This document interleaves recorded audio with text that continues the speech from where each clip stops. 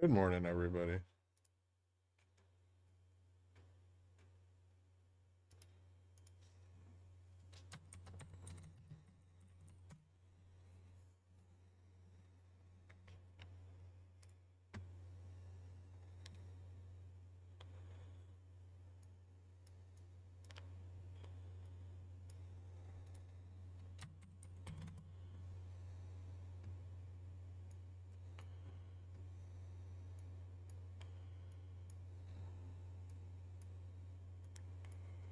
A little bump into open there, but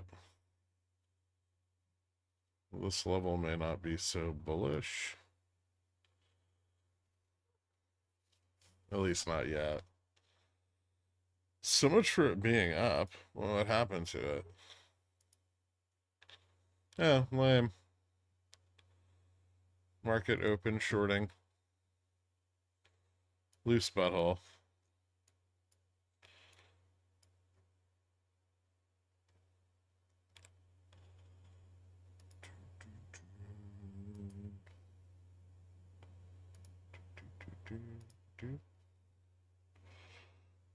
That's for Upstart earnings price action. I'm wondering if it's liquid enough to drop so I can buy.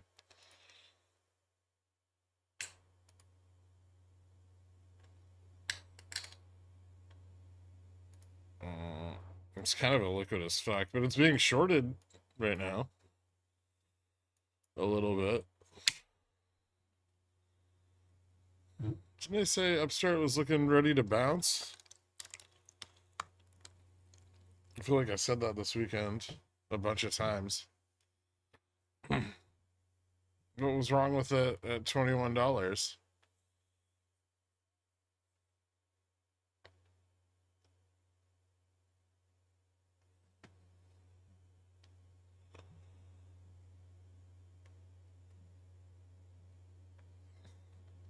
Do you know what happened to GME yesterday? Yeah, it ran a bit.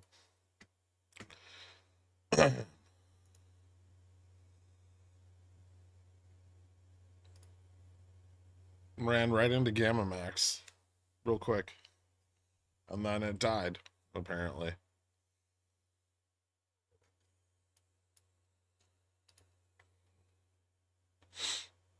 Or at least for now. It may continue to go up, but it's going to need more options buying. 1 second.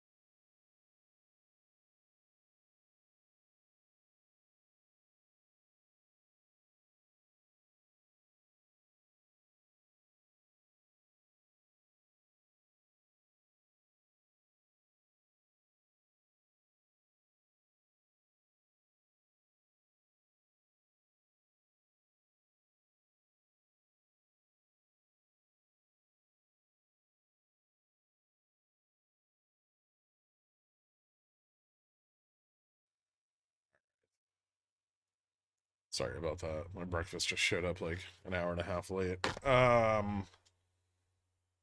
you know what happened to GME yesterday? So we go into 150. Not yet. But financial conditions are easing. I love shorting Fubo Rip. Curious.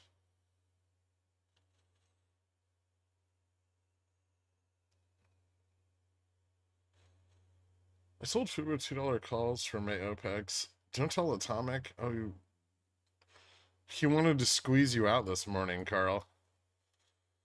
I thought it was something else, but now I realize he was talking about your calls.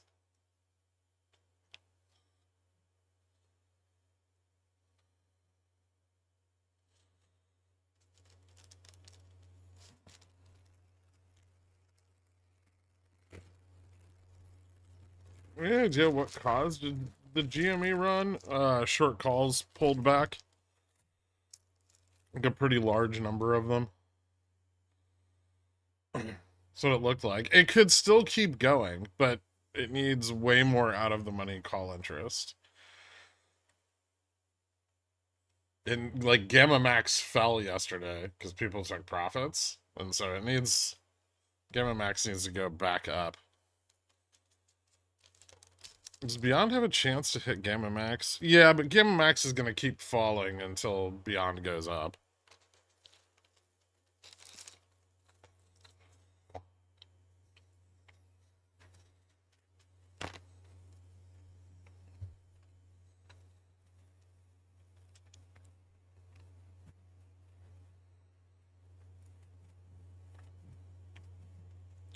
Wouldn't Pigeon Whale exclusive surprise? Shh. You and your big New Jersey mouth.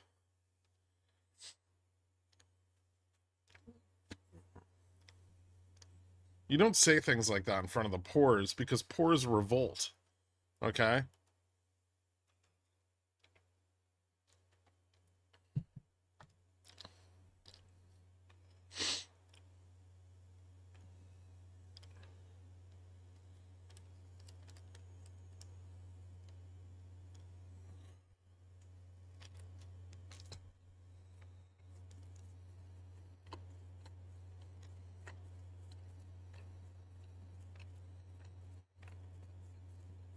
Do you remember off the top of your head how much OI there was on GME during the OG 2021 run?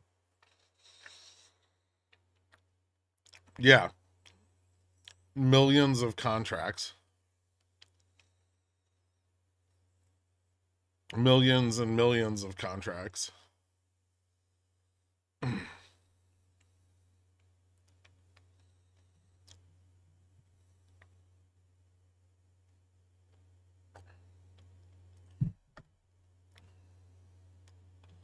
Are you saying 170K less than millions and millions? Yes. Yes, I am.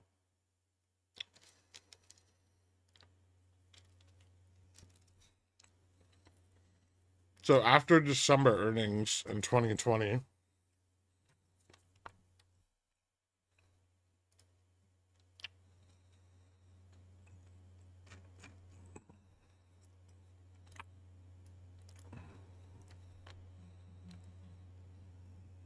call interest like absolutely fucking exploded. And that was, largely on the institutional side.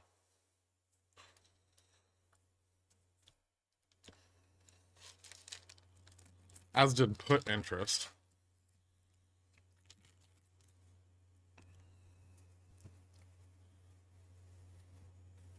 Arguably, put interest exploded more than call interest.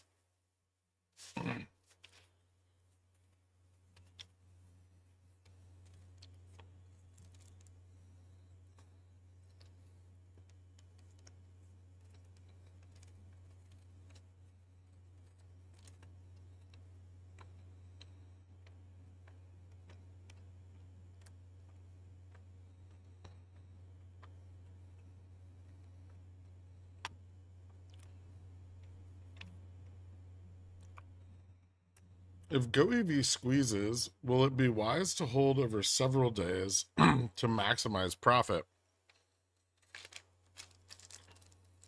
What do you think? It's going to MOASS?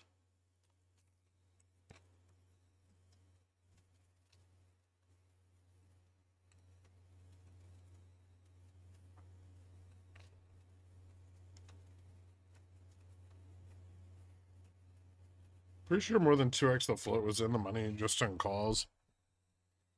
But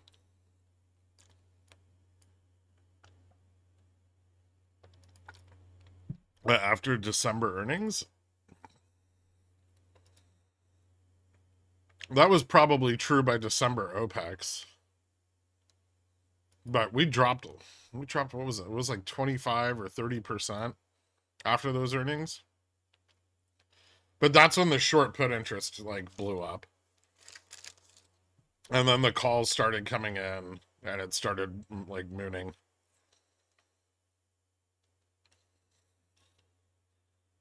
By like, I think by Jan, we'd hit what, like $20 beginning of Jan.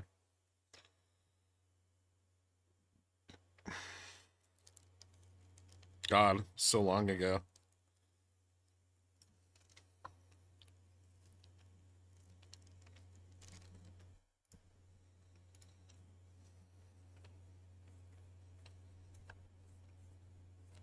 Why are you gray today? Oh shit. I don't know. Did I fuck something up?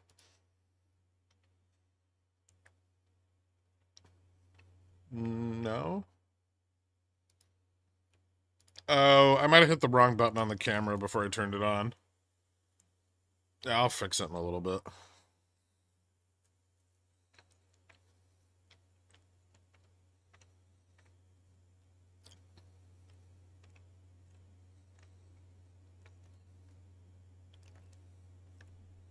If GoEV does it, it's called Go Ass.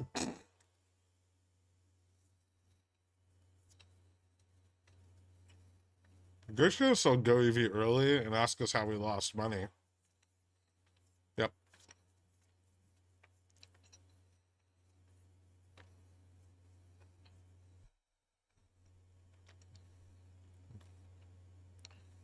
Think about adding cats to my long-term port for the first time.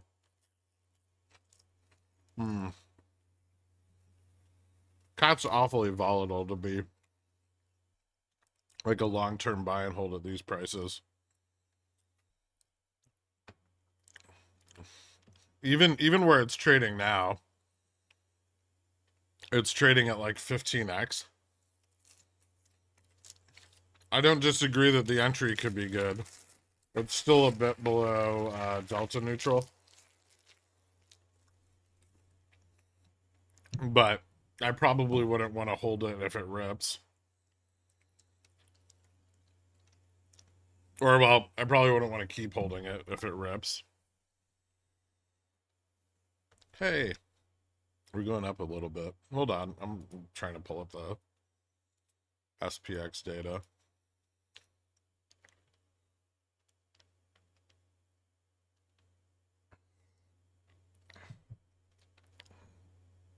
Oh, god damn it.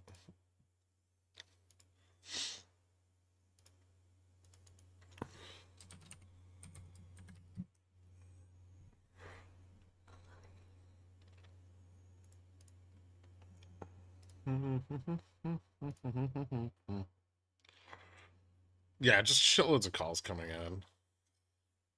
30, 35, 40, 45, 50. All the strikes. We do have PMI data 9:45 and at ISM PMI at 10. S&P Global Composite and Services came in at 51.3, above the prior, well, below the prior, above analyst expectations.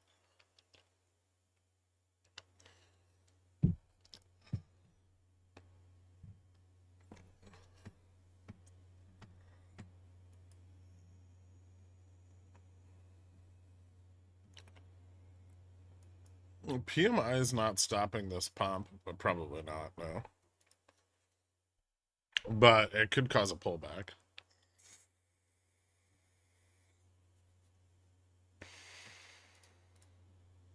I do kind of want to look at Cat's options chain. Now let's see. Does the overnight move make a difference?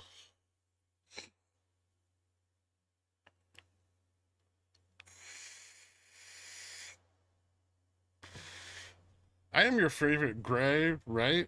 Right? Cheap bastard. All right. Yeah, Cat's in a little bit better position. Post overnight pump. Not much better. Still needs to get back above 343 or 346. And then it could run. Although options interest is getting a little bit better. Gamma is still negative.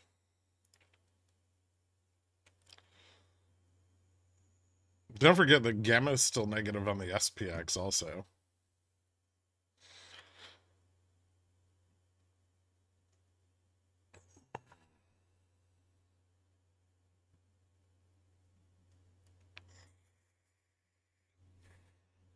S&P Global PMIs just came out. ISM is at 10 o'clock. Why Google no rocket? Is there put side interest coming in? No, it did rocket in the pre-market, but there's a bunch of sold calls at 170 from post earnings.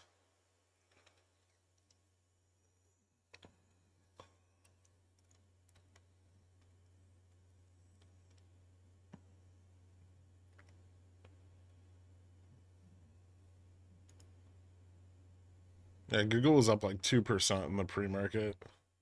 It'll probably rebound if QQQ starts pushing up.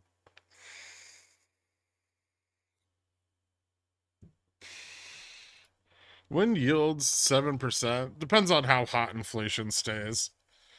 Yields are dropping today because now we're pricing in like 0.38 cuts. We almost priced in a full 2 cuts this morning. Yeah, pretty bull. I mean, financial conditions are loosening, dollars dropping, yields are going down.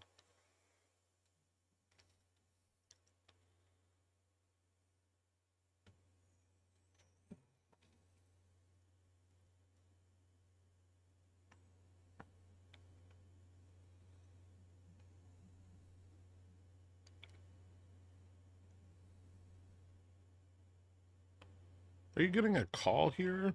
I might. I'm probably going to wait.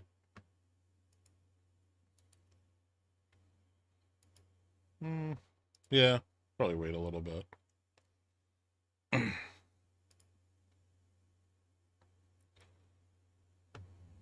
We opened at like the top of the call interest. So even though there's out of the money calls coming in, those could still be sold, right?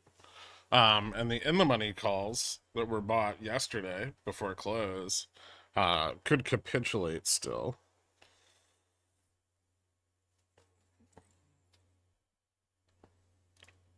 And so that presents some risk to an entry here at resistance. Just a little bit. But especially with PMIs on the table, right? Like if ISM PMI comes in and prices are up, which has been a strong leading indicator of CPI, there's a very good chance that we could see. Wait a second.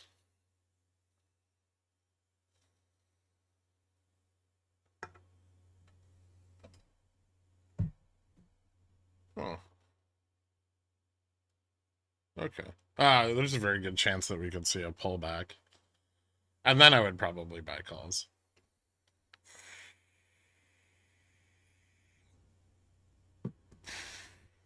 Hey, Gork, long time no talk. What's up, mad stay-at-home dad?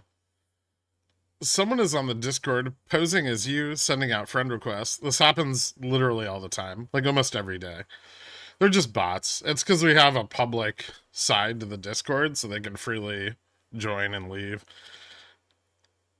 Please be aware, folks, Gork doesn't like you that much. That's true. If you receive an email from somebody that appears to be me, it's probably one of my bastard clones. They're just trying to get your social security number.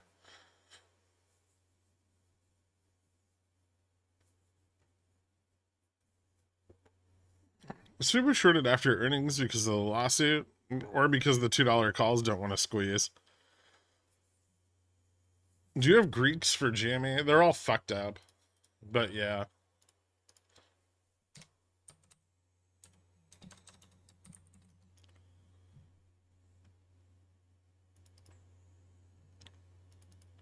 Gamma Max is at 1170. Delta Neutral's at $5.78. The rest of them should probably just be ignored. It has no Vega neutral. And it has no gamma neutral.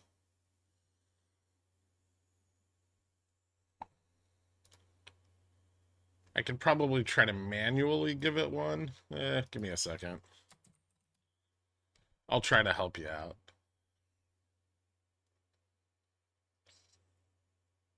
So should I just DM you my social security number to protect myself? No. I don't want that.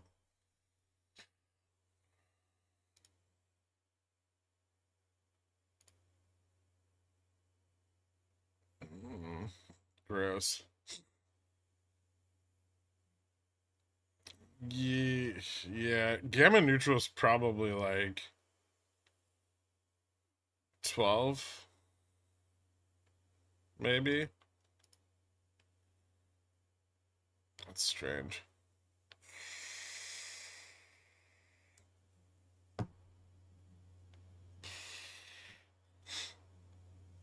It looks like it's just all sold calls up to $15.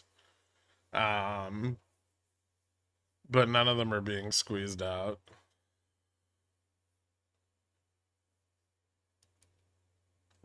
We might pump before ISM, by the way. I guess I could scalp that. Calls are probably cheap as fuck now.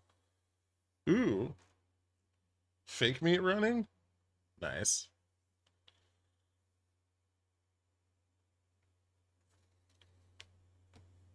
Even GoEV can't ignore the siren bull call today.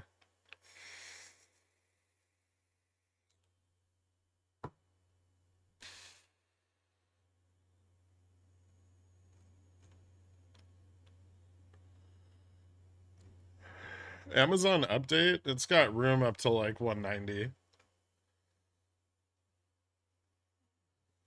It's getting pretty close. It's above my mid PT. So I'll probably start taking profits on it soon, on some of it.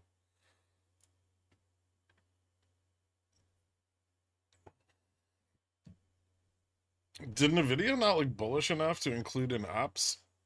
It was very mixed. I mean, NVIDIA's always going to pump if the market pumps, right? But, like, on this, it's bullish now, right? As long as the index is rising. But it had a shitload of sold calls at like 70, 80, and 90. I think some of those may still be an issue for its upside.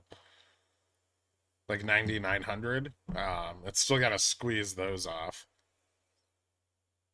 So, honestly, not as bullish. I'm still long it from like a week ago, but it's slow moving.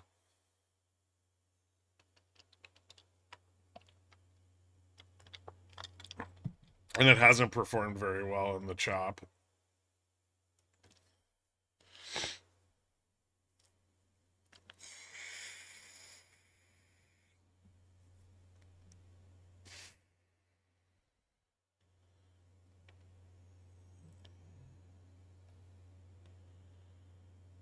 I was wondering why on Discord you're asking for 20K. You said something about tripling it.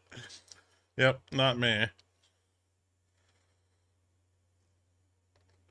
People sold SPX 15Cs. No idea. Stay hydrated, boys. I've been dealing with an AKI all week and debated just dying instead. That sounds terrible.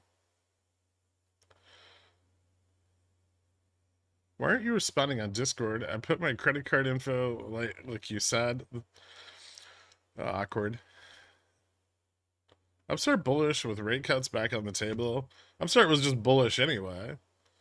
We went over this last weekend when everyone was like, is Upstart bullish? And I was like, it looks pretty bullish.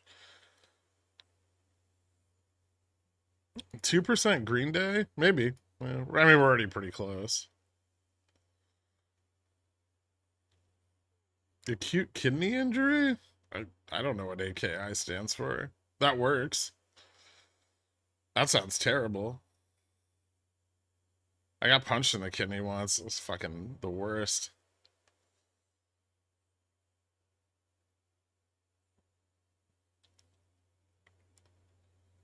Infection? Ooh. That's also sounds terrible. Feeling cute might get a kidney injury.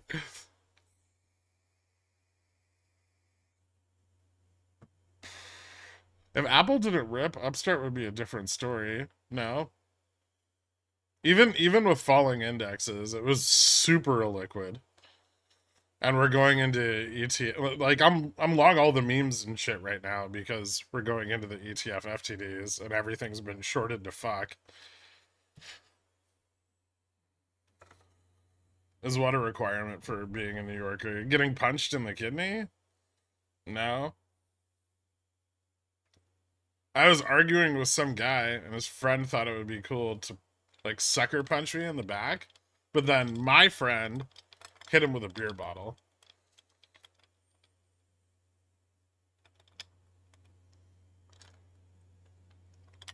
Hit his friend. They had their own thing going on after that. You guys have too much money. No.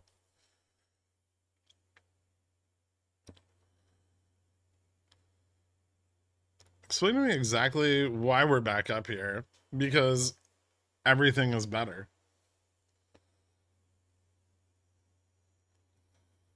I feel like I'd rather get punched in the kidneys than work on what I've been doing this week. You know the thing. I do. I do know the thing. And yes.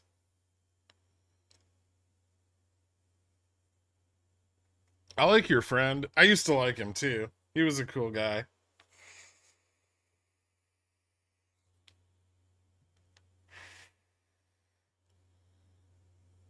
What is this? Gangs of New York? No. No, just coked out finance bros.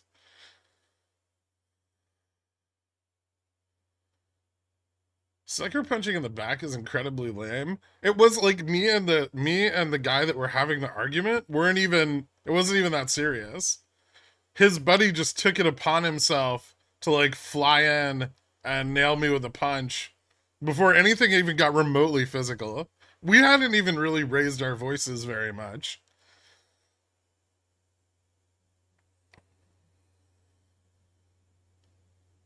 Why did you used to like him? He's dead. Yeah, it's kind of sad. He went out in an epic fashion, though, doing what he loved. ISM PMI.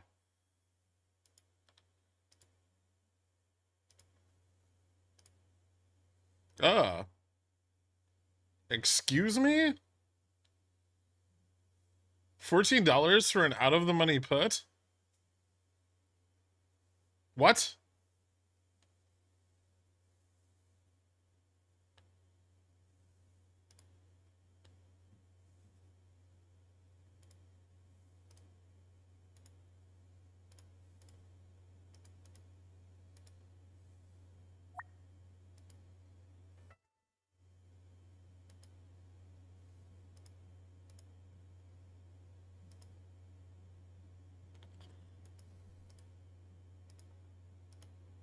Hmm.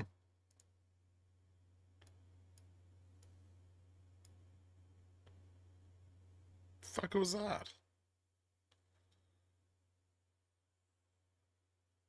Doing what he loved, same like drugs. No, he got rear-ended by a soccer mom while riding his motorcycle.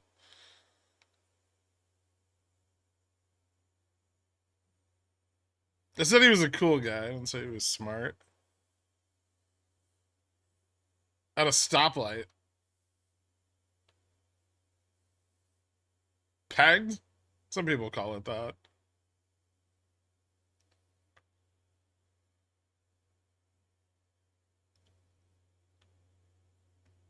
ISM prices up bigly. Nice.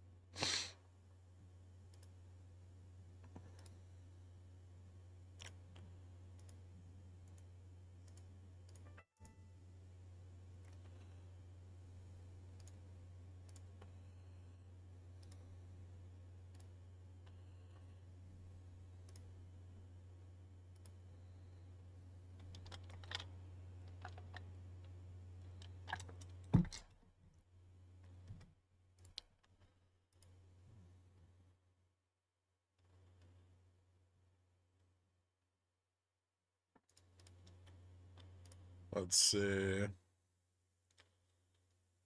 So services contracted, services employment went down, services new orders went down, services prices went way the fuck up. Ah, yes. Contracting growth, higher prices. The bull case.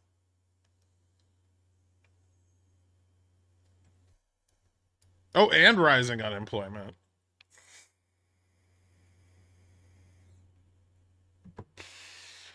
I wonder if one of these days Treetop will be satisfied.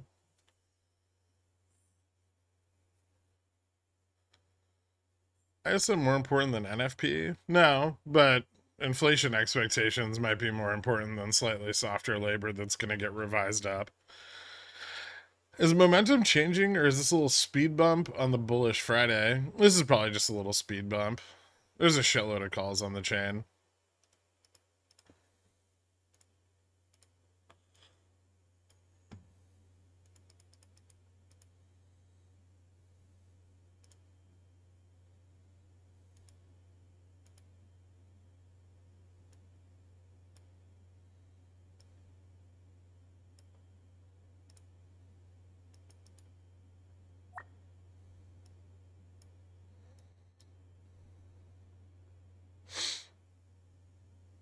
Now, if we lose 5,100, that changes things.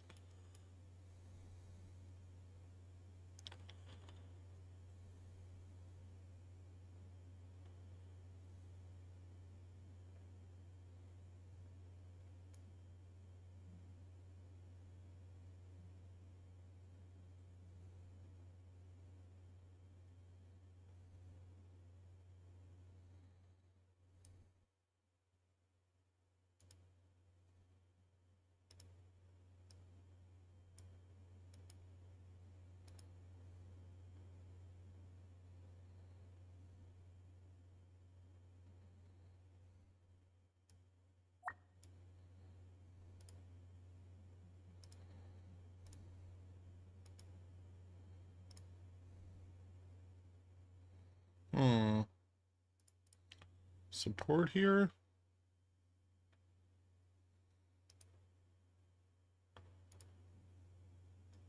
Mm-hmm. A little bit.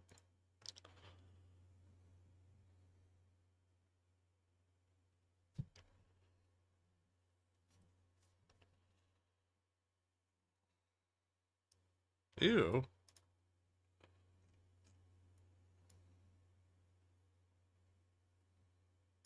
What's Google getting hit so hard?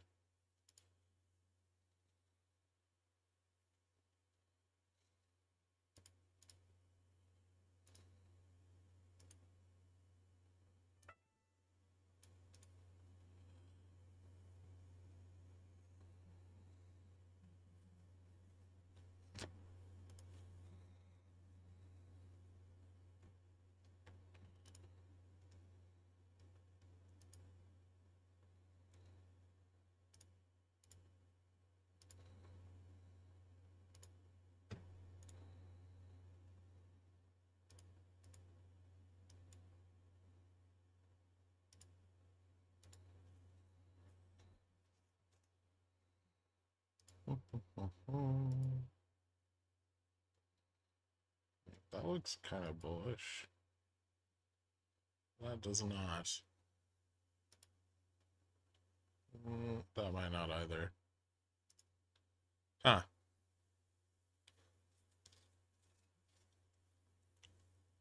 Momentum on the longer time frames is not great here.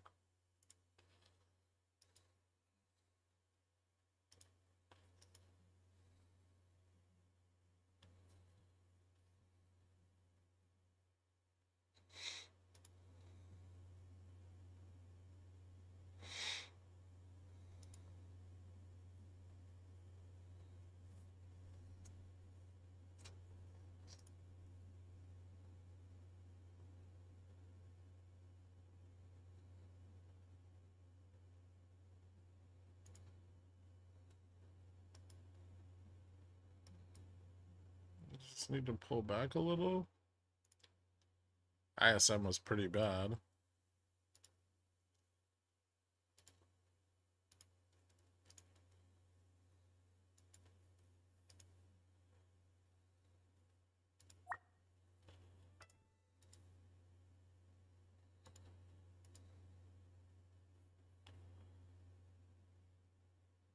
It's a terrible fill.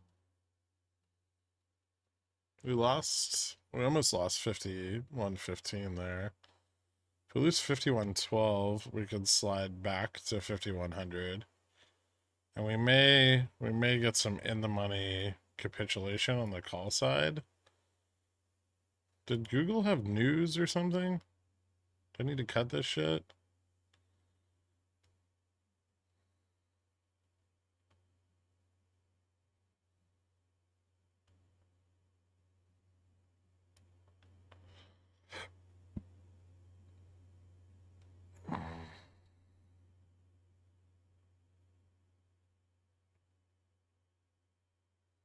Ooh, something happened with like an antitrust case.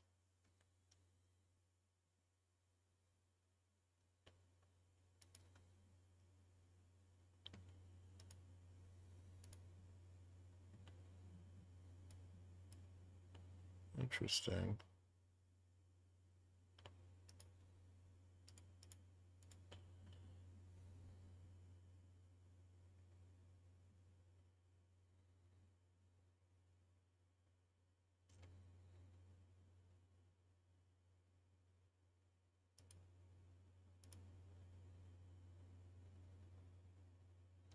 Should have supported 65.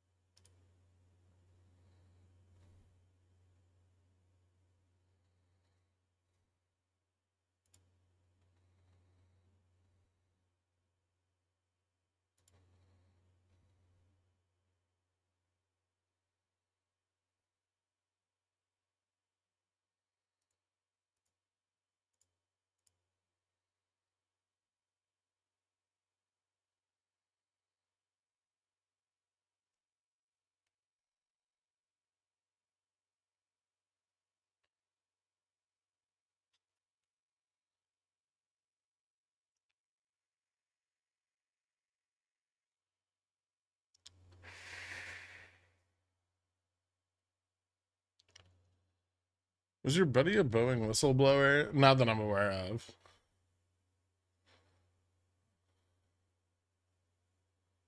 Beyond cost to borrow jumped from 77% to 211% today. The notional change doesn't matter, but it going up is kind of important.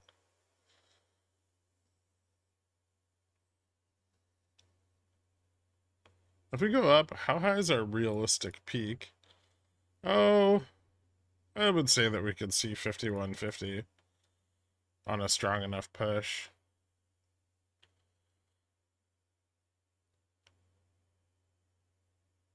Holding 5115 here is going to be pretty important for that, though.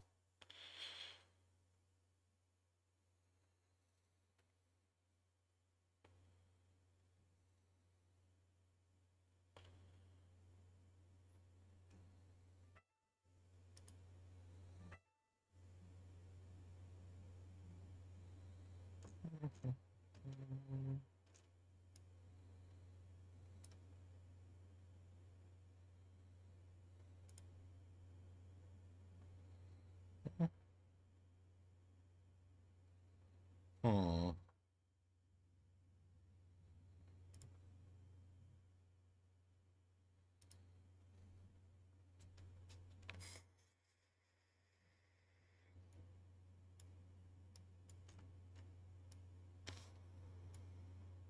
That's a big fucking gap.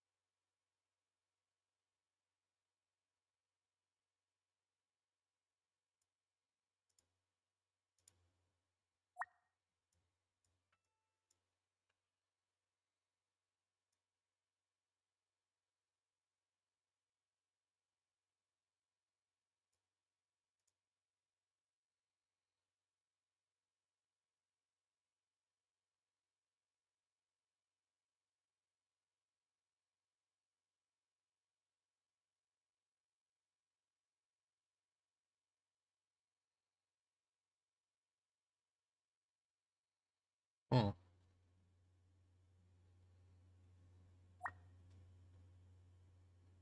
Son of a bitch.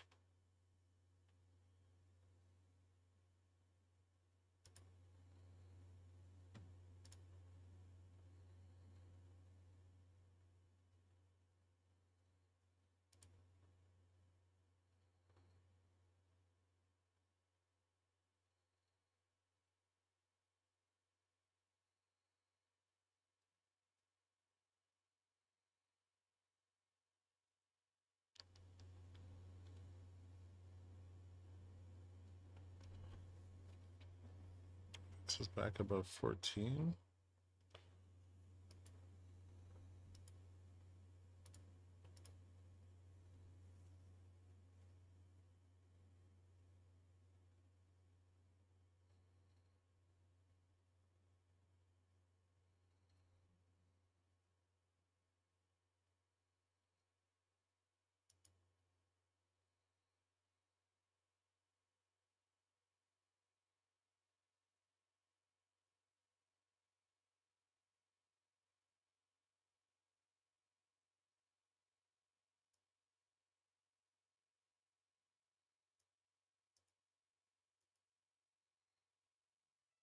Fortnite maker Epic Games, their high-profile antitrust dispute. Jury sided with Epic, deciding Google unlawfully restricted competition through its control over Android app downloads. Change not to facilitate app downloads from alternative sources and give developers more flexibility in pricing. Hmm.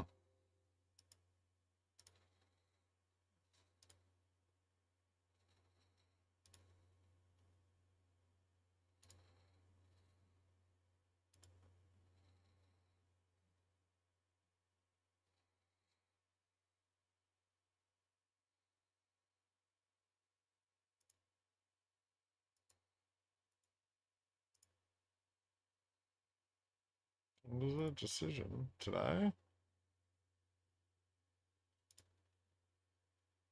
Son of a bitch.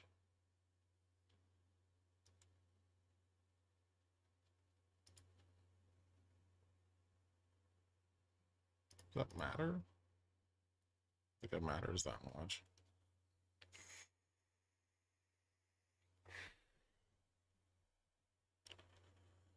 Pickle jar went from 5,200 to fill the gap in 15 minutes. Gotta go with what the market gives you, right? I mean, there's potential to the downside, although we have to drop quite a lot for it to substantially turn around. Yields bounced pretty hard, and so did dollar on the ISM print, which is tightening financial conditions again, although call interest is very heavy in this range. So I'd say that it's still more likely that we go up than down, but losing 51.15 is not good because it's a big support. If we don't get it back, then we may fail a little. Or a little further.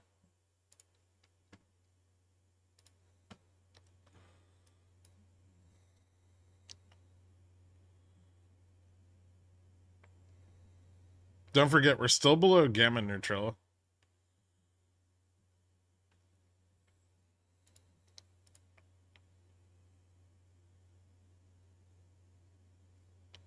I'm trying to determine if this shit with the Epic Game Store is actually bearish, or it doesn't matter that much.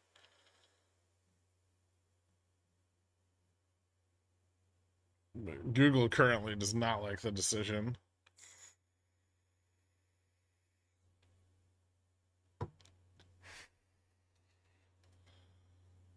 I'd paint you using the colors of the wind. Thanks, Pocahontas.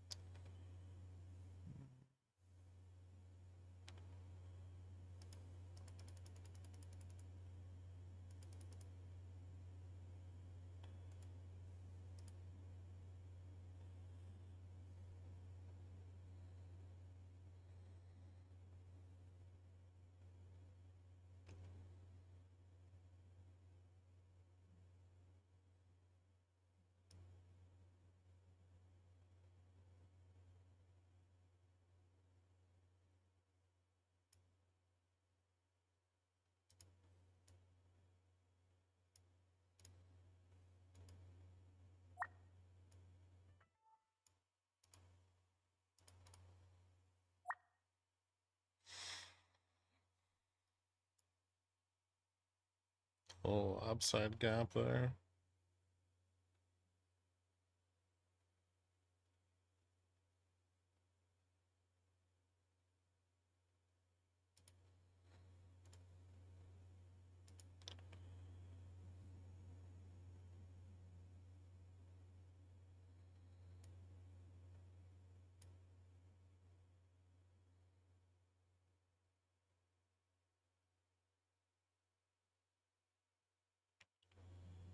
Oh, these Fubo 2Ps when I get squeezed out. Getting squeezed is fun.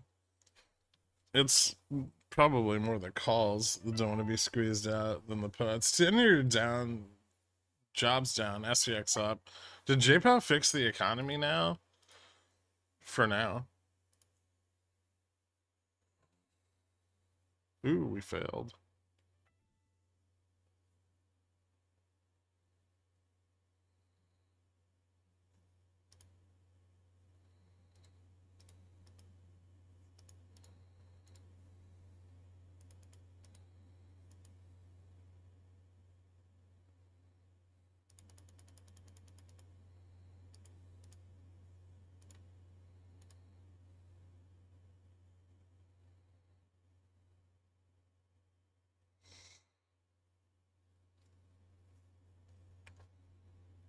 Interesting.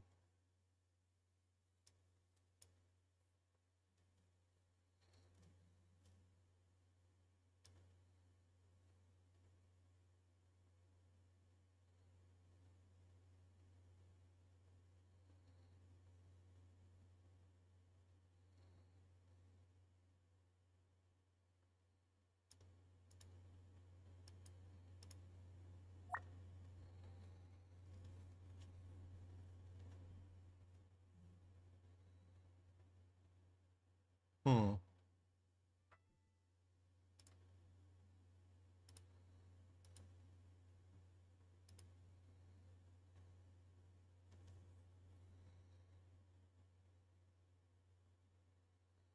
If we keep sliding here, we're gonna get more call capitulation. This is, I mean, this doesn't necessarily mean anything's bearish, right? Or not super bearish. It's just that zero DTEs that are in the money and made a bunch of money this morning don't want to lose their profits, right? And we'd still need a very extreme sell-off to move into a range that's very bearish. Although we are below both gamma neutral levels now, so a sell-off could pick up momentum really quickly.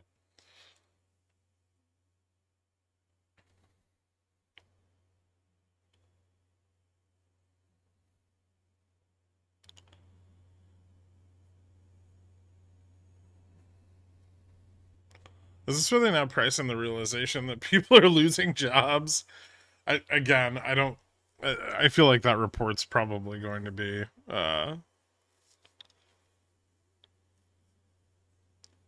It's probably going to be revised heavily.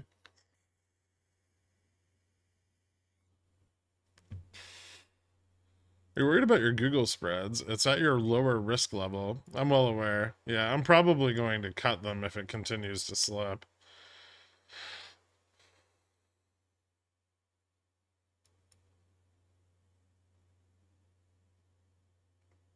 The Epic decision is apparently quite bad.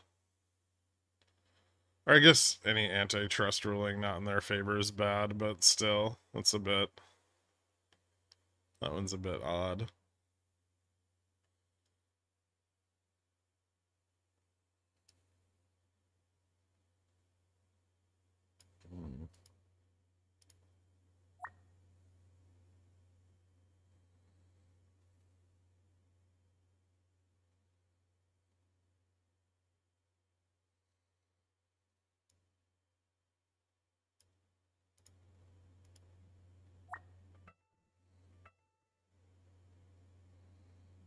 Get that gap fill or what?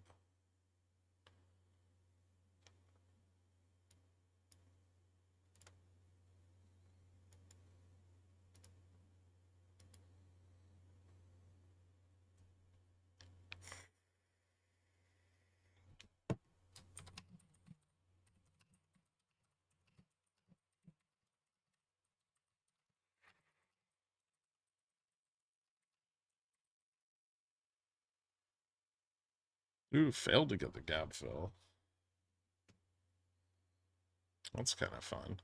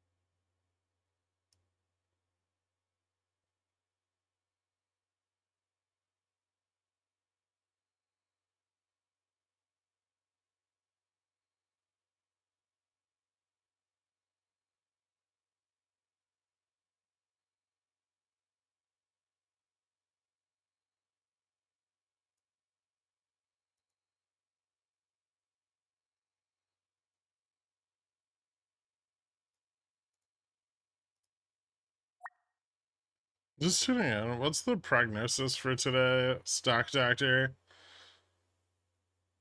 Looks like we're getting a little bit of a sell-off on the call side. And we slipped back below gamma neutral, which is... we'll see. If we lose 5100, that's pretty bearish. If we lose 5090, that's very bearish. We're not there yet. But if the bot calls out of the money start selling off, or they panic, then this could squeeze back down. Like the MM could dump their delta hedge, and that would be ugly.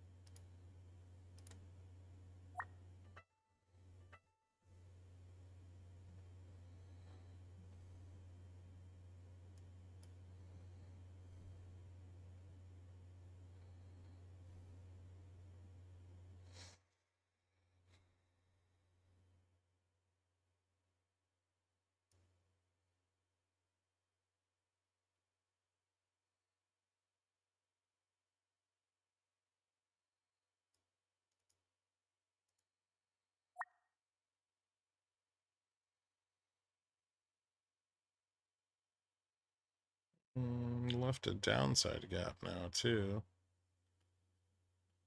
The attempt to get the upside gap? Why is that one so fucking important?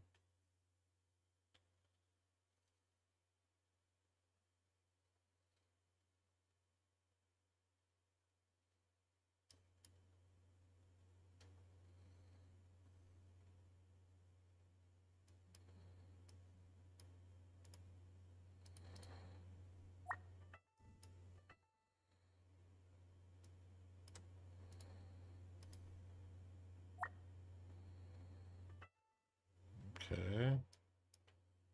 Where's the gap fill?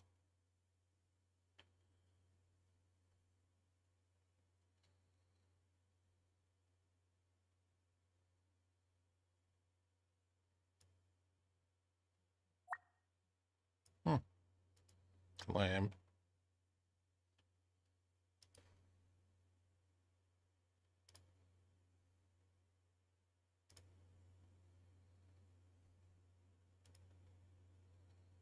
Oh shit. Was that a day trade? That was. Son of a bitch.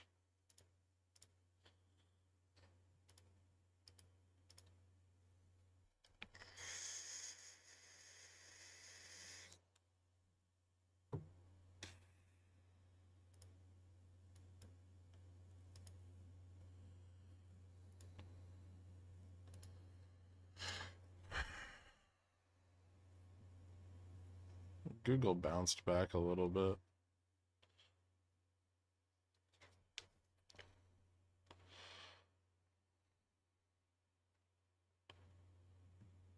How much higher can GME go? Let's see. Gamma max is at like 1170.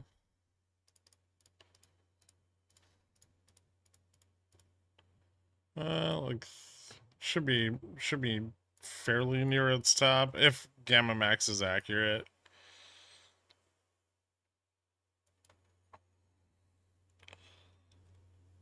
There's calls up to $15.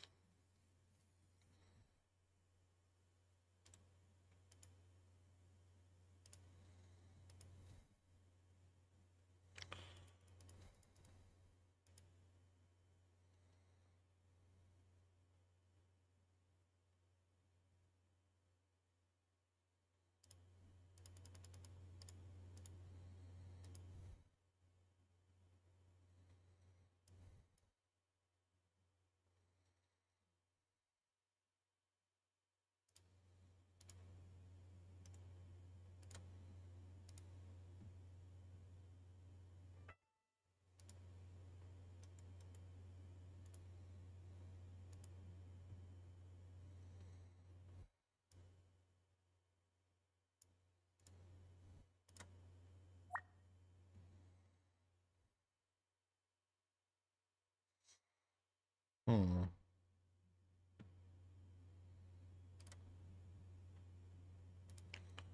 Let's see. ES with support at 5127.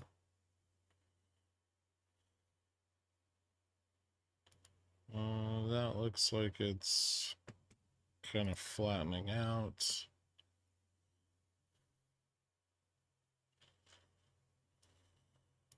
This is very risky. Where was gamma neutral today? I know it's like right in this range, but 5117.78. I should move this.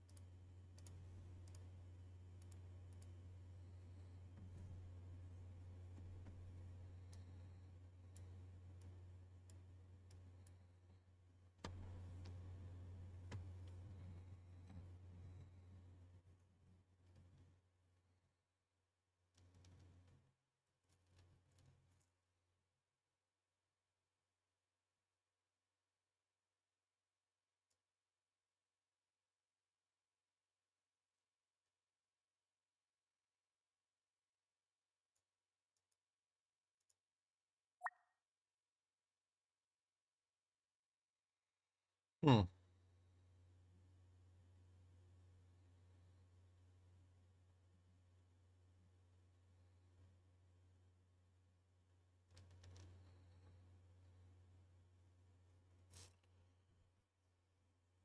5100, then re-rocket. I don't. Testing 5100 isn't a very good thing. And we can get support there, but it's not good that we've fallen far enough to test it.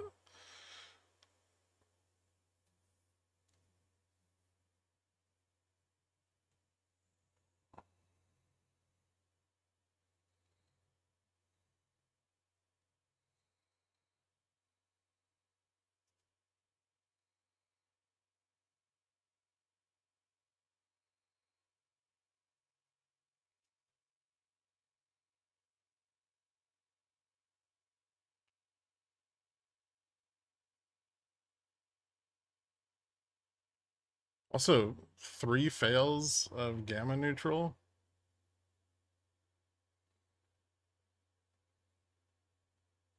Delta neutral is not that far out of the money. It's 50.99.63.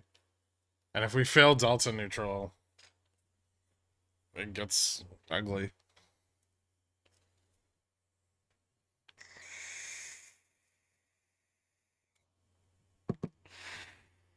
Everyone's saying OPEX didn't affect GoEV. There was a little bit of an effect. It wasn't that significant, but there was some. Alright, that's both downside gaps filled. I think. Yeah. A little bit of support coming in here.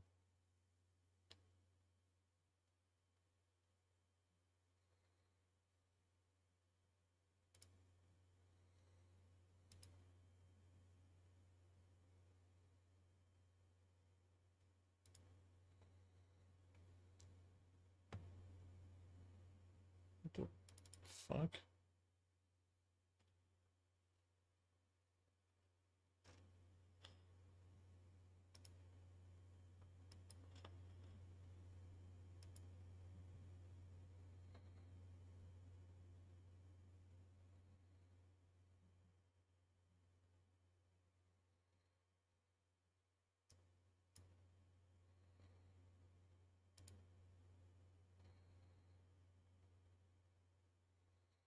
Shit, Delta's starting to slip negative on the 0 DTs.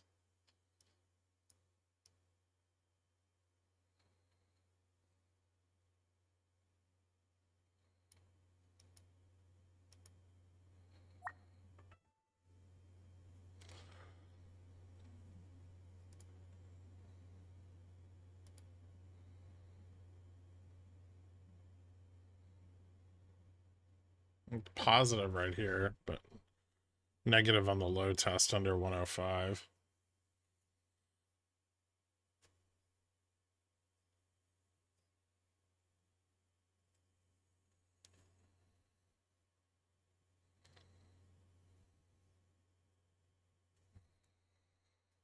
Yeah.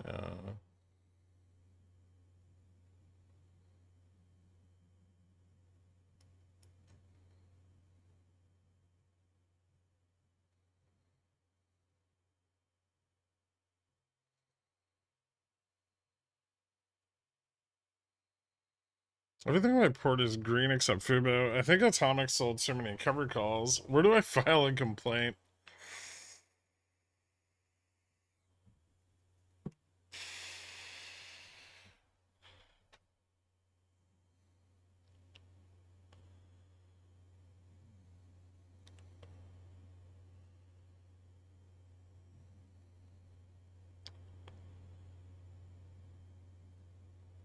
Interesting.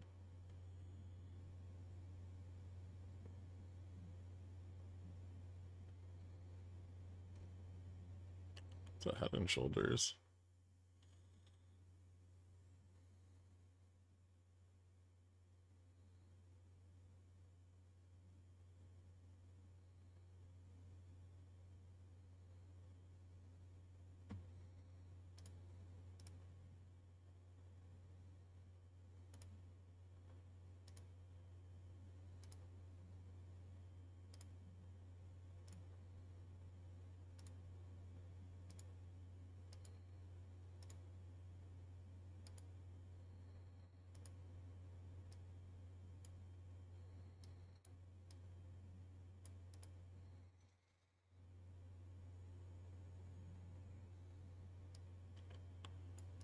Popcorn.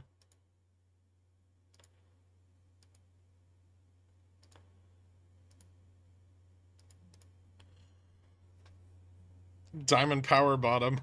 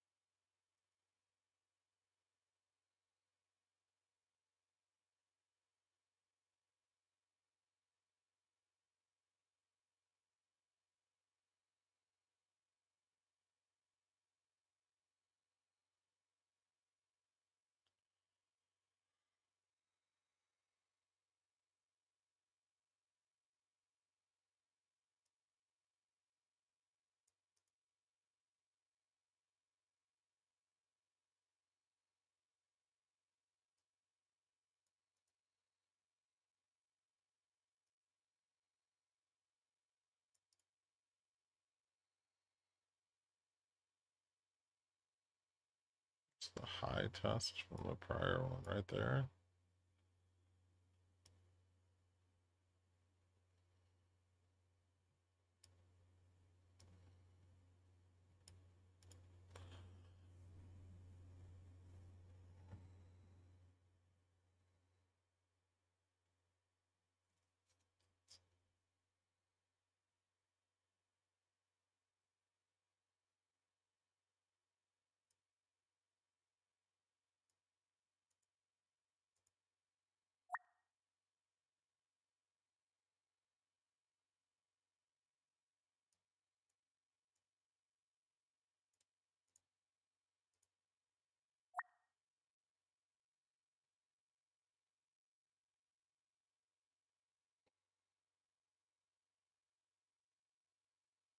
Hmm.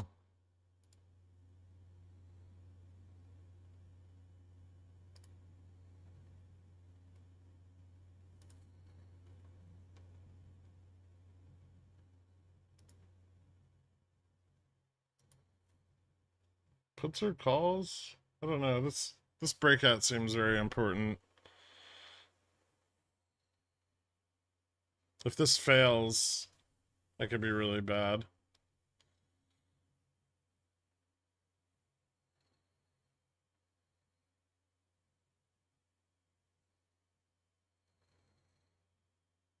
Uh-oh.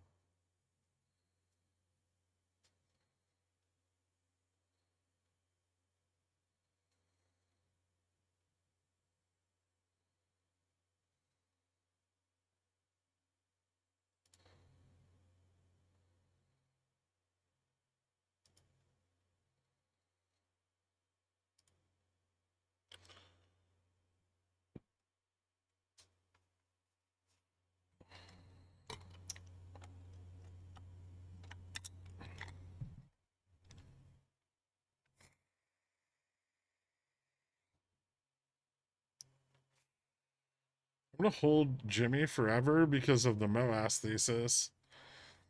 Terrible.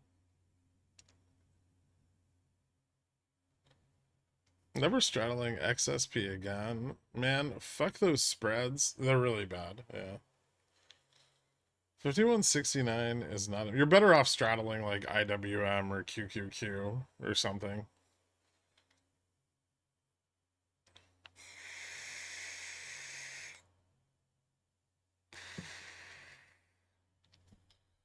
Quick, tell SPX to do a share buyback.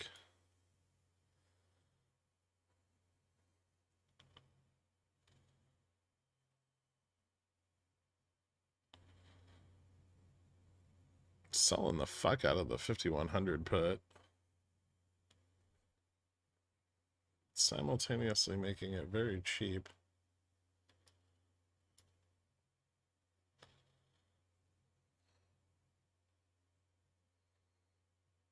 It's two breakdowns they've reversed now.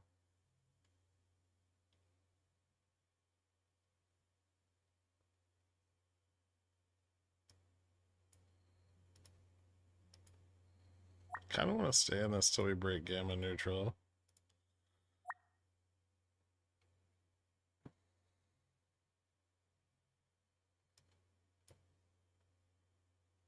It's a decent reversal though.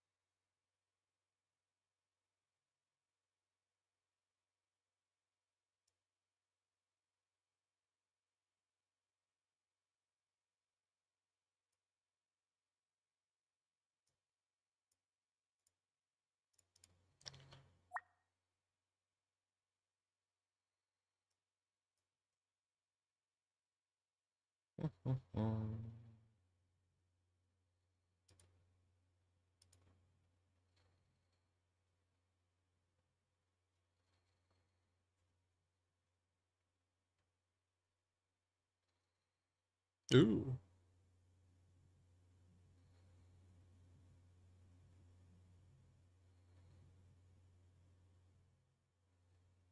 Gobbling up the dip.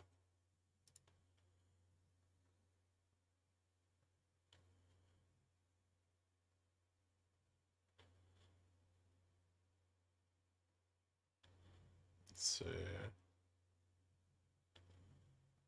A little bit of delta falling off there. I think we're bullish on a break to the upside of 20.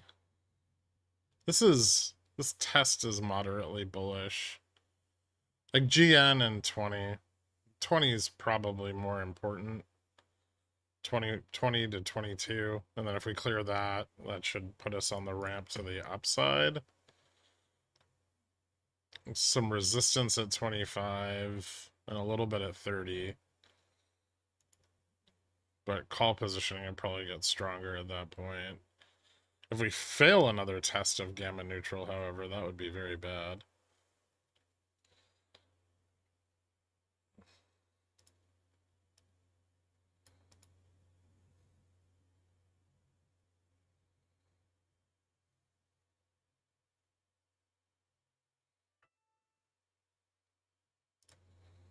Let's see how momentum's looking.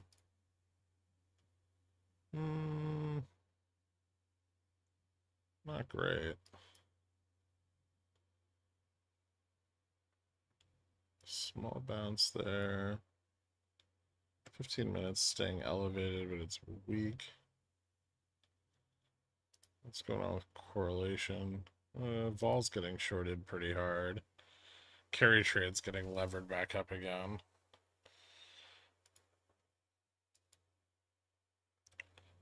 There's even more tail risk hedging yesterday. Dollar and yields retreating a little bit.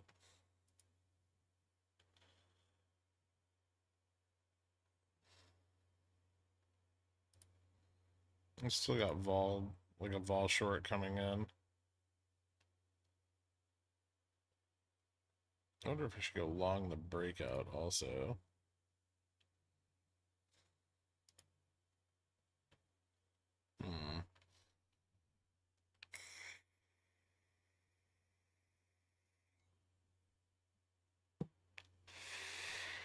GoEV contracts just priced up a fair bit for me.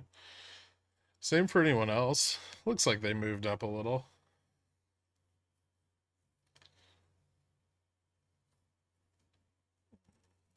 Beyond filled the gap? Is this MOASS? Calm down, Dork. This is doing quite well, though. Bar rate jumped on it pretty hard today, which is a good sign.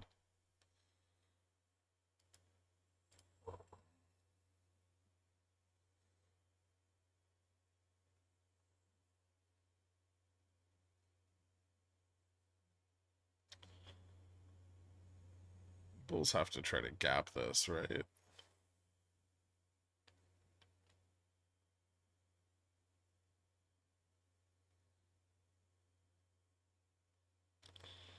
Is this me? Or does this feel dumpy? So it could get dumpy. It could get quite dumpy.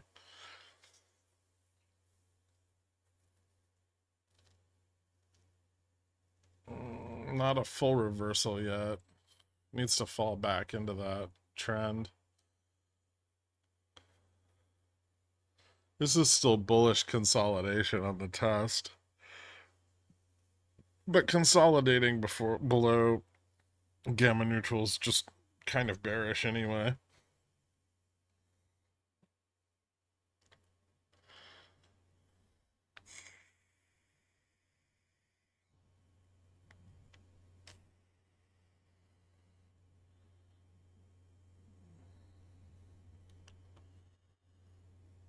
Bull bear days are so fun. Yeah.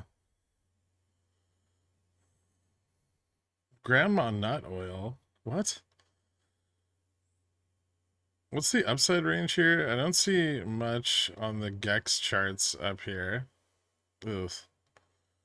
I mean, there's gamma. There's a ton of gamma up here. What are you talking about?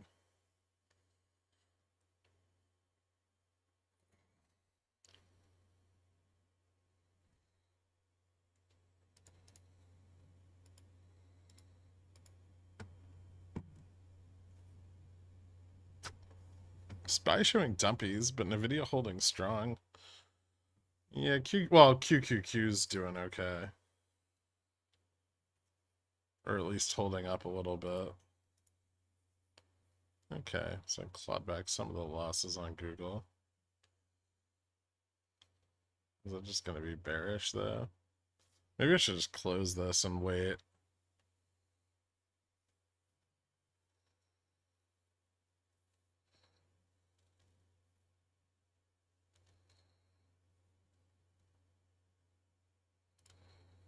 Vol's picking back up again. Delta's falling off. They need to push to catch the knife here.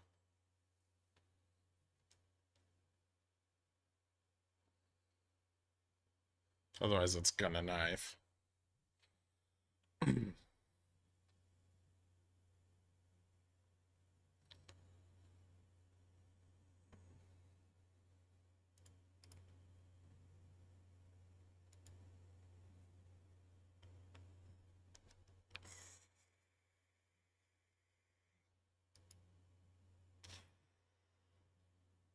Jimmy's getting close to 13.99.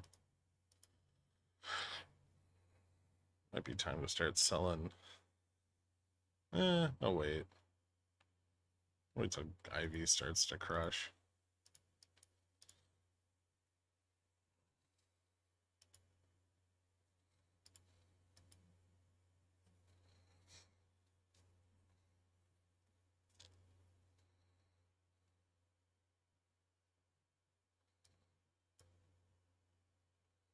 Yeah, now squeeze all the puts that got sold.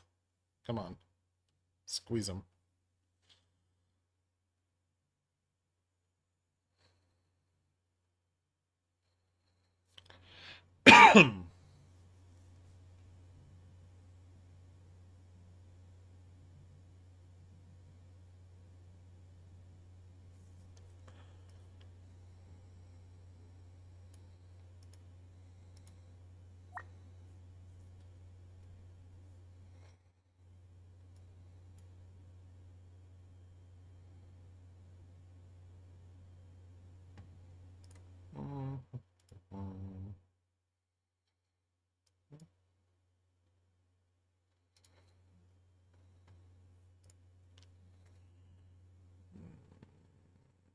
Starting to lose momentum on longer time frames now.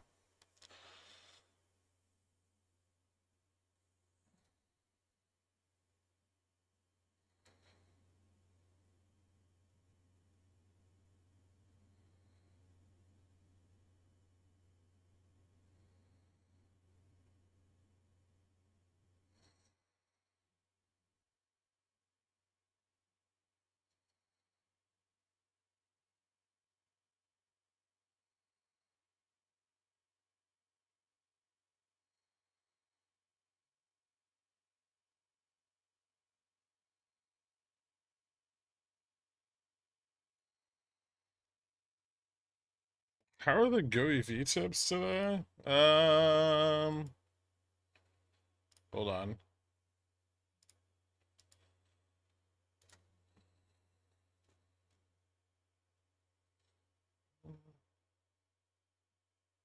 Not much going on.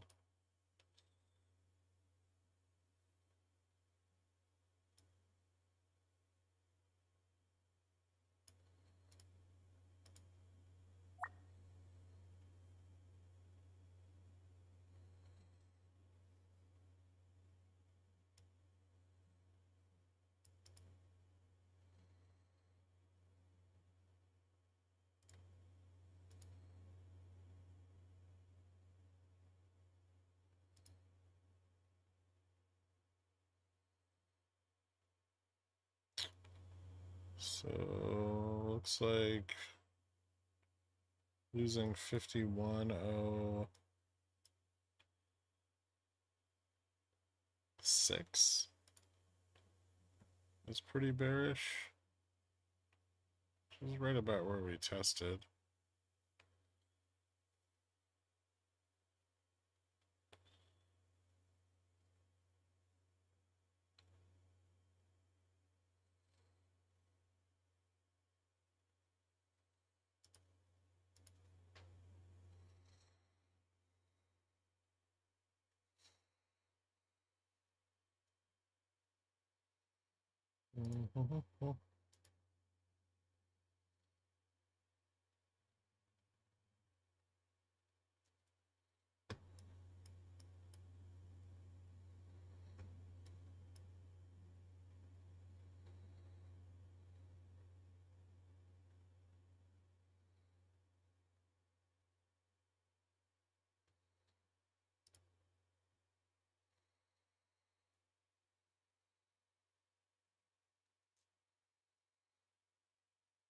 Yeah, so if we lose 51, like 5106, 5105 here, the MM's gonna start dumping delta. So I think right about where this line is sufficient.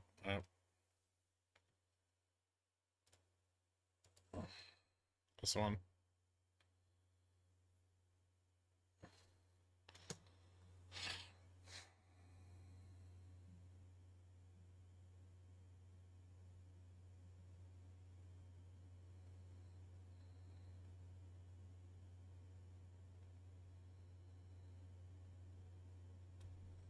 These lines I drew are ridiculous.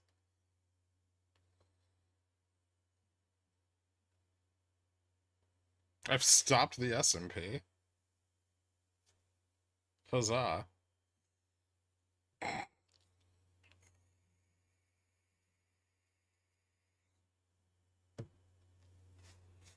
there a good reason to watch USD, JPY, and VVIX?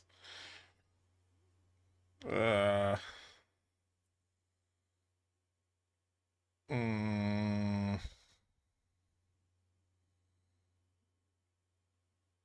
I don't see how watching VVIX is any better than watching VIX. Also, do you have live VVIX?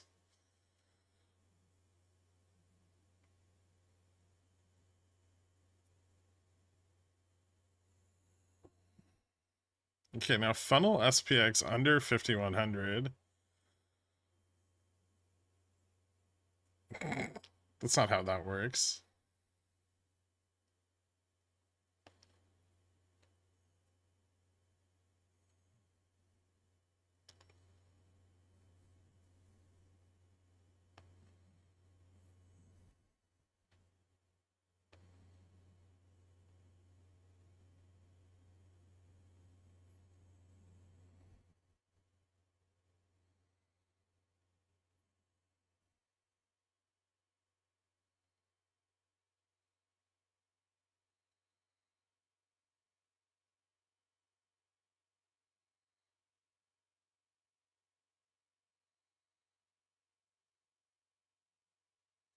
Holy shit, can we just dump already? What the fuck? God damn. Slow.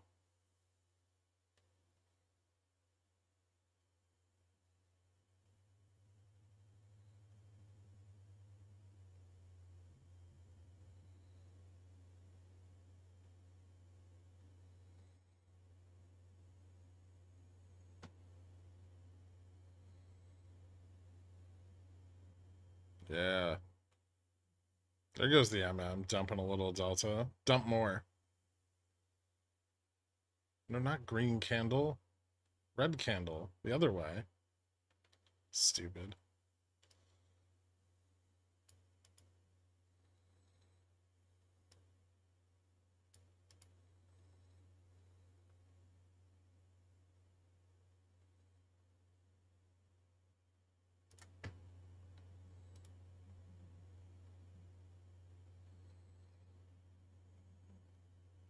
Buy the dip.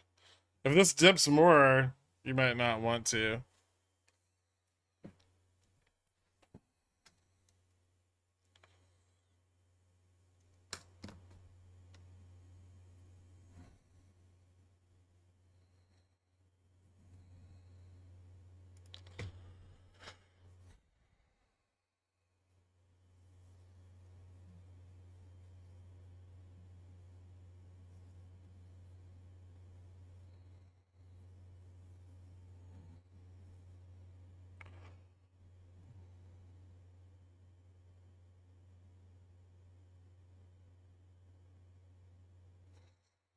stop loss hunt?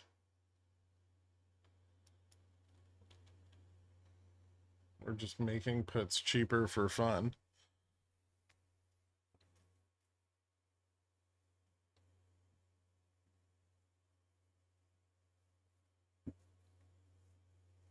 Accuracy level over 1,000. What do you think when majors will start buying junior minors, if ever? Good question.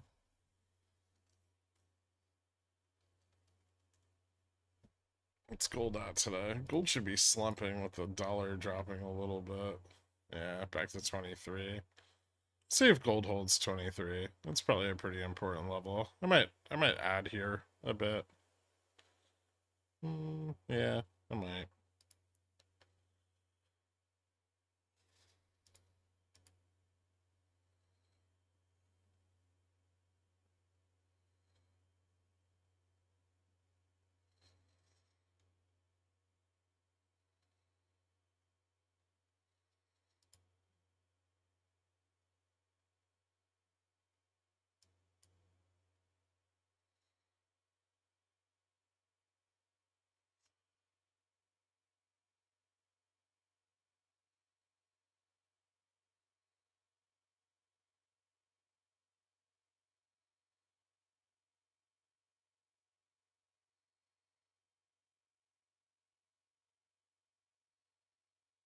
Oh yeah.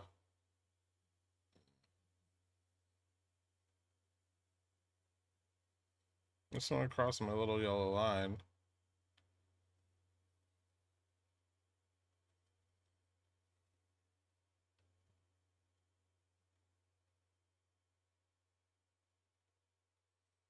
Puts are too cheap for this to dump.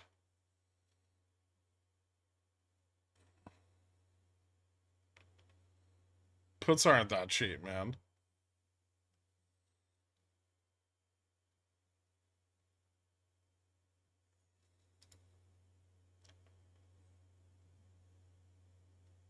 Implied vol on 0DTs is like 24% at the money.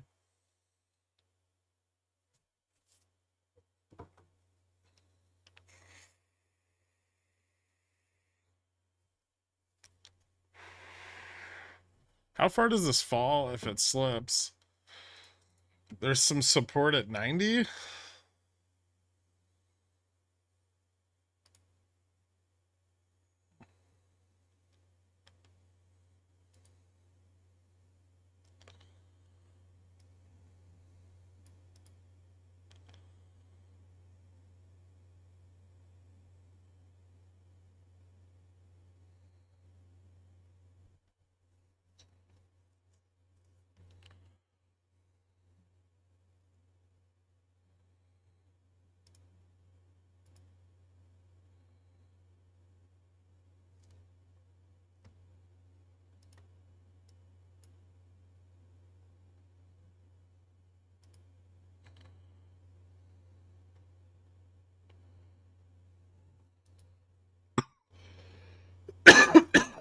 At 5106, the MM's going to start dumping gamma. Well, they kind of already are. And then at 5105, they're going to start dumping delta.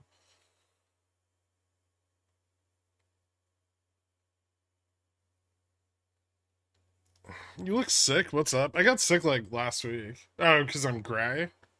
I don't know. I fucked up something on my camera this morning when I was turning it on. It does this every once in a while. One of the buttons, like, switches the profile and makes it monochrome.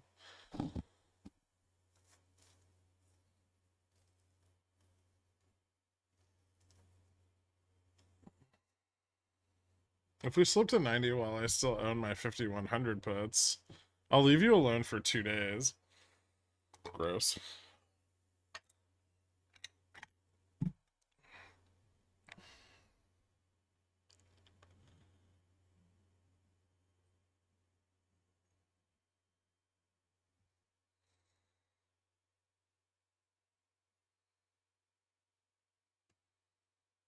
Hmm.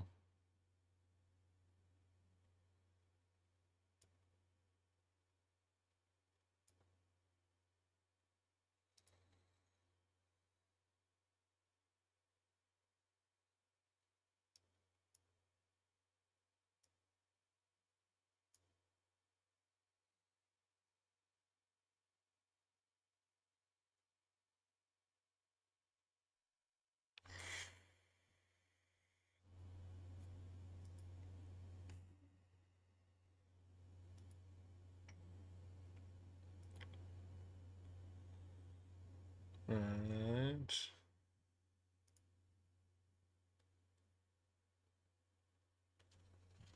We might have enough support to form another shoulder. I don't know yet.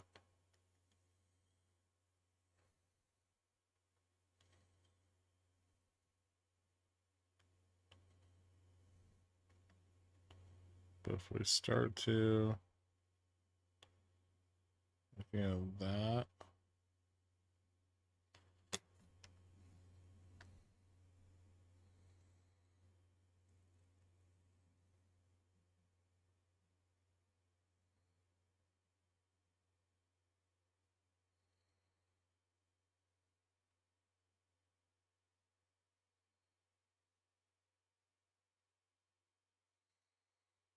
it could be a lower shoulder, like right here.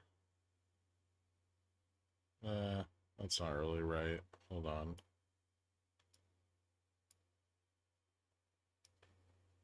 Like there.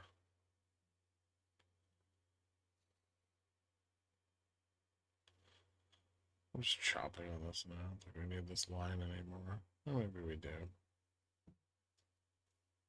We don't need these.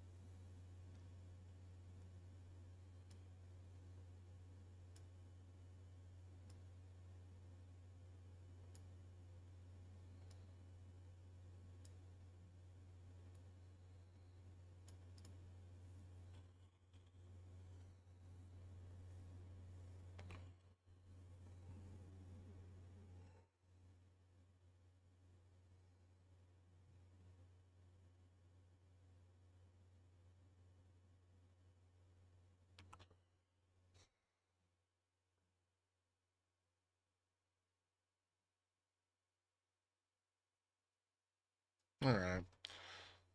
Even the market thinks AJ is cringe. How's my favorite copper doing today?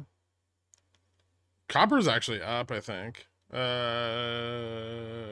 Yeah, 110 BPS.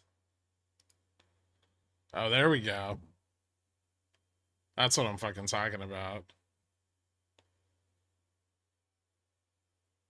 Sell that delta. Glorious.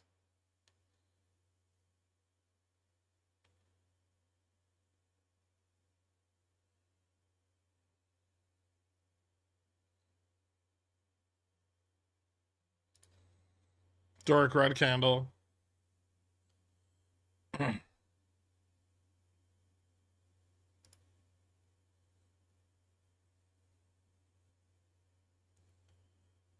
Was a lower high shoulder indicative of breakout direction? It's a descending head and shoulders. If you get a lower right shoulder.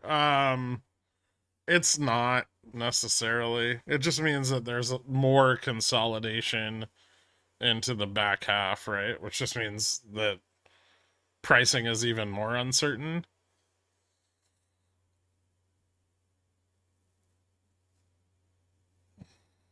50 cent higher high. Get fucked, bears. A comment aged like milk over the course of 2 seconds.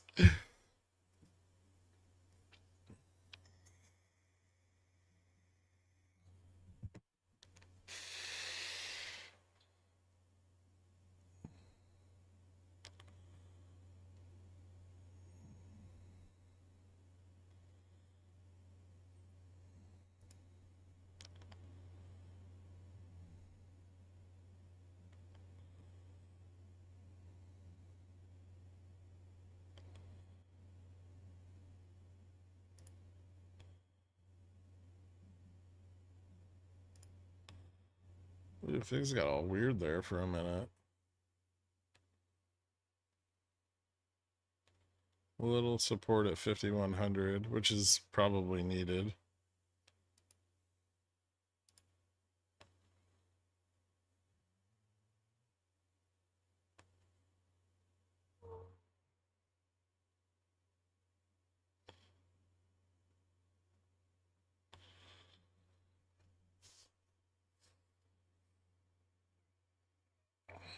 This is interestingly kind of bearish, despite our huge returns in the pre-market.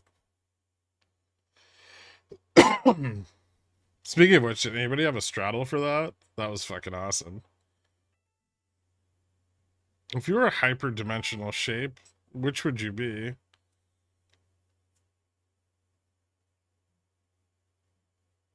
I don't know. Tesseract.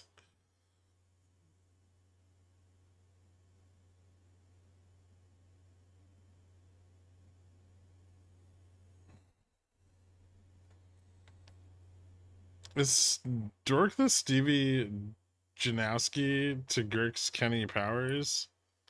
I don't know.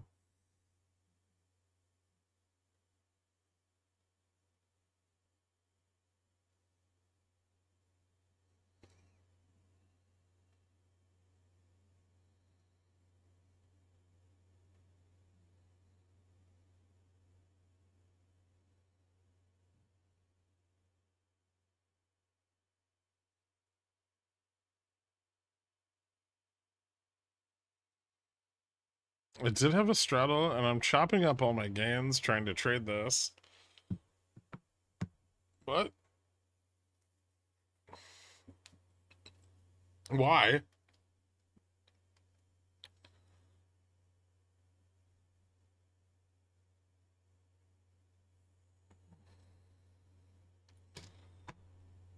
It's so easy.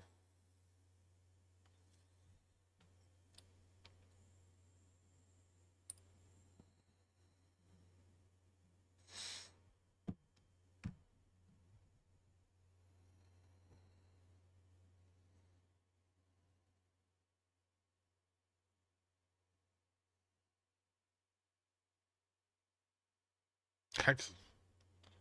I'm trying to remember. Is it hexadexacoron? The one with 16 faces?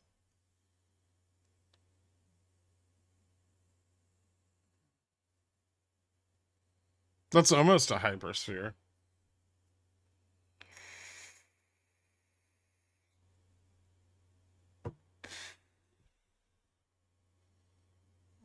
No, not dodecahedron. That would be hyperdodecahedron.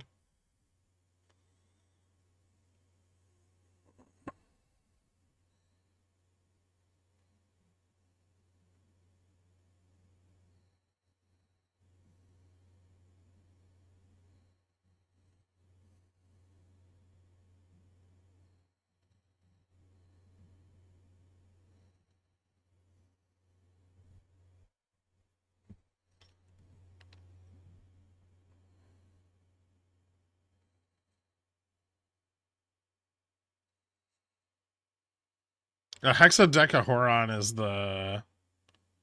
It should be like the 16 cell one that looks like a diamond, I think.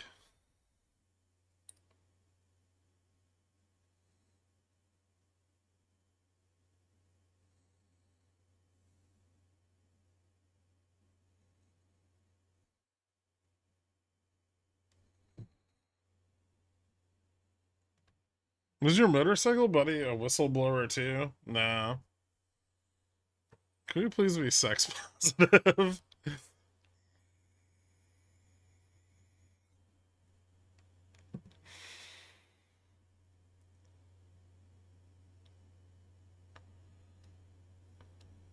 I said, Burr, it's cold in here. There must be a Taurus in the atmosphere.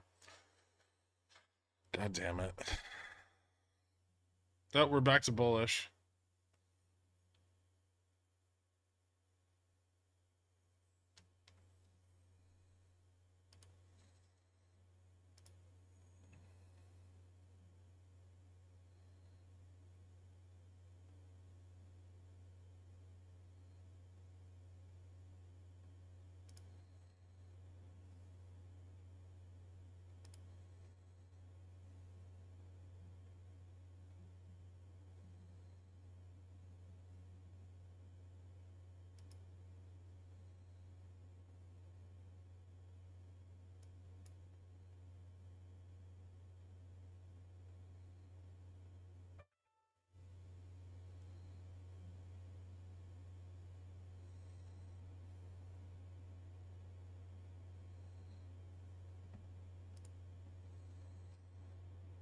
How long can this last?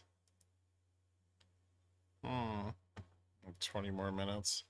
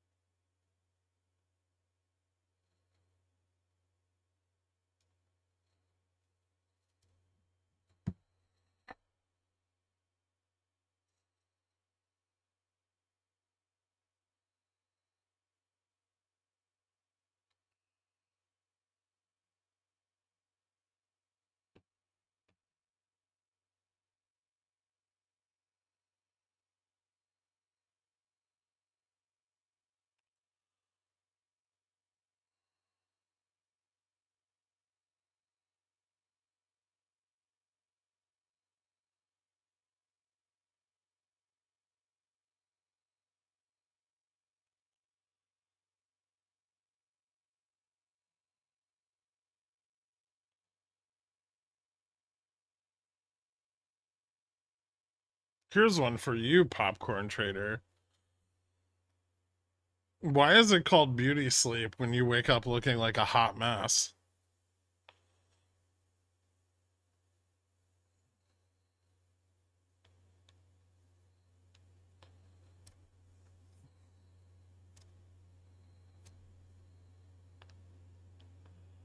Google catching the knife? Yeah, it is.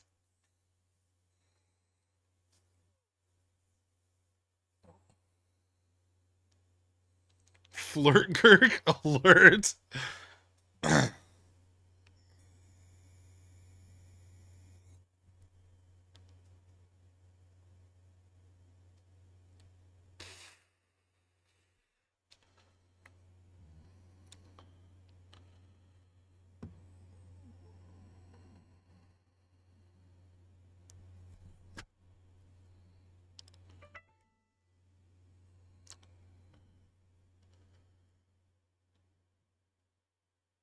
Side eye even? I'm blushing. You look better rested after a bit than running on almost no sleep for 5 days.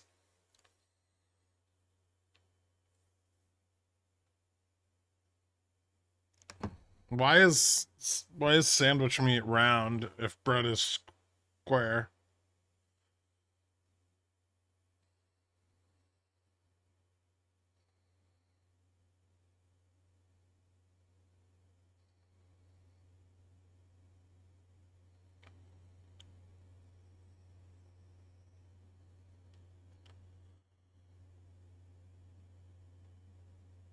Gert's been running on no sleep for 20 years. It hasn't been that long. I used to sleep when I was younger. I remember being a teenager and just sleeping like 17 hours in a single day. Like I was competing with myself for how long I could stay asleep for.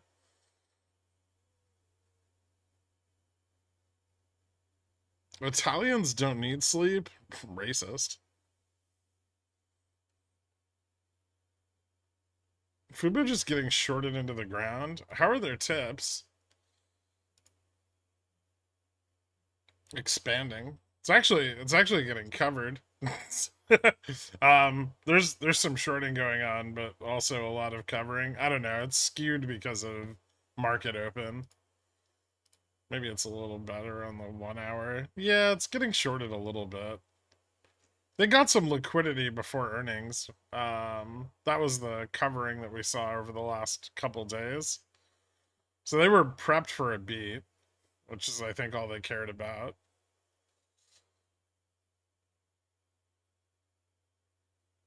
What a waste of a day. 17-year-old Gherk should have been on the Feuds grind? Probably, yeah.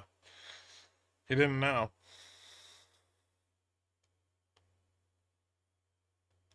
Cop, I'm not racist. My wife's eye is black. Ha, domestic violence jokes. I had a rabbit gnocchi last night, and it was pretty good, but it wasn't amazing.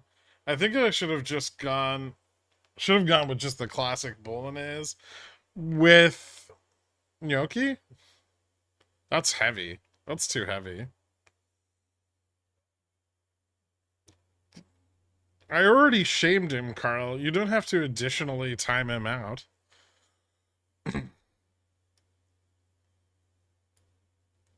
You're undermining my shaming.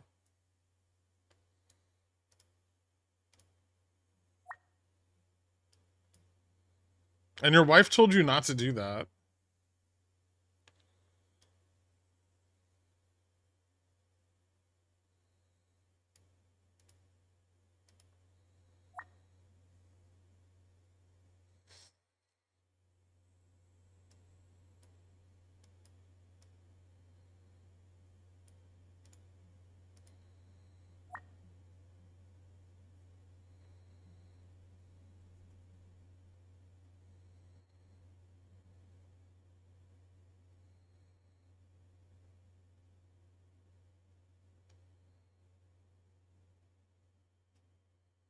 Timeout Carl. I think when I time out Carl, it removes his moderator powers. It's like a whole thing. Fubu was trending on Google yesterday. It wasn't targeted based off my search history because this was on my unused work phone. Interesting. You know, you can just search the popularity and then you don't have to worry about your own personal algorithm. Could today be the nummiest day in history? I don't think so. He should time himself out for how long it would take to get to the place of whomever deserves a timeout, give his Miss Western geography. I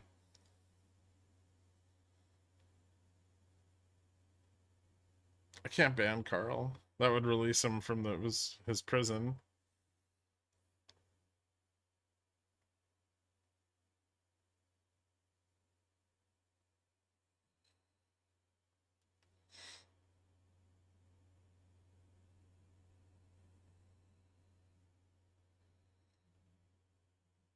What's up, Squamsk?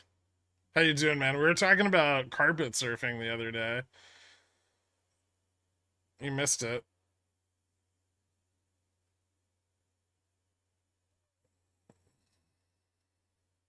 Yesterday I tried making gnocchi and pumpkin soup and grated pecorino. It wasn't great. Yeah, that sounds bad. Well, Skirk presents me with the sock. I'm free. Can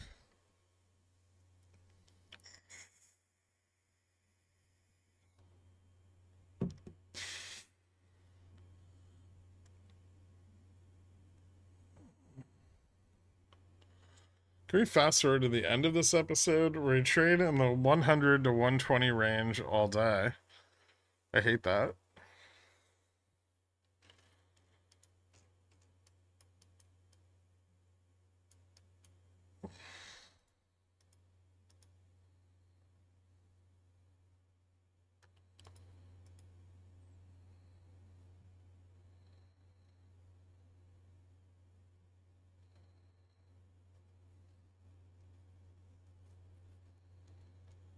We still need one more leg up.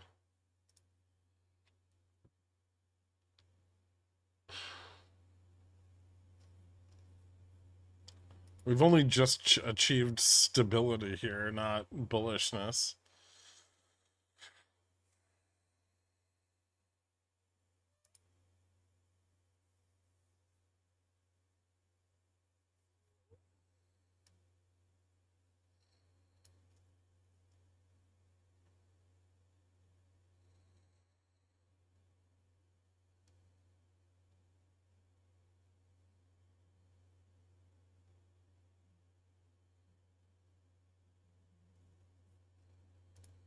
Hmm.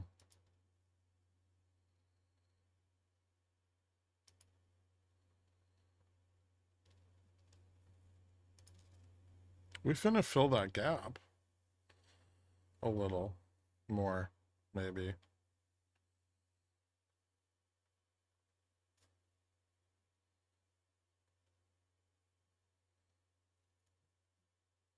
How stacked are the 5100Ps? There's a number of them. A number of them that is possibly greater than the calls. No. Still call heavy.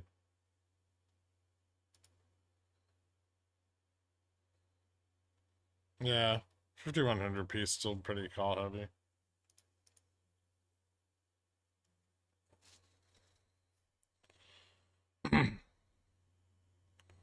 Won't matter if all the out of the money calls are decaying to $0 though.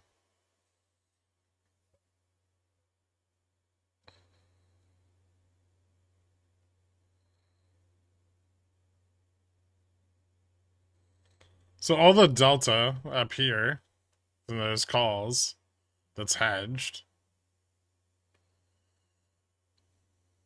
is falling off because they're out of the money.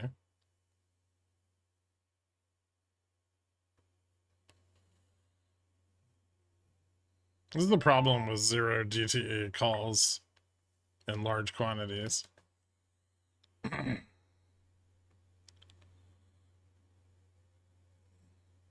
Holy fuck, Beyond's really moving. What's going on with that?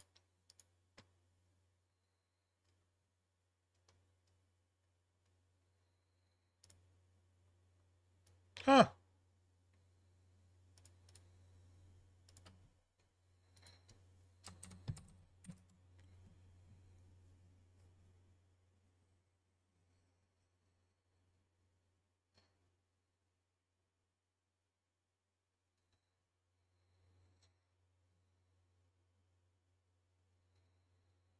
There's a lot of sold calls at 750.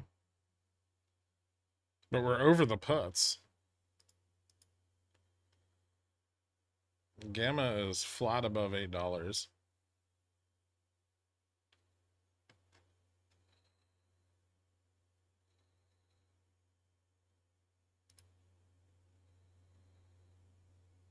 Little fucker's gonna move, isn't it?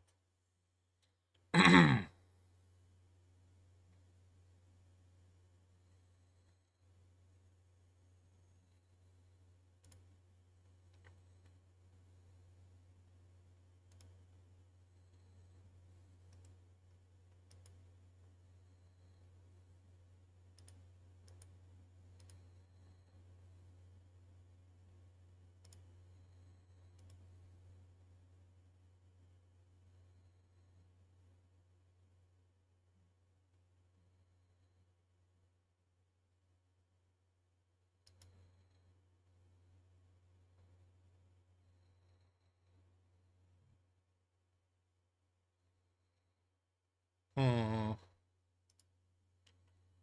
Delta's falling off again.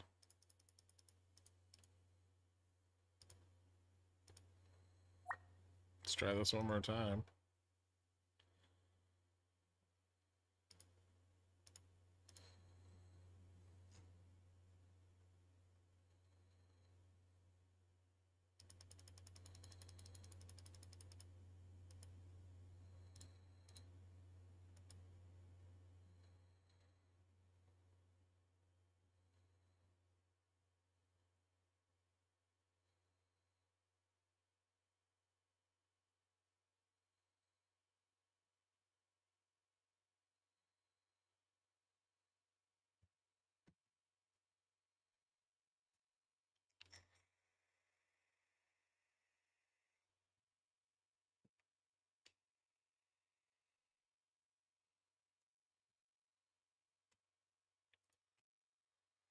Yes. Looks like shit. But needs to break below 51.25 for this trend breakout to fail.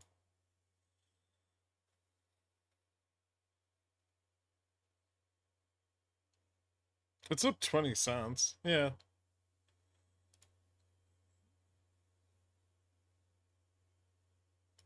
It's also on Reg Show.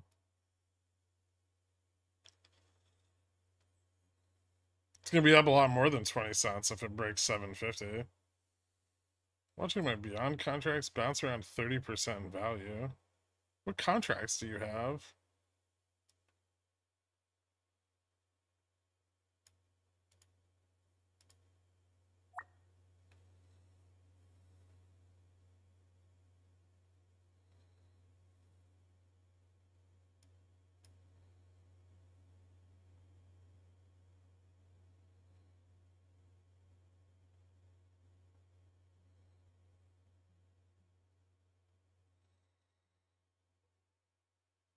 0 TTEs. Out of the money, 7 DTE sold puts have crazy return on risk. Yeah, they do. That's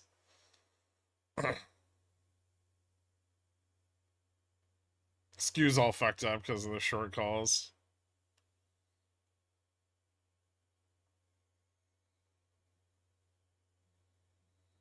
If AVGO breaks GN, how high can it go?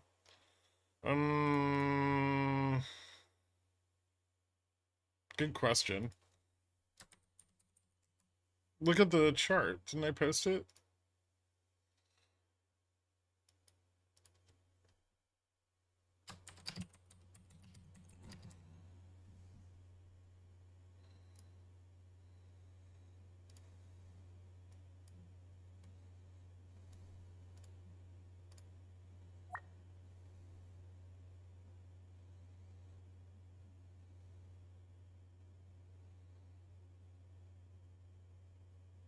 This is it, the neutral test. That's what we've been waiting for.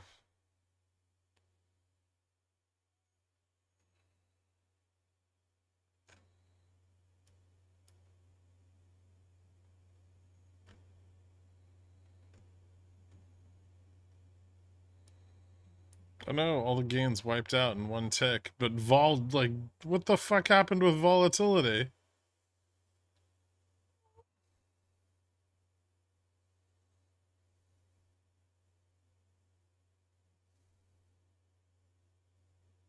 Vol spiked hard as fuck on this. Okay, it's calming down.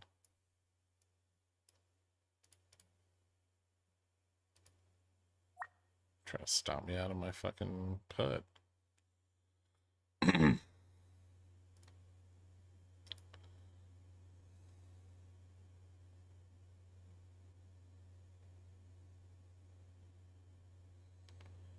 Hello, Interpol. I'd like to report a crime on GoEV. Yes, I'll hold. Oh, we broke out above GN. Bull die.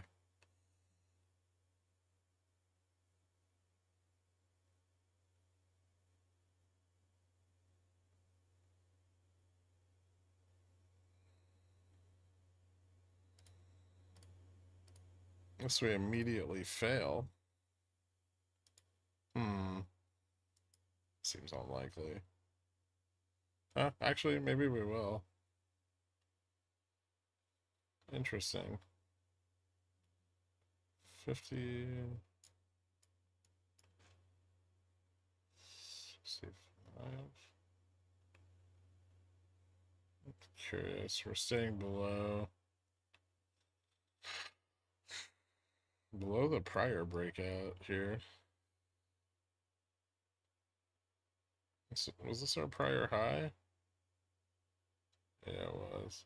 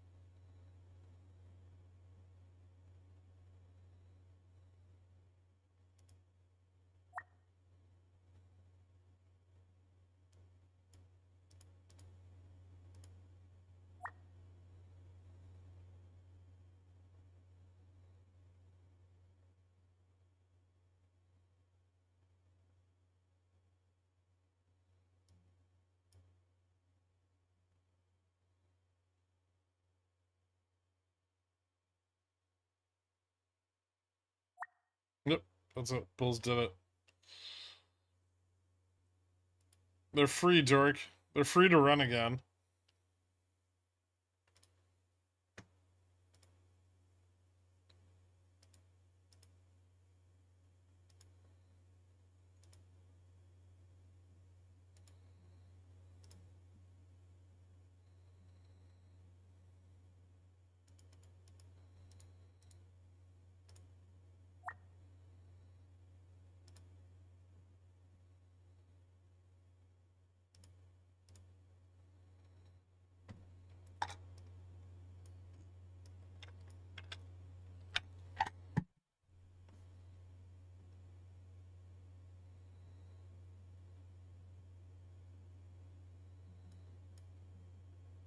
I swear to fuck if they punt this, I'm gonna be pissed.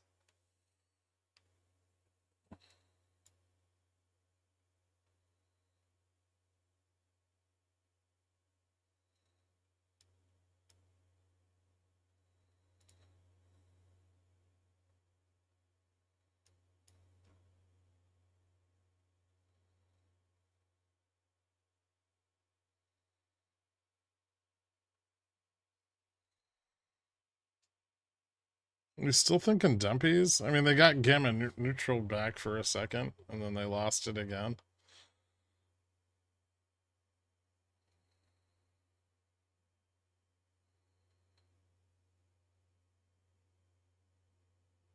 No, I mean, this might pull back a little, but I think they've got some stability here. They got a decent amount of gamma, like, they have a decent amount of gamma to the upside, and they've built up a nice cushion of delta.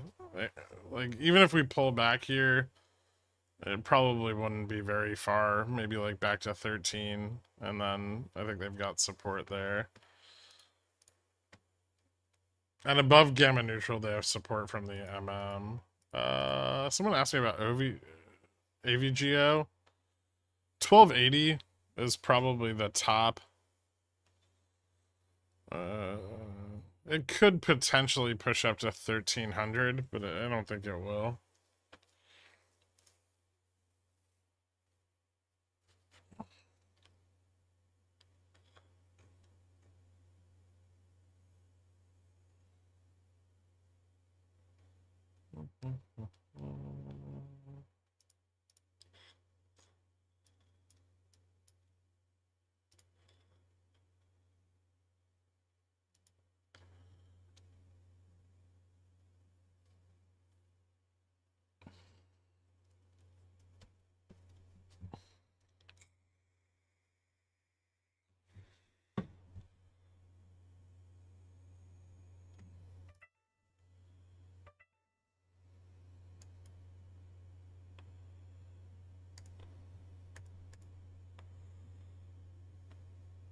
Oh, fuck.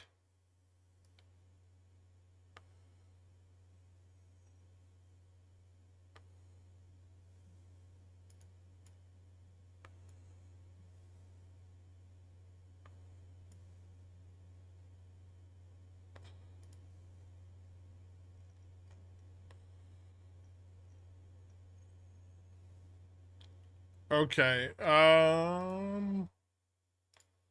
that's fucking awesome.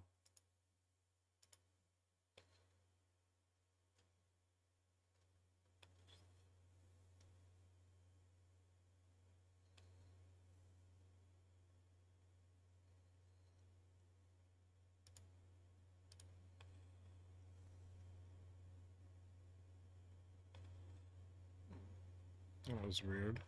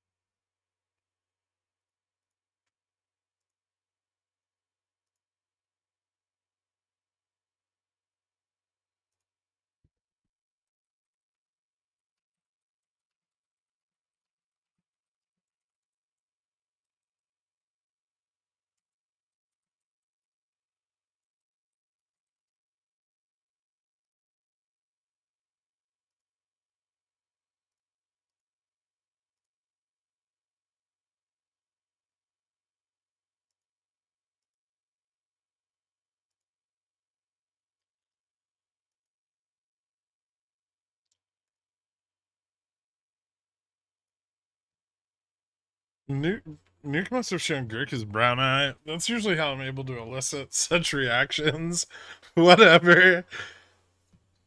Doric, don't be jealous. We agree that the relationship would be open on my end.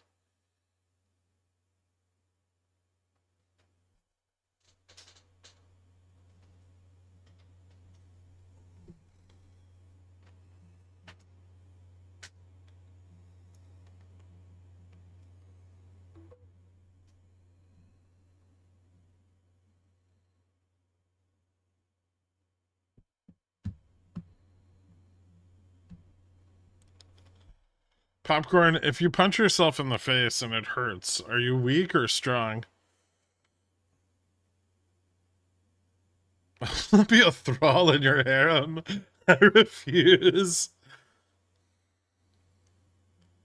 Hey Greg, has there been any progress in regards to the thing you were looking out for front end devs? A little bit, yeah.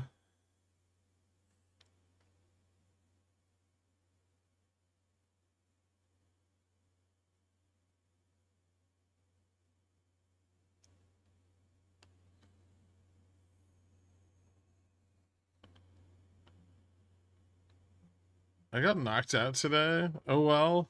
You knocked yourself out?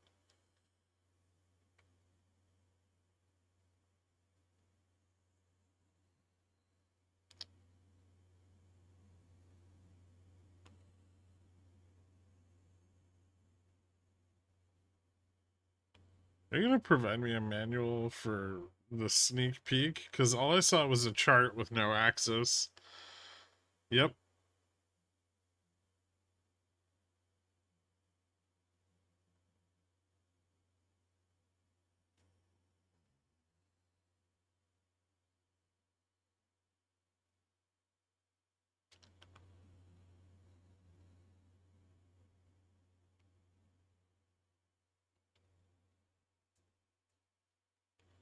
So you gonna do all-time highs the next weeks like nothing happened? Not necessarily. We still have a long way to go. We're not even above GN on the weekly yet. Or on the monthly. Well, we're just above GN on the weekly, and we're not above GN on the monthly.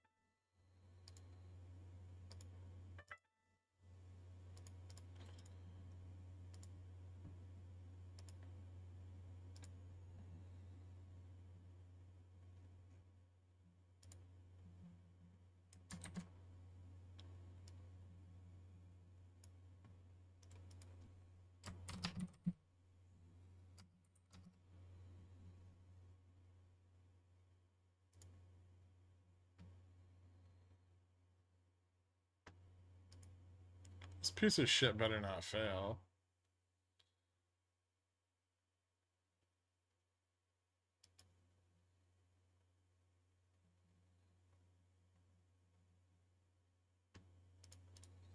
What do we need to get above to get bullish?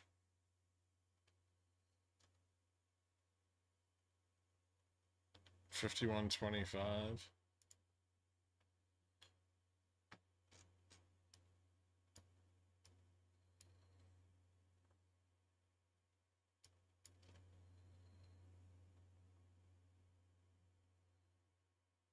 Intraday, VIX low.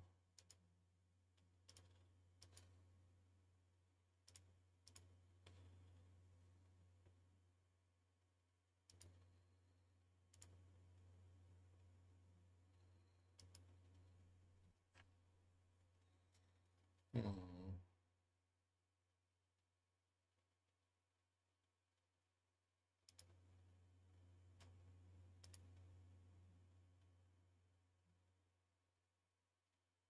Okay, that looks good.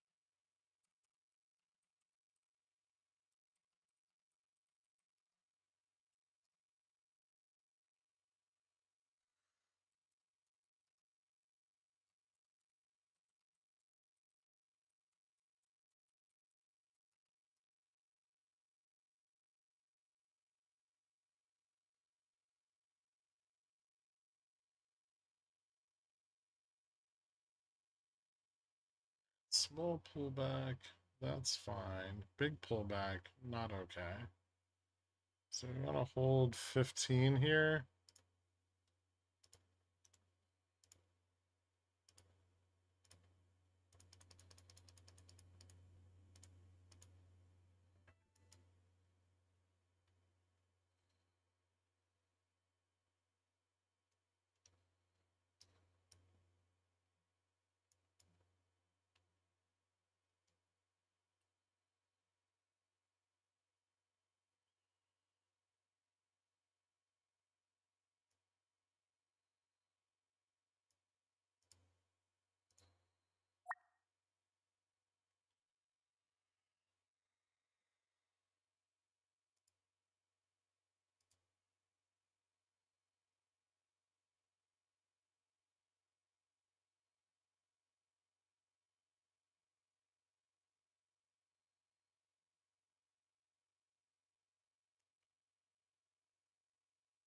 VIX is below 14. Yep, I know. Are we gonna break up? Yeah, I think bulls are gonna try to push up from here.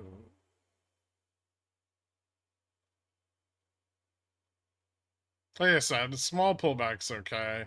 A big pullback, we lose 15 or 51.12. That would be pretty bad because then we're gonna get mired down with the gamma falling off, right? And it's gonna push us like back to where delta's negative, and then it just becomes like that same battle again.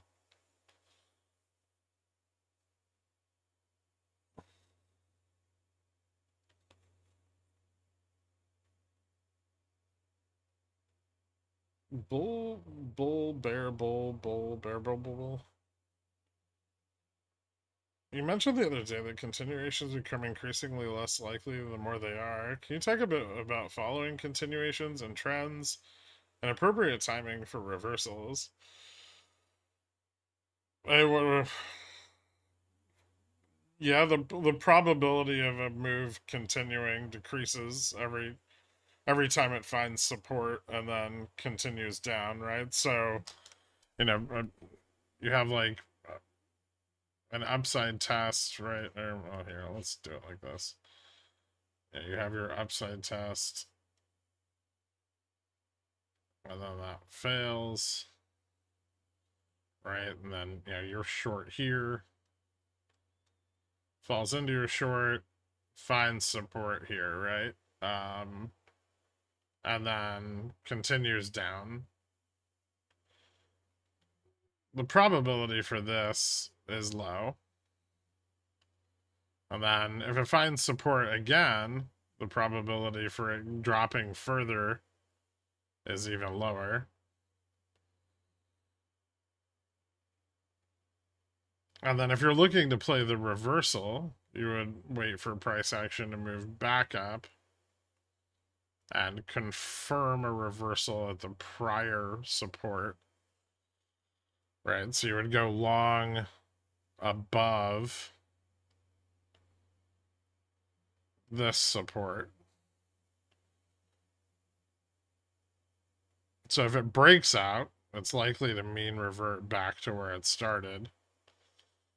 And so by going long here, you're confirming that the trend is reversing, and you're picking an entry where, that reversal is already underway. And then you do the same thing to the upside as far as continuations are concerned. Or was your question about something else? Give me the bull case here. Fed might cut rates. Is there room for a sensitive white boy in finance? Yeah. Do you have the Greeks for QQQ?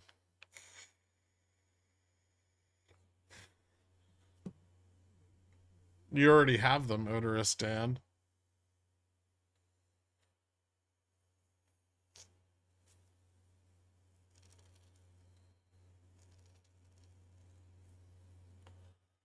Do pro traders have access to more real-time updates to GNDN? Pro traders don't have GNDN.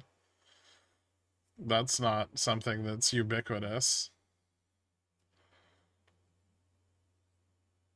MMs have a book, which is arguably more accurate than GN, because they know everything, right? They know what options they've bought and what options they've sold.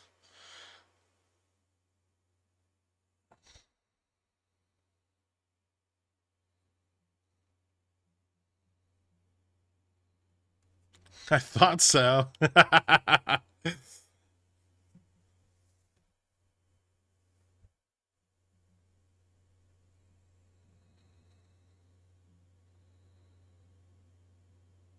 Clip? You just clip it. You can do it. You have the option right there in the thing.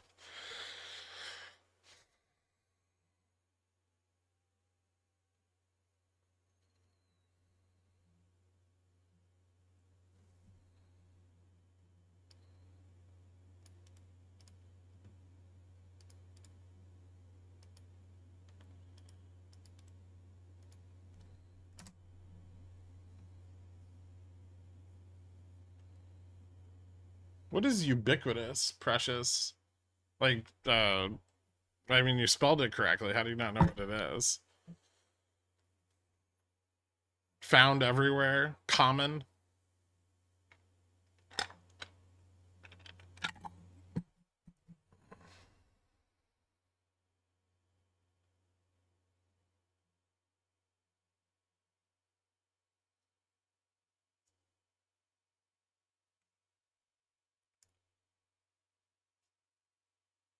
Why wouldn't a fund calculate the values? They use different models.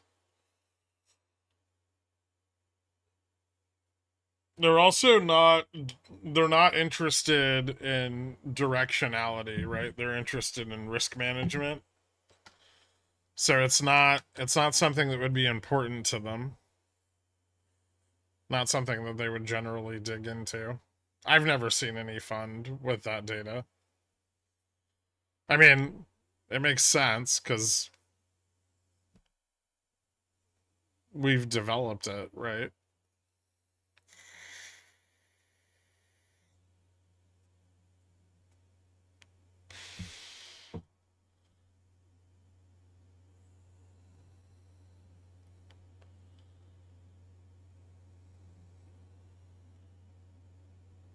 I mean, they're not secret sauce. We share them with everyone.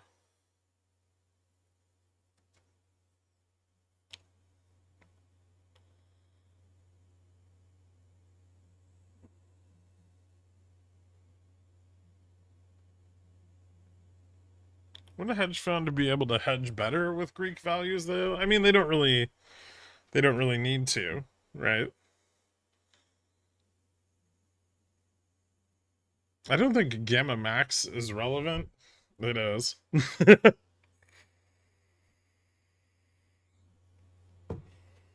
You know, we've still never crossed gamma max on the SPX. Not well on the monthly. Hedge funds probably know the Greek neutrals of their options portfolio. Yeah, that's mostly what they give a shit about, right? Because they're already delta hedged.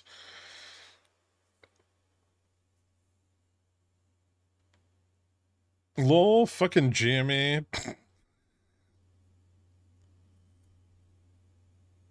Wish we knew about Gamma Max on Freg's Day. Yeah, me too. God, I would have made so much more money if I knew.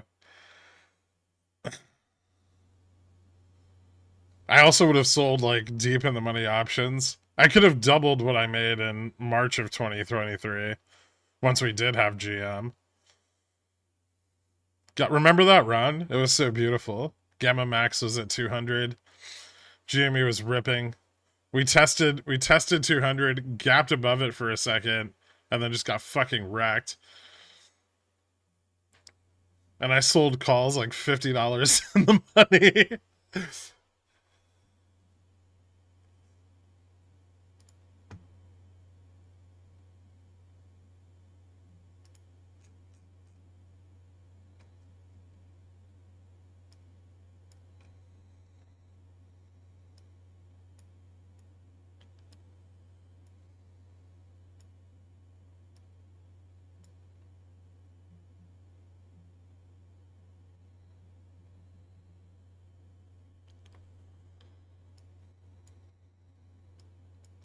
Pour one out for the lost souls in the day of Freganing. Listen, if people had any fucking clue what they were doing on Freg's Day, they would have made a shitload of money. And I predicted like a 30% run on the stock, 40% run on the stock, weeks in advance of it happening.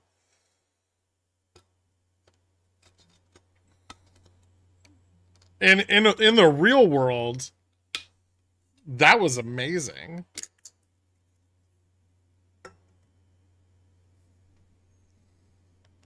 It's just in the lens of GME and super stonk morons that it was a failure.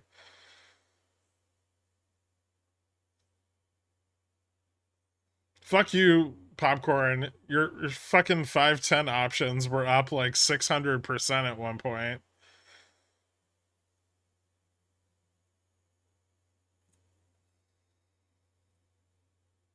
Yeah, I barely made it. I lost money on Freg's Day, probably overall, but I made it out without taking any massive losses. It got pulled super quick, but like nobody scaled out, right? Like nobody took profits on my birthday when we were up 27%. And then they didn't take profits on Monday when they were up another 50%.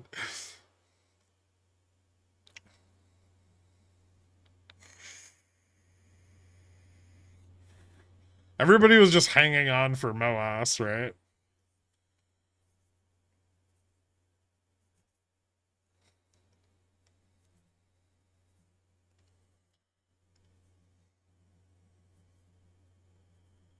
I mean, OPEX does go until Wednesday, which then happened in March, right?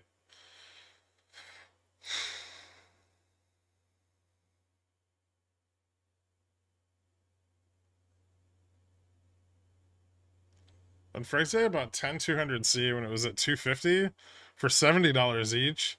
I lost 20K in 5 minutes, and the rest by Jan. Ouch.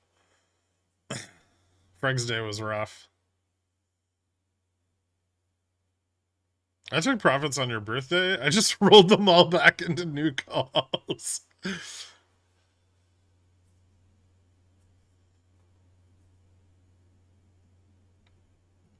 We're waiting for volume that never came. Yeah, yeah.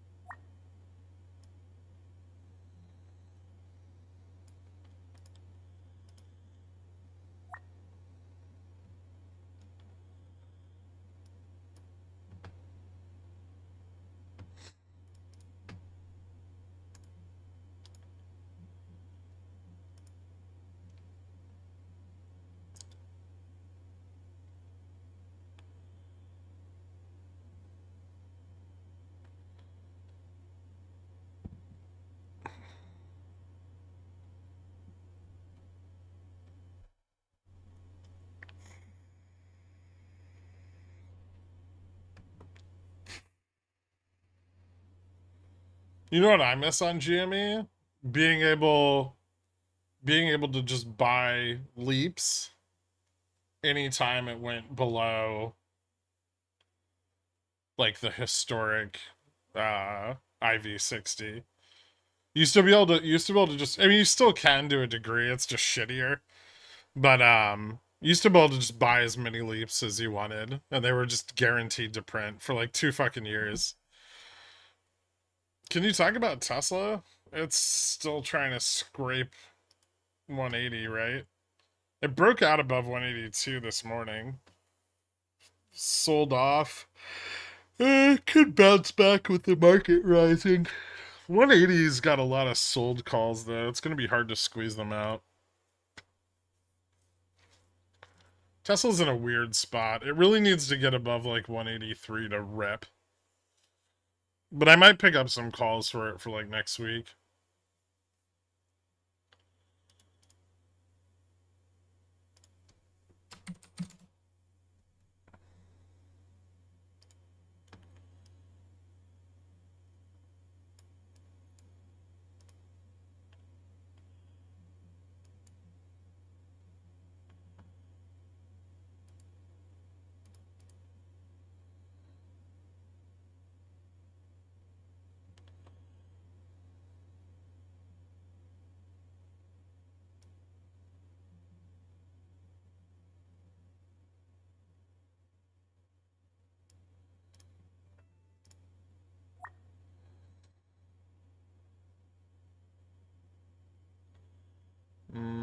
IV's picking up a little bit here, but we're above GN.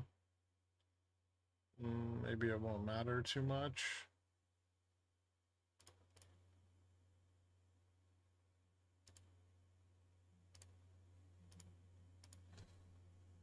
Oh, sorry.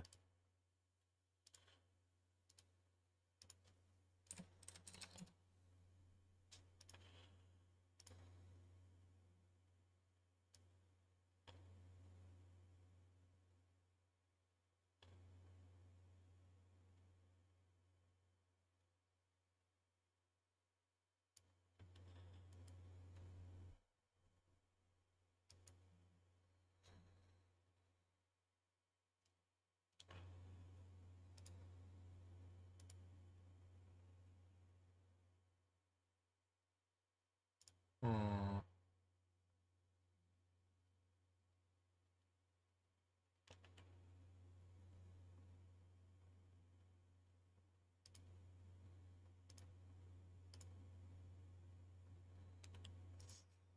0.36 rate cuts. I'm surprised we didn't price in a full 2 cuts off of the non-farm.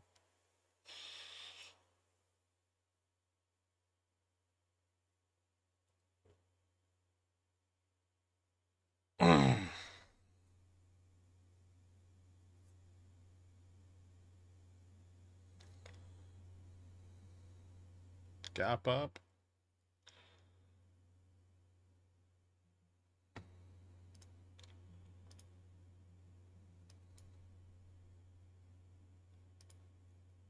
If bulls can hold it here through the consolidation, we should get another stronger move to the upside. We should start to get some of the calls sold earlier, 25 and higher, pulling back.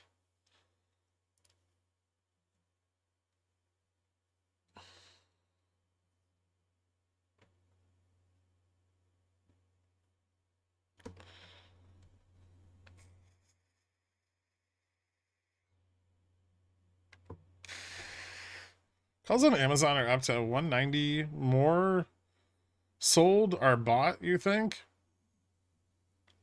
Yeah, I think they're mostly sold calls.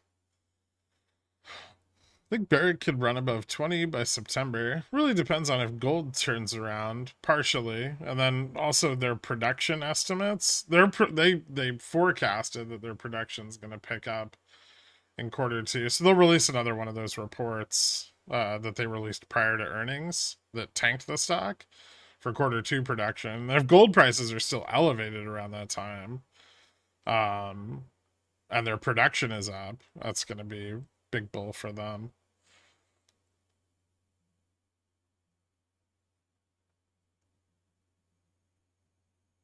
New high building? I don't know about a new high, but we could start to squeeze off some sold calls, and if we do, it could push us up. Push us up.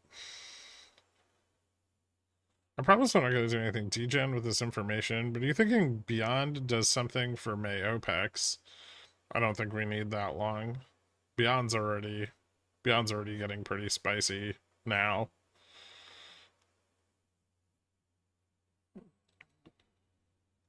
Yeah, I'm coming with my hand in the cookie jar, Beanhead. Why are you? You don't need to buy a lot of Beanhead now. If you own some, you'll be able to participate in the offering. By buying it now, you're basically just buying it for more money per post reverse split share.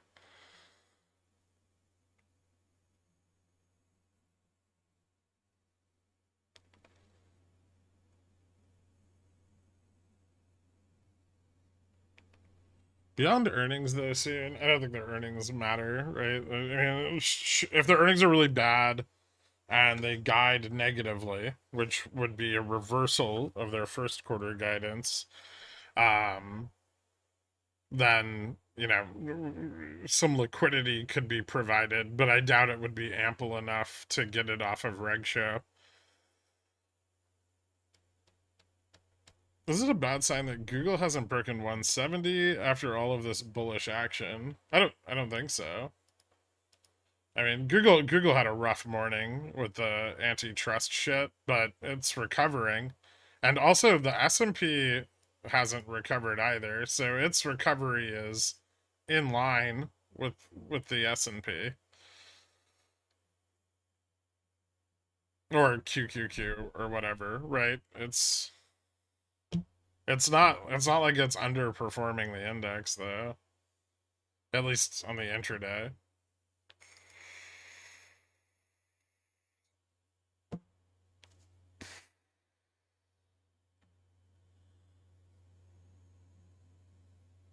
This pack's a decent entry here. It was a decent entry when it was 1250. It's now higher. I mean, it's still in the lower range of where I wanted to buy in. Did you read the write up? I gave a range in which I would be willing to DCA or continue to drip shares.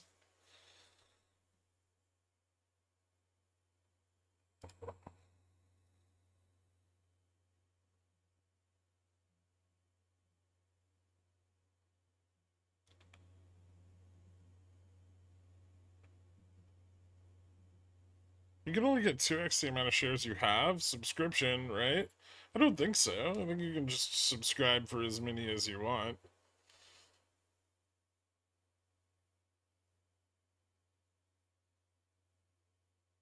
Was there a section that limited the number of shares you can subscribe to?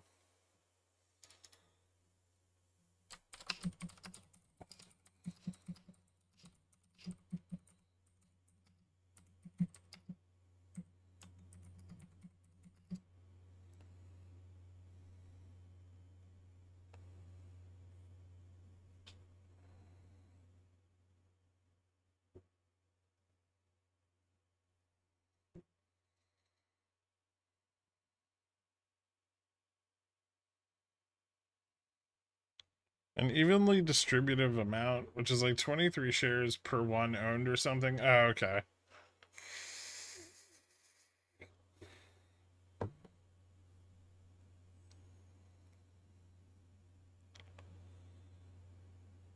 Oh, actually, that's kind of interesting. So everybody's going to come in and buy a shitload of BNED before the offering?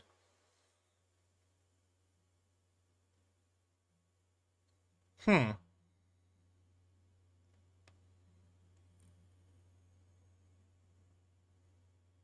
I need to read it.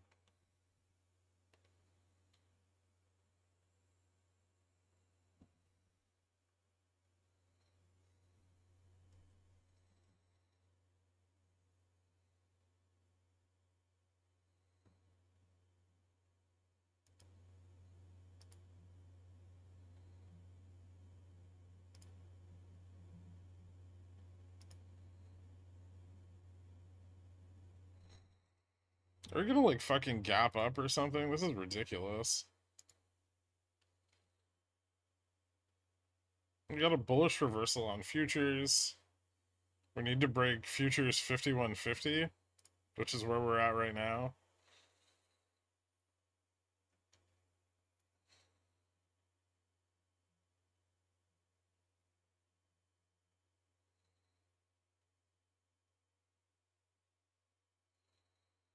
Downside gap got filled.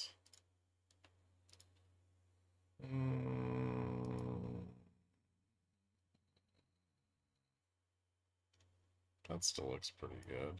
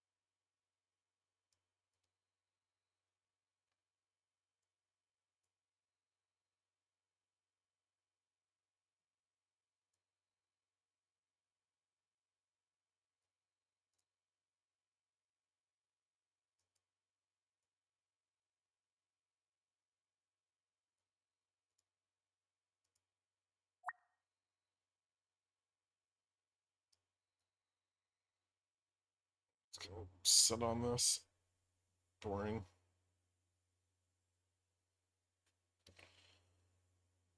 Reddit is liquid as fuck. Why isn't anyone shorting it? I have no idea.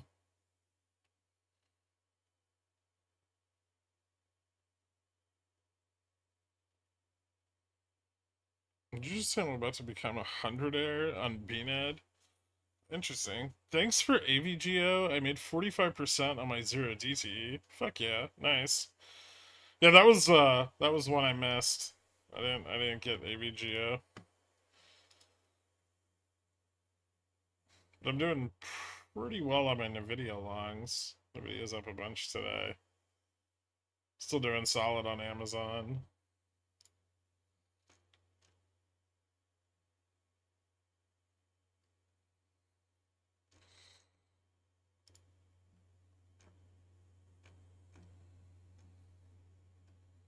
Be doing better on Tesla if it would fucking break out. Apple's been good though.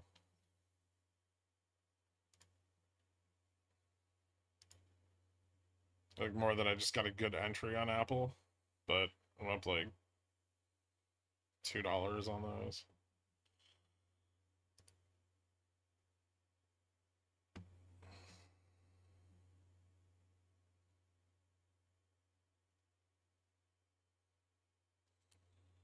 I would be opposed to filling gaps. I know how you feel. You should become a market maker, Grim, too. You'd have more liquidity and gaps than you could handle. What's up, bro, Brandy?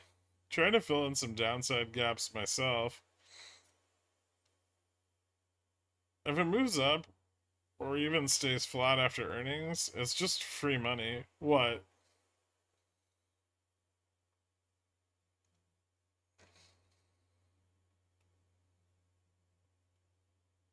Wait, Beyond looks great. I'm aware. Yeah.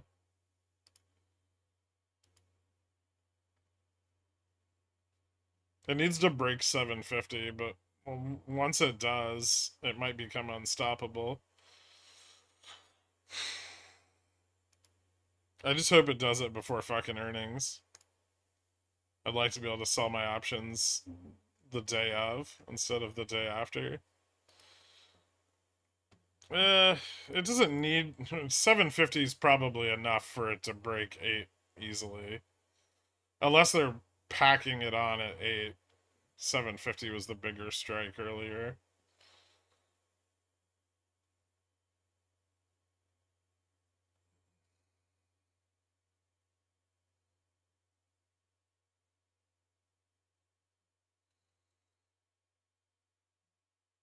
I have a weird habit of selling CSPs that say fine for half the duration, then nosedive and hit my risk, or roll them down exactly on expiration day. The stock rises above the original strike. So maybe just a little too skittish.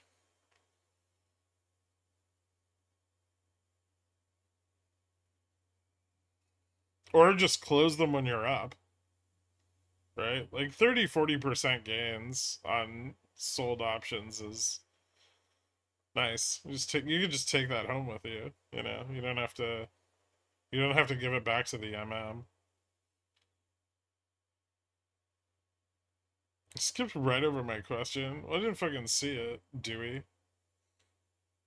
There was news on BNED. There was like a investor letter regarding a reverse split and the proposed share offering.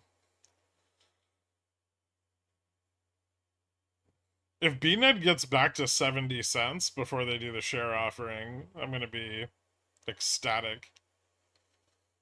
I'm also going to sell everything. Wait for it to reverse split and then buy it at $1. I'm still 3 cents above my cost basis, Stuart. Although I'm pretty sure if I sold all my shares, BNED would quickly be below my cost basis. Eat shit. You could have sold in the money calls too, alright? You just thought it was gonna MOASS. You're like, nah, bro, it's going to $5.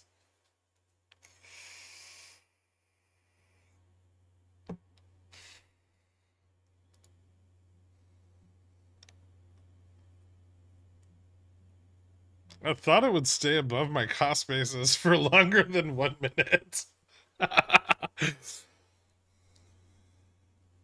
You have to strike when the iron's hot.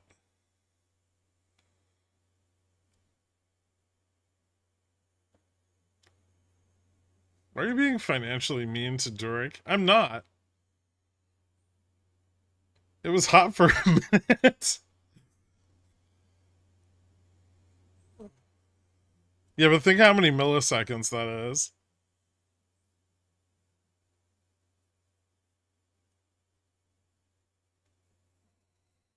Reject here and plummet below 5100. Don't say things like that.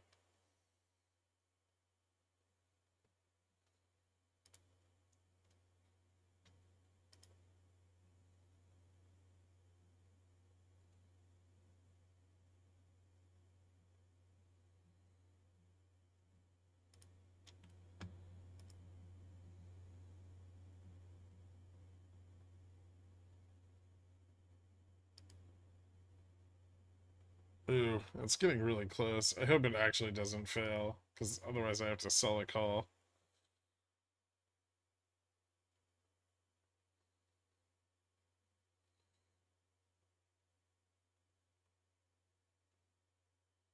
It's okay. Look, the bulls are aggressively attacking the dip on the out the money call.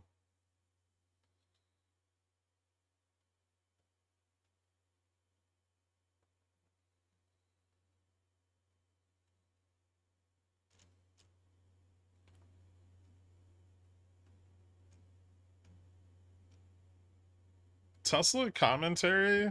What do you want on it?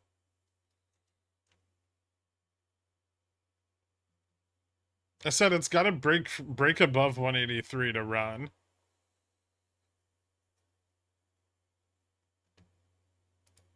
It did for like a hot second this morning, and then it failed. So it still needs to break above that to run. And it's not necessarily dead, it just has to get above 183. If it gets above 183, it can run. Why do you think they're keeping GoEV pinned to 280? Because they're fucked. They're big fucked, and they're trying to net off as many of their fails as they feasibly can before they have to cover anything. It's been on Reg Show for like, what, 30 days now? It's getting ridiculous.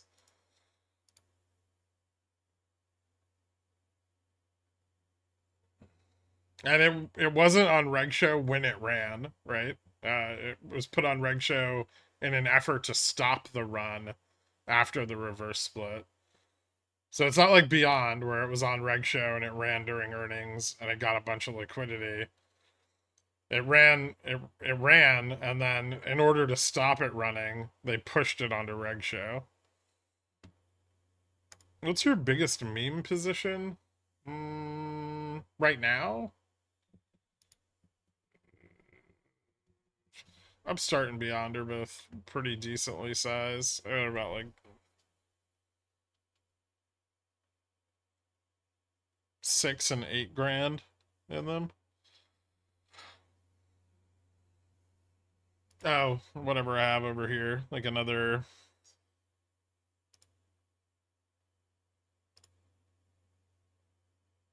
1,000. So 9 and 6 grand.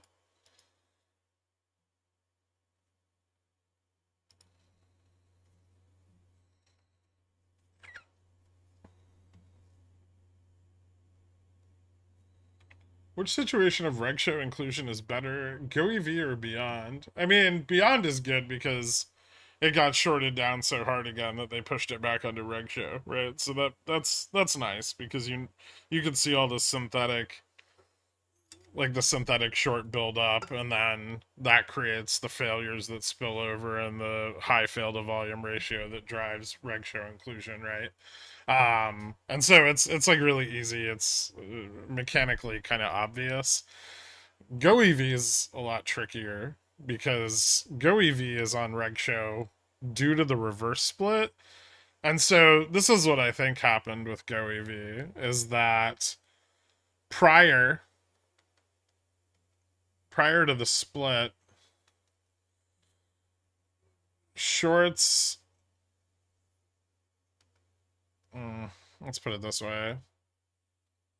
The short position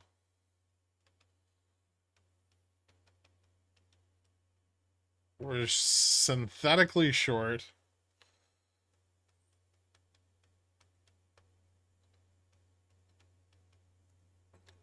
some number of shares greater than the float.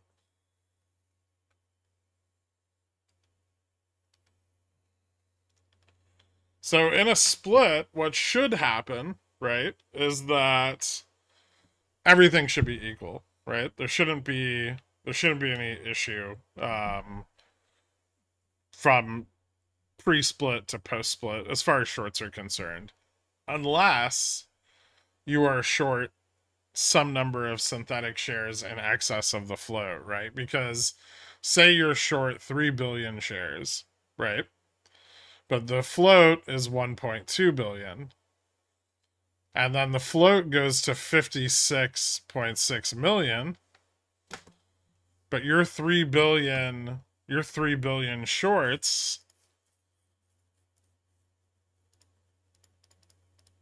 go to what is it, 130 million?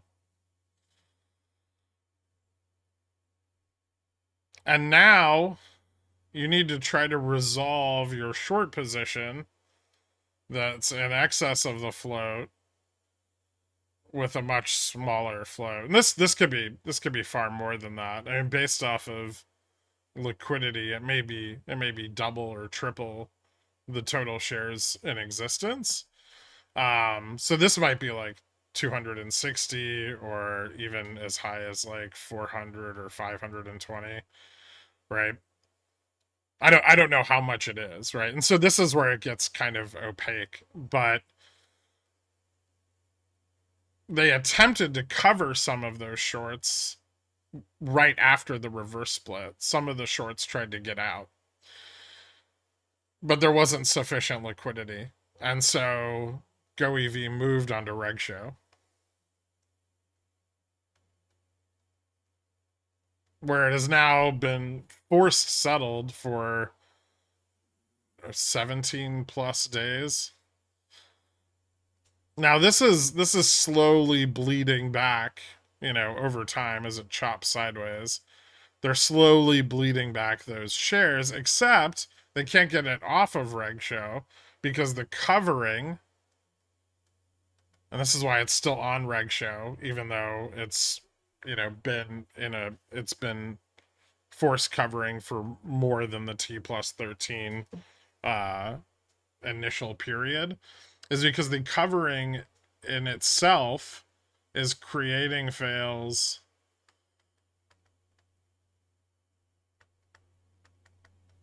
in excess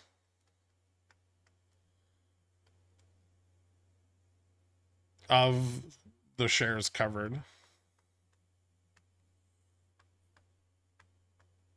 So kind of like this, you have one FTD, and to cover it, you create 2 more FTDs.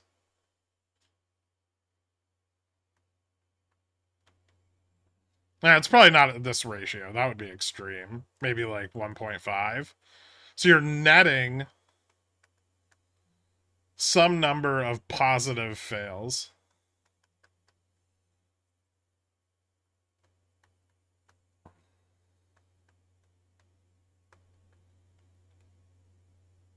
And since your netting creates more fails than the fails that are actually covered, you can't get off of Reg Show. So you become trapped.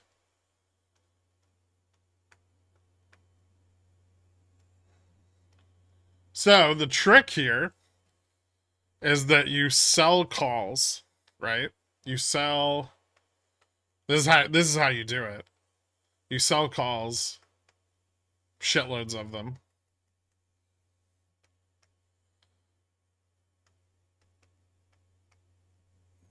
Then, because the DMM can provide liquidity And you don't have to fucking worry about the FTDs anymore.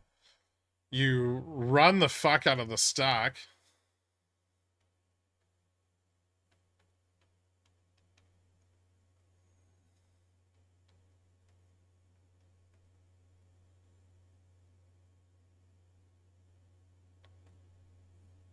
Sorry, buy calls.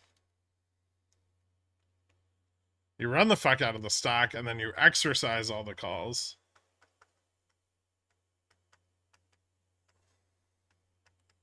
And this takes your shitty pile of FTDs, and it gives them to the MM.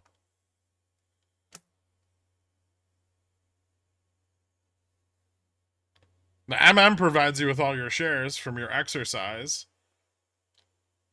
That's why you get the T+2 run, right? Part of the reason. And then the FTDs are the fucking market makers problem. And so you've just taken your massive bag of risk and given it to someone else.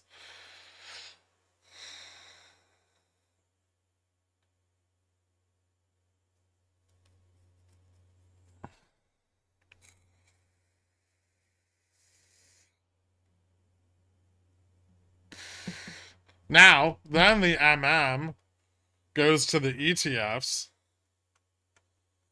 where it gets liquidity.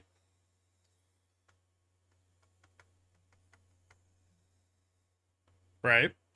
To cover their FTDs, provided there's sufficient liquidity. Maybe it exists, maybe it doesn't. And then they cash settle the FTDs.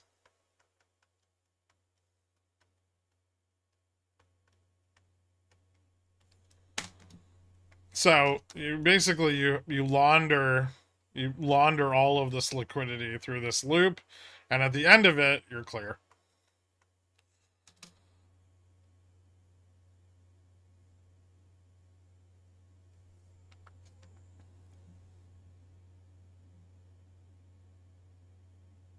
No, Jimmy sucks. Jimmy's super, super liquid. There's no liquidity issues. The only runs it gets now is when short vol closes, and then, you know, it fucking fails and falls back down again.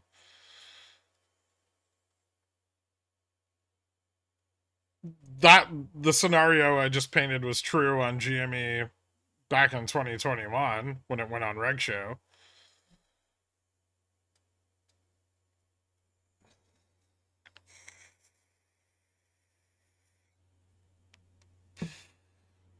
Gherk, perforate your line so SPX can break through. No. SPX has to punch through the solid wall. Otherwise, it's just not worth being long on, right? You have June and Jan 26 for Go EV calls, right? I have May 17 and Jan 2026 calls.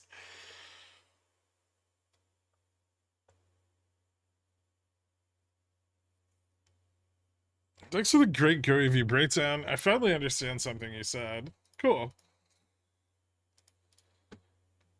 I get better at explaining all of these as time goes on. You know, they're very, very complex, right?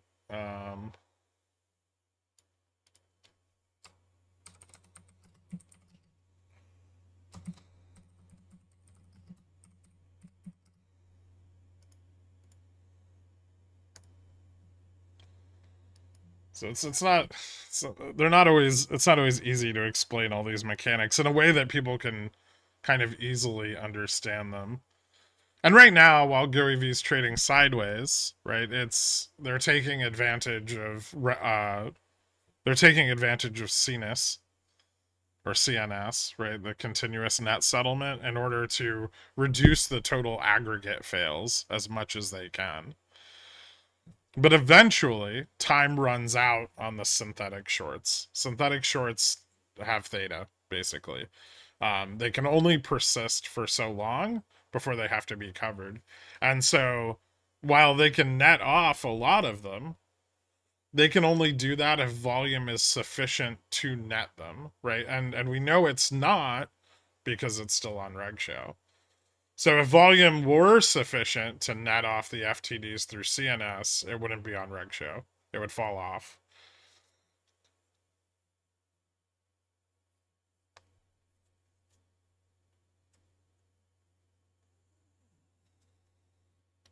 And so in the negative space of all of that information, the individual investor can learn a lot about the position that shorts are in if you understand it.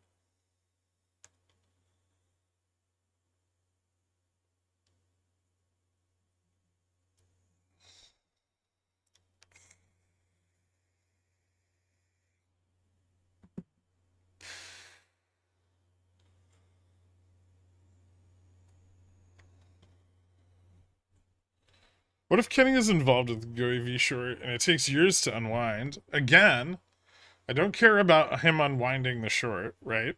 Now that could happen. We could get a situation that's really similar to what happened on Upstart, right? Where because mechanically the buyback and the reverse split act the same way in overexposing the short position. So in the Upstart case, it was the buyback that was driving further illiquidity and the lack of liquidity in ETFs, which GoEV does not have a lot of ETF liquidity. I think out of the total float, it's only like a few million shares that are available in ETFs. And that's why the borrow rate's so high, right? Because they can't go to the ETFs, so they have to go to the lending pool, aggressively go to the lending pool. And so the borrow rate's staying super elevated. Now, the borrow rate that you guys are looking at isn't the important one, but the important one is also high. And sometimes they diverge, which is something we've seen on GME in the past where like the borrow rate will go up, but like the underlying doesn't do shit. Um, that's because the prime rate is still really low. Or, you know, that period on GME where the borrow rate stayed at like nothing, remember, for like a year. And but we still had runs, the prime rate would go up. It was just the like retail broker borrow rate was staying flat. Has our short squeeze found GoEV? If so, that means it's time to sell. Well, remember, if all of those, so retail can act as a catalyst to clear these positions. So it's not like the MM doesn't want retail coming in. And Wall Street Bets is a great way for funds that are short or MMs to kind of pitch these positions, because retail can come in and fill out all of that call liquidity, right? And then when it runs, they sell, right? Or when it drops, they sell, and that provides the liquidity needed to clear. Right? So it's a symbiotic relationship with retail. And that's why a lot of times you'll see like short squeeze or our Wall Street Bets pile into these plays that are ripping, right? And then within a day or two, the rip is just fucking dead immediately, right? Um, and so they act as a source of liquidity in these like highly illiquid call, like short call squeezes.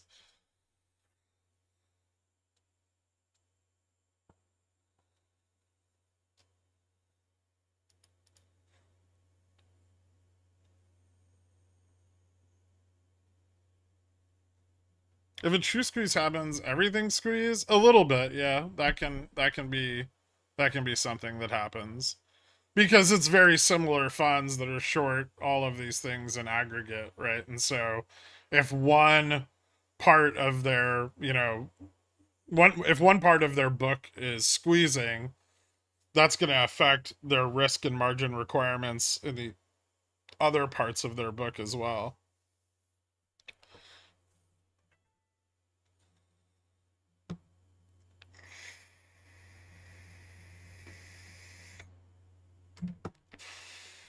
If GoEV run same like Upstart run, Pickle Jar is going to retire. So the cool thing about Upstart is it kept running and running and squeezing because they couldn't get enough liquidity to short it. And that's why it like it just seemingly would not stop going up, right? So and that had to do with Upstart's illiquidity and also the fact that everybody was going long Nvidia at the same time, and Nvidia was the largest holding in bots, which at the time was one of the two ETFs that had any like reasonable amount of Upstart in them, right? And so because all of the longs were buying into bots, it was pushing the shorts back out of the ETF, and they could never build a sustainable synthetic short position. So they kept trying to pile in and they get fucked and get squeezed out again. They try to pile in, they get squeezed out again. And it just happening over and over and over again because Nvidia wouldn't stop going up. It was kind of awesome, actually. Not just Nvidia, but the whole like AI basket, which bots contained.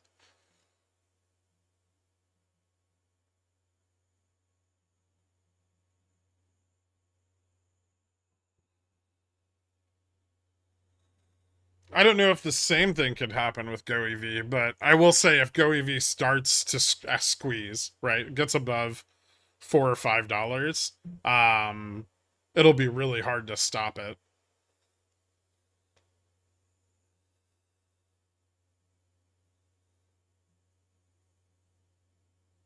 SPXOI over 50.25. So 50.25 is resistance, which we're seeing very clearly at this point. But there's another ramp, a slightly weaker one, that goes up to around 51.40. Then there's some resistance at 51.45 and a little spike in gamma at 51.50. As calls get cheaper into the back half of the day, we could probably see a move $25 from here. The only thing about GoEV is that the options chain just isn't that spicy. That's true. Yeah, not yet. But I mean, well, it doesn't need to be retail that buys them, right? Whoever's short will buy them. They'll buy the calls to get the liquidity. So that's something to watch, right? Is like the total delta on the chain of GoEV. If it starts to increase rapidly.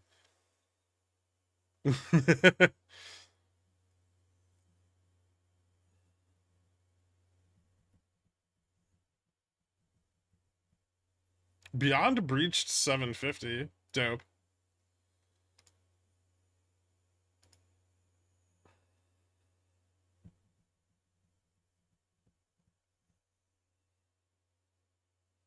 How far out do shorts usually buy in these scenarios? Depends.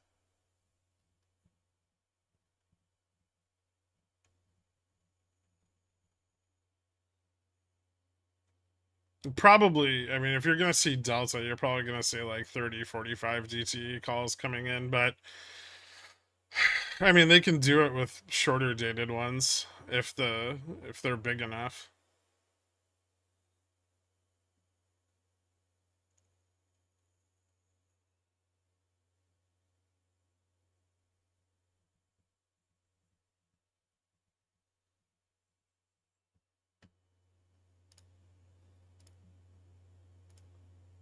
Beyond's up 26%, Dorg.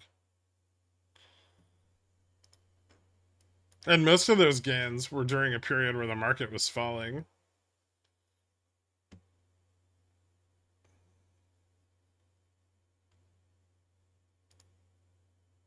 A test of gamma max from its lows would be, right now, would be 168%.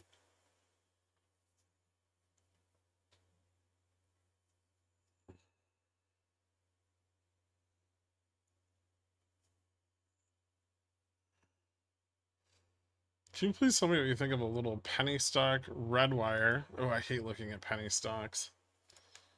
Just this one time, Jim Martin's wife.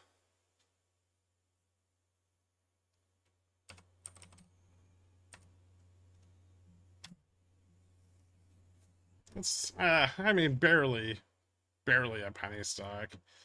Aerospace and defense. Their margins are decent. They're just not very big. Because they make space equipment. Why did companies do this? Cash flows are improving a little bit over the last 3 quarters and annually over the last 3 years.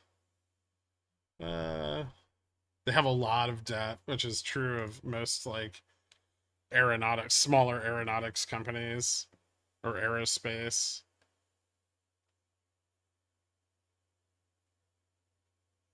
Some growth. I mean, it doesn't look too bad, but you need more space missions, which means more government spending, and right now we're blowing up our deficits, so that may not be great. Give me 1 second, I'll be right back, guys.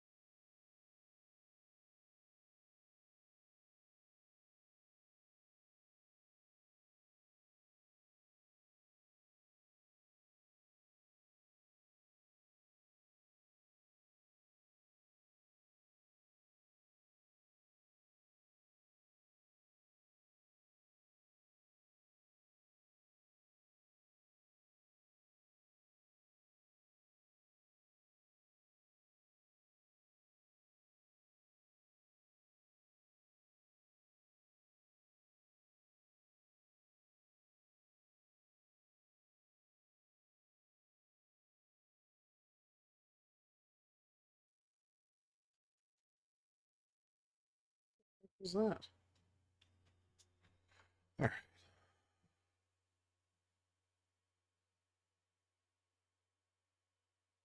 Hmm.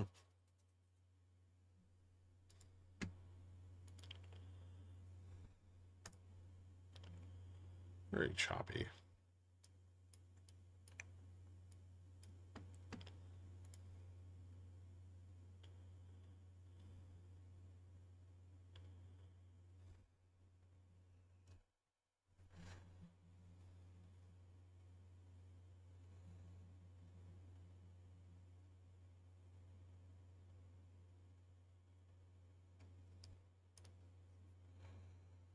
Mm, 25 calls being sold.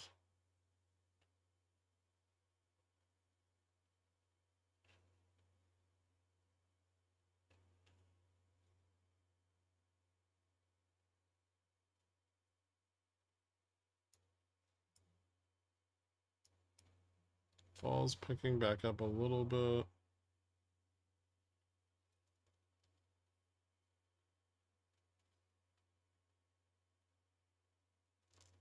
Do I want to carry the Google position over the weekend?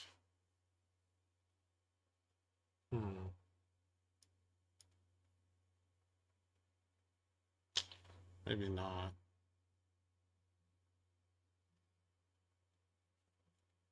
How long are you looking at for a timeline for GoEV? I don't know. I really don't. I mean, we have ETF FTDs coming up. We'll see what happens with those. And then, you know, you have you have OPEX after that, so you can see what happens with that. Could be earnings, could be news. I mean, I'm buying like 2026 leaps because the timeline is uncertain. I think the risk is very high, which means that they may pull every trick in the book in order to try to keep the price suppressed for as long as feasibly possible. I mean, from the time I identified Upstart as having squeeze potential to the time it squeezed was what, almost 6 months?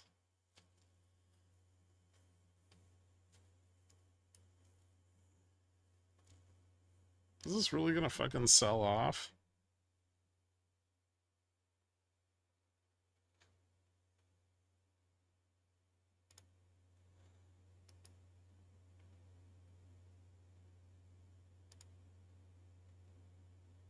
Hmm. No. Maybe just a small pullback.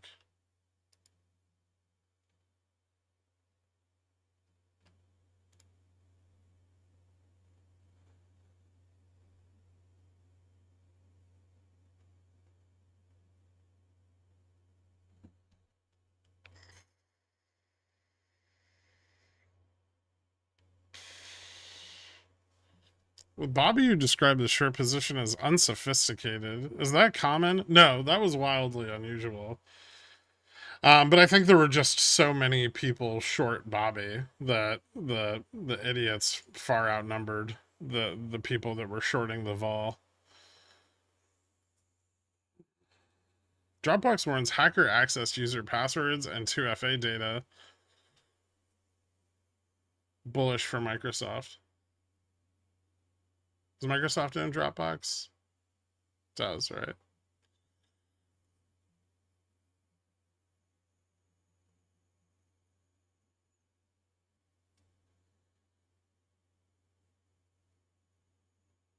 Did you find a GoEV with a screener or inclusion on Reg Show got you interested?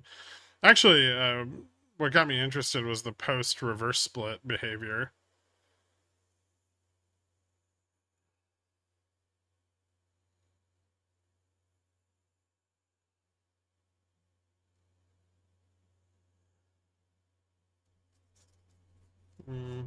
This is getting kind of distributive.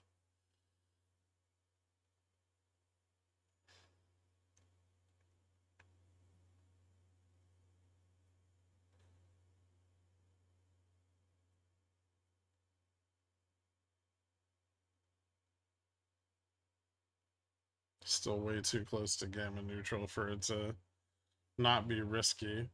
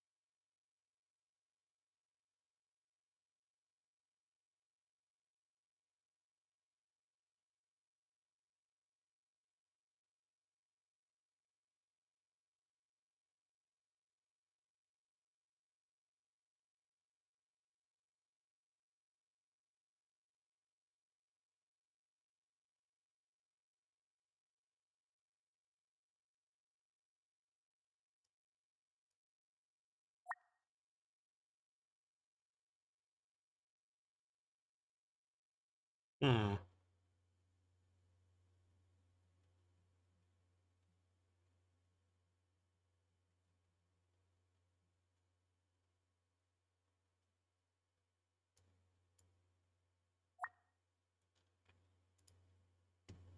Look at ES for a second. ES is failing the test of 50. Looking for support at 45. Not so great. I get a downside continuation on that. 5 minutes starting to reverse momentum. And the 15 looks bearish. So what's the answer here? Sell the fucking call against this? Build a vertical, sell the 15.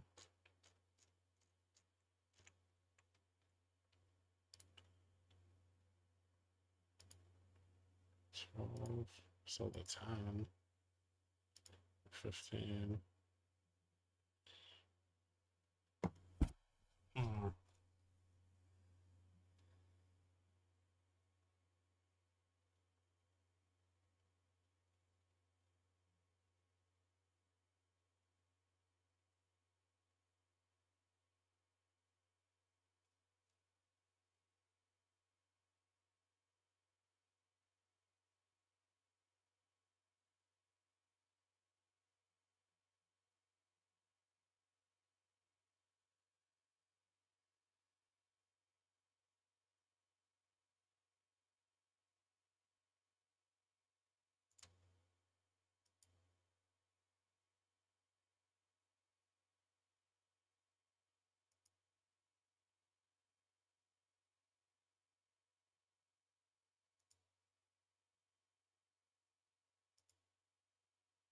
They're picking up a little bit of delta here.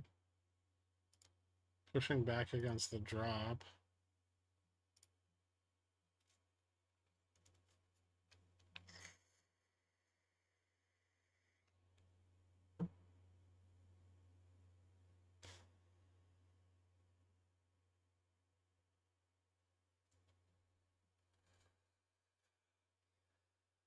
Beyond Finna Squart. It's looking good, yeah. Might be a few more days though. Already up to 760. 8's the next resistance, but it's smaller than 750. It shouldn't be as hard. At the bottom of your order entry tab, it says you have unlimited day trades. It's wrong.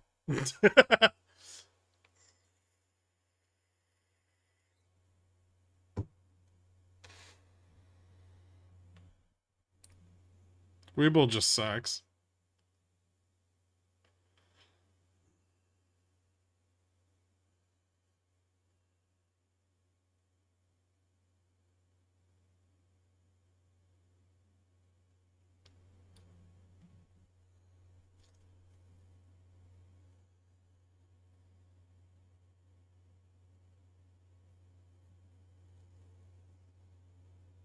I'm not beyond, just scooched up. This is getting fun.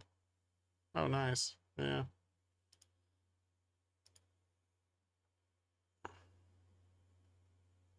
I'm trying to see if bulls can turn this momentum around. Because they're in a very tricky spot.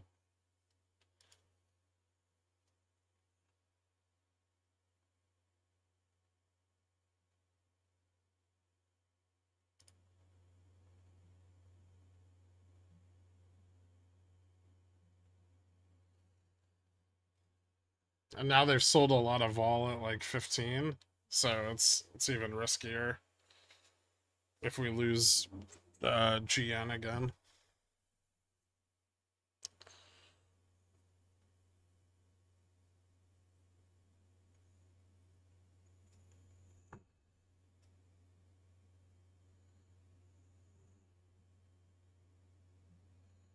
I'm struggling with projected post expiration margin deficit on IBKR when trying to buy options on my cash account. Any idea what it means? It lets me get GoEV but not beyond. No. Projected post expiration margin deficit? I have no idea what to call them. Ask them what it is.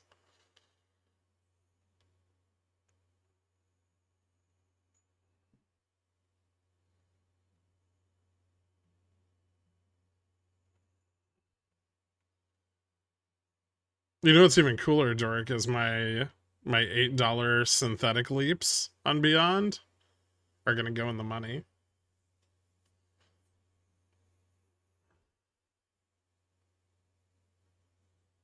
And I've been carrying those bags for a hot minute. My options aren't. It means he doesn't have the margin to take assignment. So don't sell the options. Is it because you're trying to sell options on it? But it's a cash account. Why the fuck would he have? Why the fuck would he have exercise risk on long options? He's trying to buy zero DTEs. Oh, silly.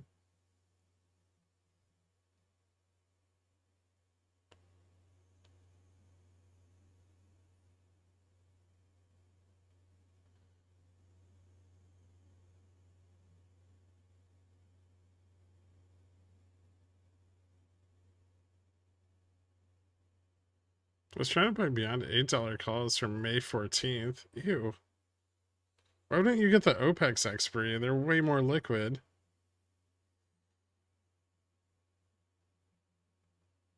Yeah, also, that doesn't make any sense.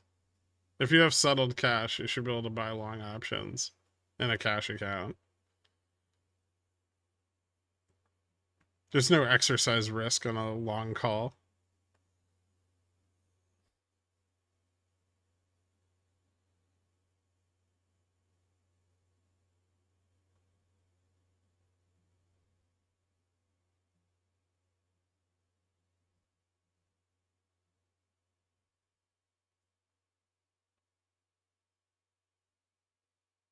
Yeah, no problem, Mike.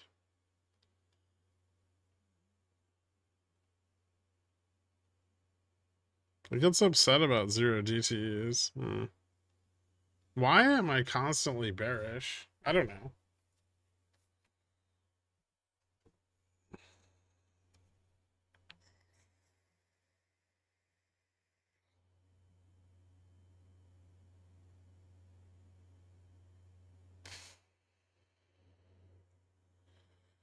Does today's price action change anything in the short term? It seems exceptionally exuberant for what should be a bearish scenario. It's exuberant because of the potential for rate cuts.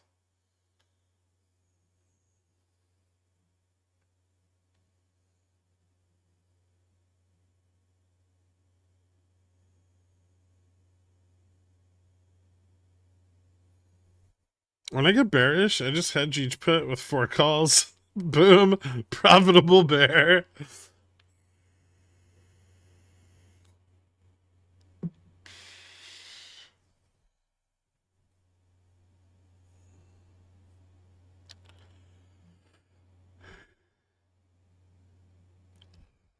I'm trying to find a good opportunity to roll these May GUI V calls to June, but this flat isn't giving me a fantastic place to sell. I mean, if you had a fantastic place to sell, would you want to roll the calls?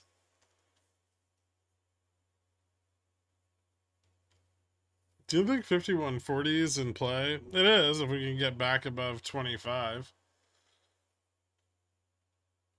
There's just some resistance to the upside. 25 and 30 are a bit wonky. Calls will get cheaper, though. And as calls get cheaper, we'll get more buyers.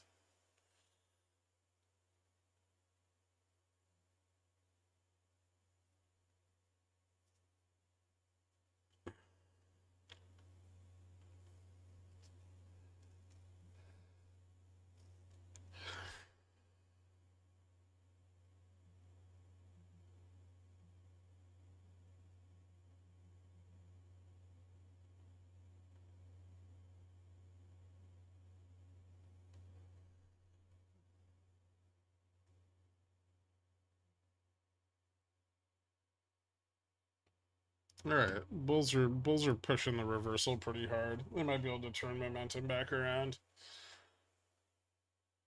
Just kind of what I was worried about. They almost fucking lost it. They were not well prepared for that. They need to get the 25 deeper in the money. Too many sold calls. Too many sold calls, and they didn't squeeze them out. So hopefully on this pump they do. And we get a move up into that higher range. 30, 35.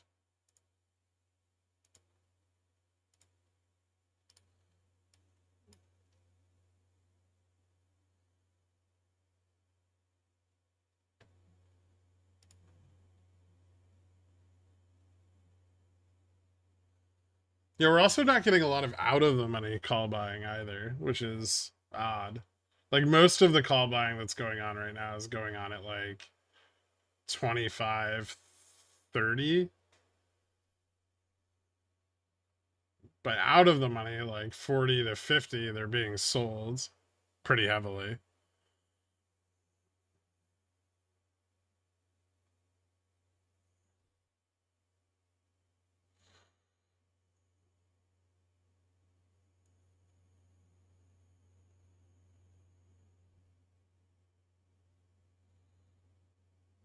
Y'all had ever had insufficient funds in a paper trading account?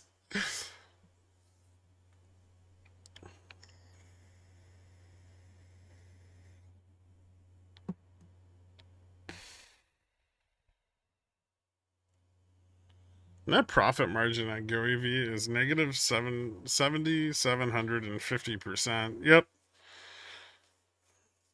But surprisingly, their debt's not that high, right? So they could still pick up a lot more debt. Um and they have like a pipeline for 2 billion in revenues through the contracts that they've gotten. So as they start delivering vehicles and realizing those revenues, that could change very, very quickly. They also just got a grant from the state of Oklahoma and I think another one from the Cherokee Nation, for like I think it was like 230 million in total. Although I'm not sure if they're the same grant or they're separate grants, but it's either like 130 or 230 million, for expanding their production. So, I mean, they got to deal with NASA. How could it not go to the moon?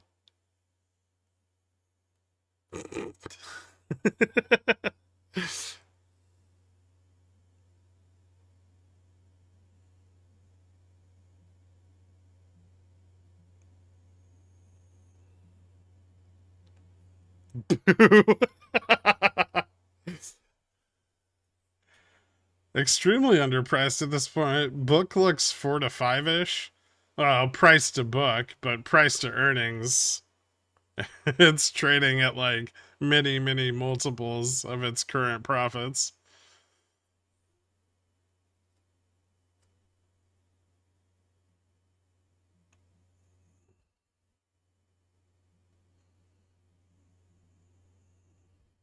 Ooh, gap up on the call side.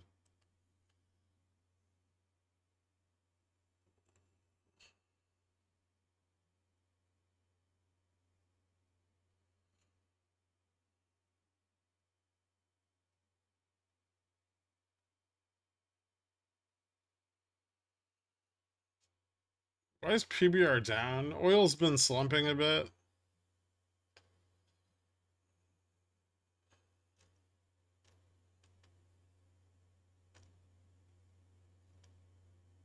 Oil's around seven, like oil futures around 78.30 right now.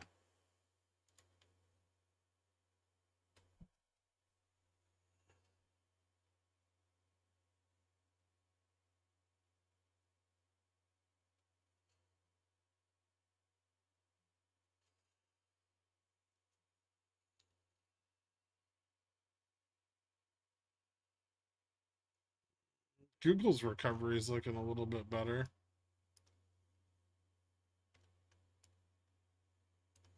Almost even on the day now.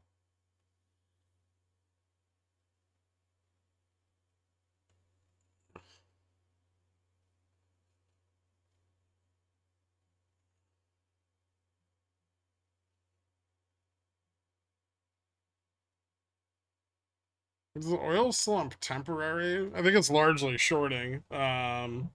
Shorts that were getting squeezed out of it when like geopolitical tension started to heat up with the Israel-Iran shit. But it's okay. Apparently that's over. Peace has been found in the Middle East, and we don't have to worry about World War III. Right? When does Dixie pulling back start to get inflationary? Probably back under 100.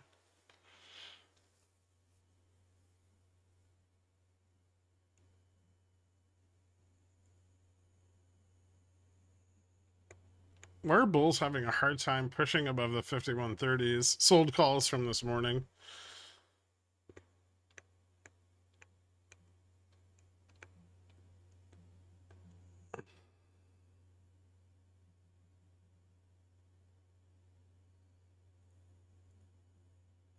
Best headline of the day. Houthis are offering free education abroad to American student protesters. Huh.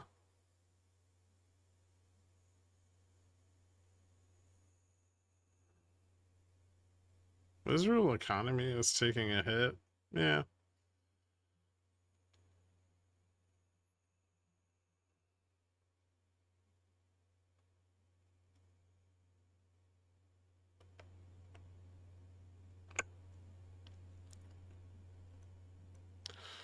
I'm ready for the nuclear apocalypse. I watched Fallout.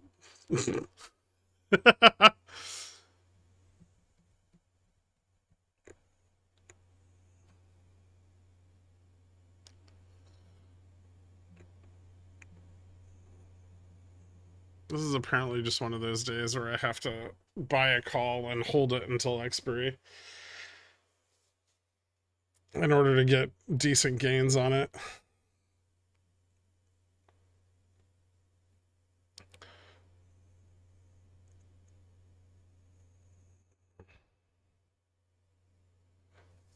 Hmm.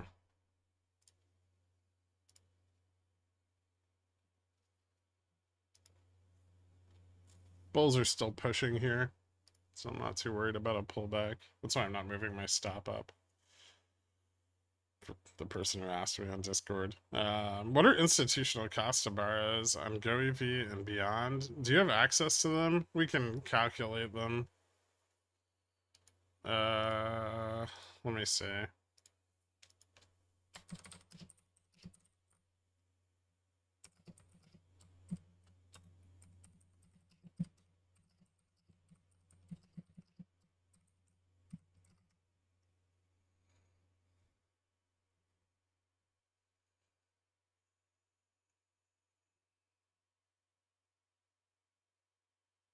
See if Dork can do it real quick. He might be busy.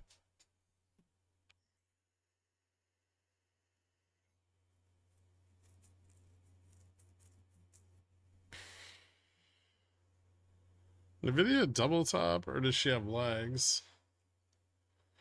I mean, probably. How much time do you have? If you have 0 DTs, I'd be careful here.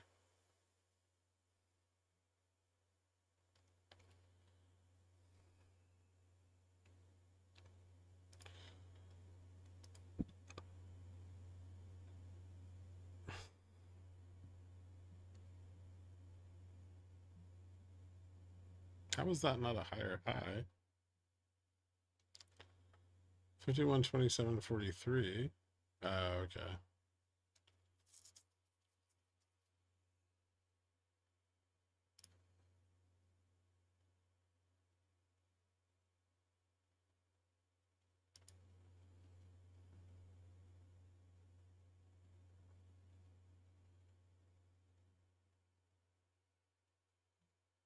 $51.40 in the cards today. I mean, 50 is possible if we get enough.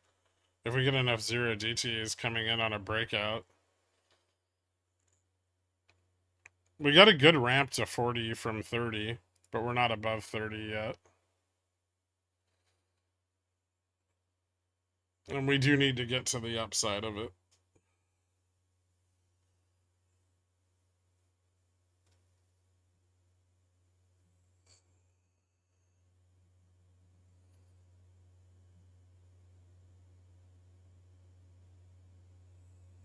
I think most of those classes may involve how to fly drones into large naval vessels, but hey, free school.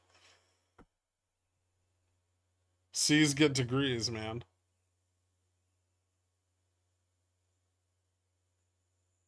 Cleveland Fed has updated their projected CPI. Is it low?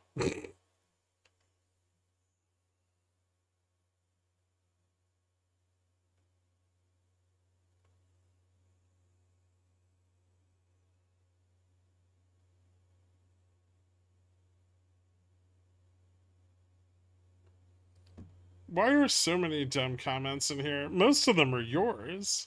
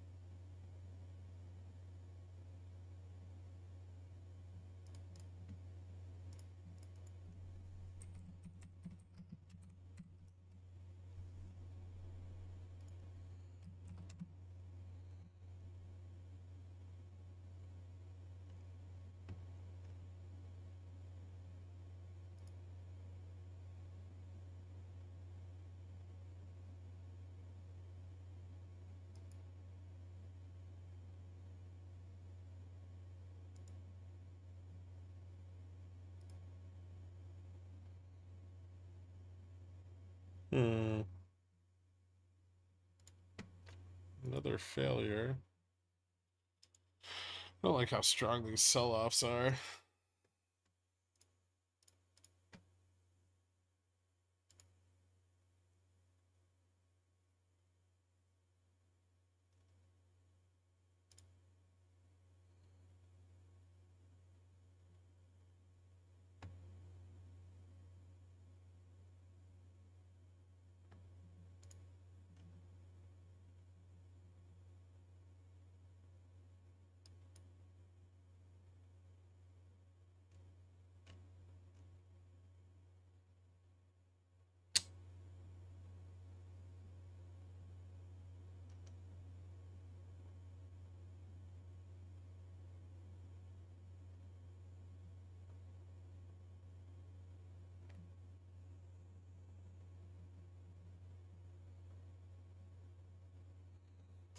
Israel's GDP is dropping. Private sector spending's fallen by 26.3%. Exports have fallen by 18.3%. And there's been a 67.8% slide in investment in fixed assets.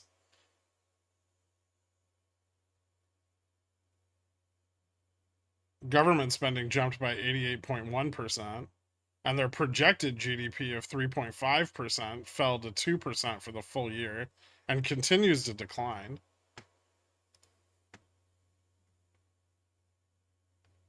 So you're wrong. The fucking war started at the end of 2023. Fuck off. So it slid 1.5% from their projected GDP, but it grew on the whole year, 80% of which wasn't during a war. Stupid.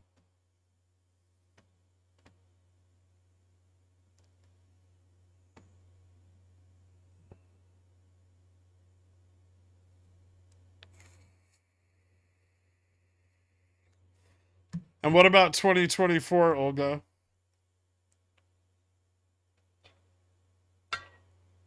That's goalpost moving. You need to rage bait better if you're gonna try. I don't care about Israel's GDP at all.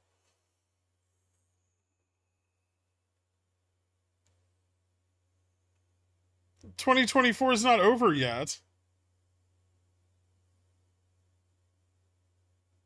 They can expect anything they want.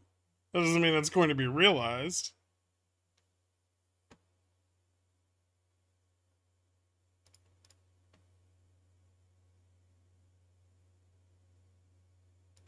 2024 has been over for a while.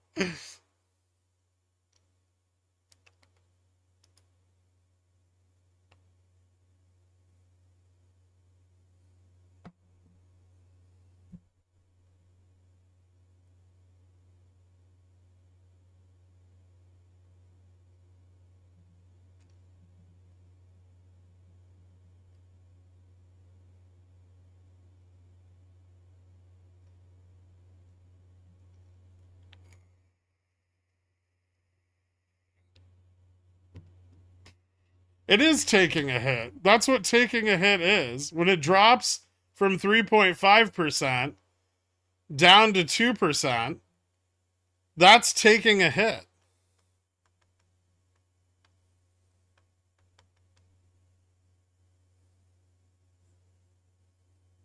Everything you've ever said in this chat has been moronic as fuck. Starting with the Sears shit. You know what? I'm going to save myself the trouble. There.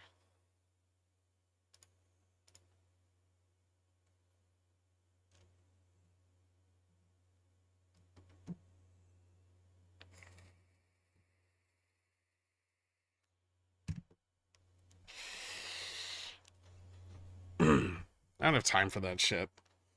I'm gonna argue with super stonkers. My worst fear is to be ridiculed by Gherkin. AJ looks around nervously. Olga's gonna call you anti-Semitic next. I don't care. That would require me caring what someone on the internet thought of me.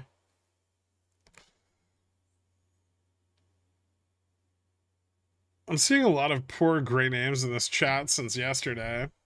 GME started running.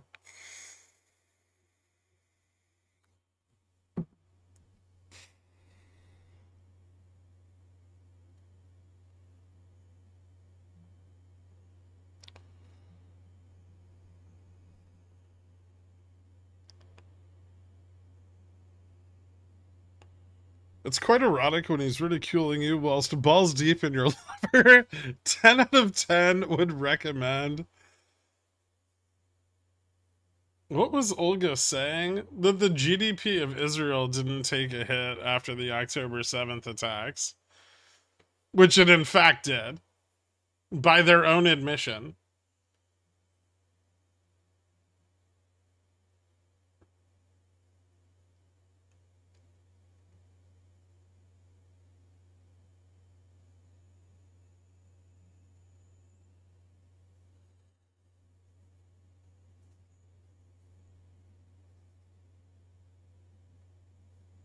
William Daniels, welcome to Cornishon. Thank you so much, man.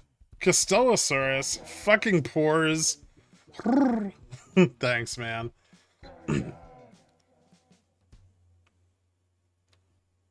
Never ceases to amaze me how hard they call you a shill, yet still show up to hate watch every time GME goes up 5 cents. 50 cents? Yeah, I know. It's because they don't know what's happening and they're confused. So they want to come back here, reconfirm that I'm a shill. And then when I'm right, they leave again after GME doesn't go to the moon. I'm sure Olga knows better than Israel. Yeah, of course. 20.7% Sisyphus.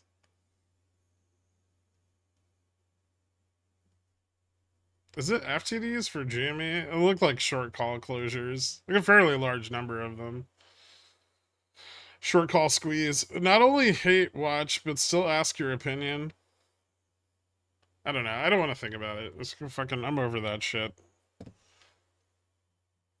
I don't have the fortitude to deal with it anymore. Olga, Russian bot from Brazil. No, Olga's been here forever, going on about stock conspiracies and Sears, and I just got tired of it.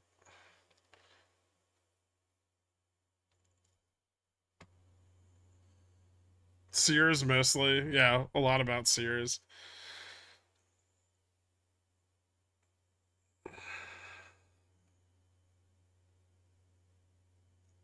There's nothing worse than hearing people who buy fractional pennies on the OTC talk about their bull case.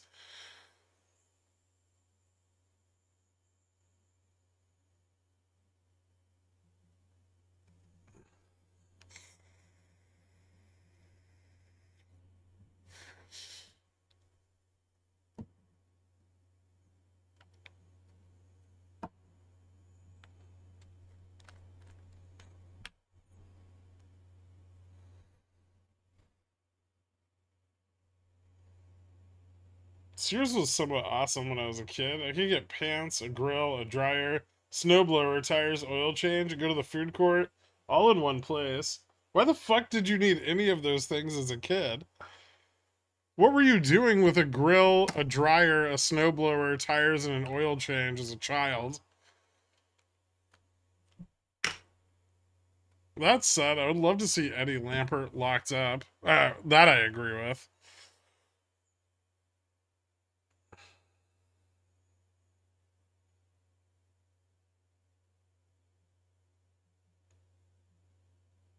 He was an old kid. Best childhood ever.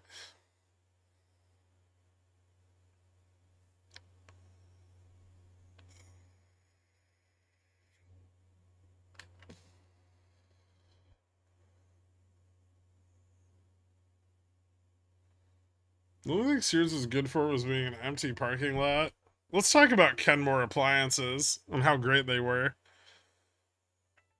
Hey Dad, thanks for teaching me how to use the toilet. I forgot to wipe. If you're ordering out, can you get the fish I like with that sauce that's dipped in catnip? P.S. Can we get a bird so we can do cartoon skits together? Great. Now the cat's using Ko-Fi. Better not be putting that on my credit card.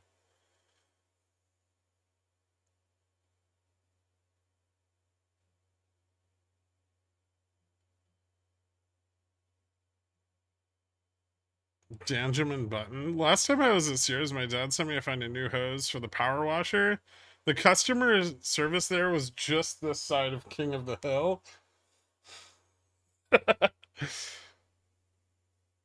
Did we go over the sudden death by sickness, lead poisoning of the second Boeing whistleblower?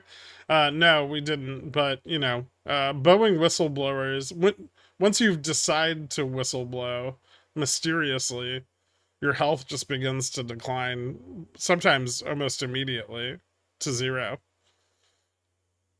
Zero health. Your HP bar just gone. He shouldn't have a credit card in his name. Well, it's cashback. I mean, I'm not interested in birds. They're gross and they shit everywhere.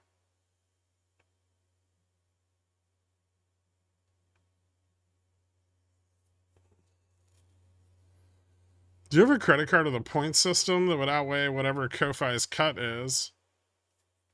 Do you get points for spending money on Ko-Fi? That seems ridiculous.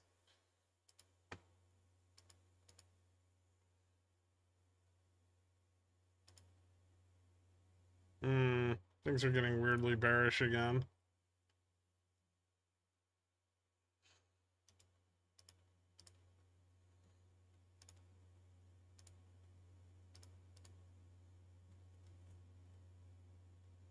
Why the fuck can't the Bulls get it up above 21, 25 and keep it there?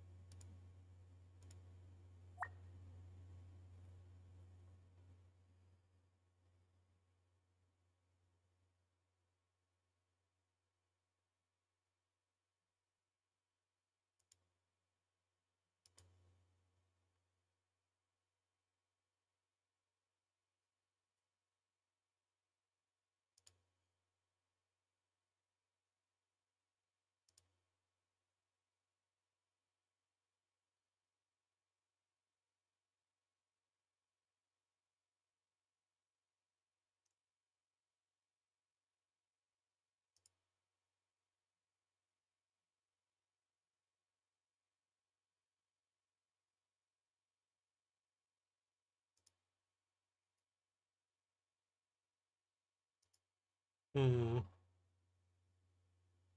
It's kind of weak.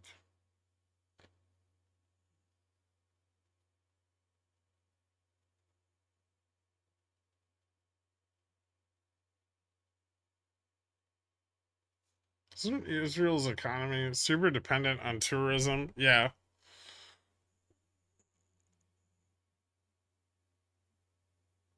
it's a big part of their GDP. Although some of that tourism's not gonna stop, right?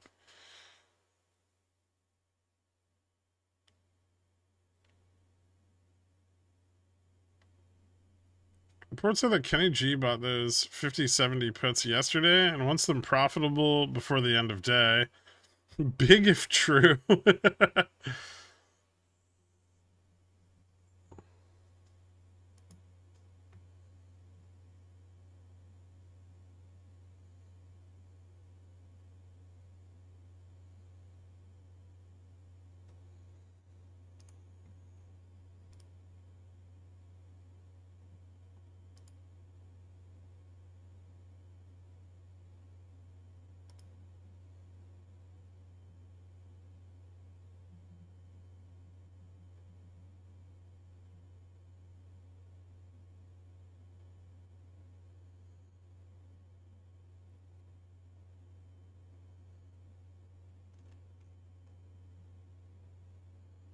Hmm.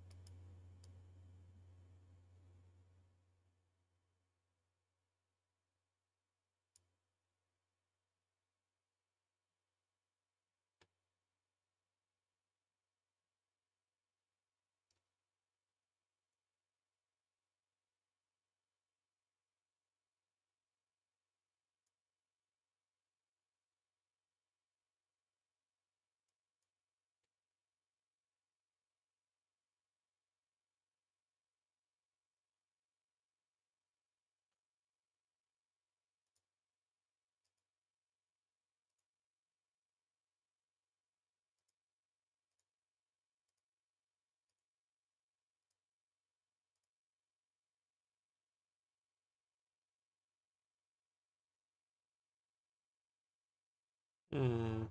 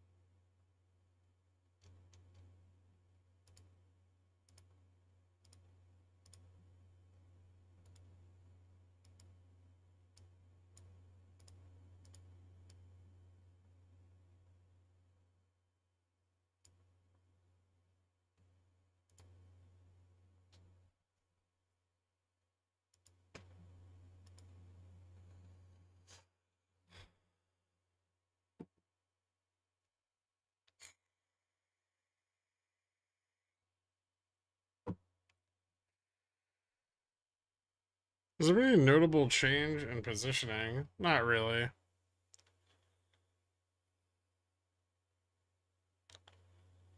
Some gamma got bought up on the dip. There's still a lot of out of the money calls. There's some negative pressure from Charm. but maybe not enough. Below 51.25, there's quite a bit. But at 51.25, it's probably pretty even.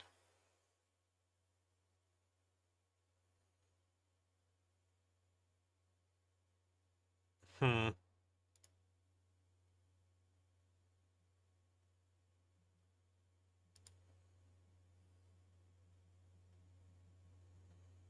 We still have a little bit of upside range, but we're also still picking up a lot of sold calls.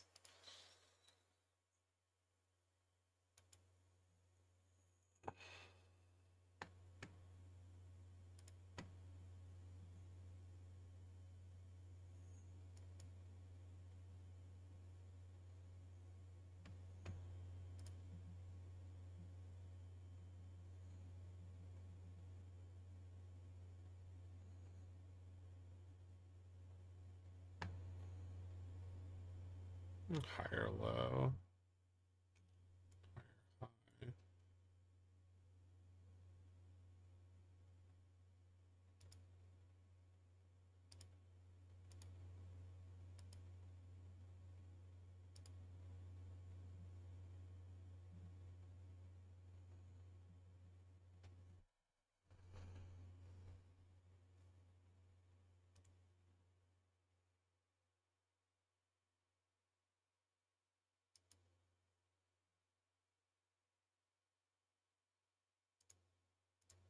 Hmm.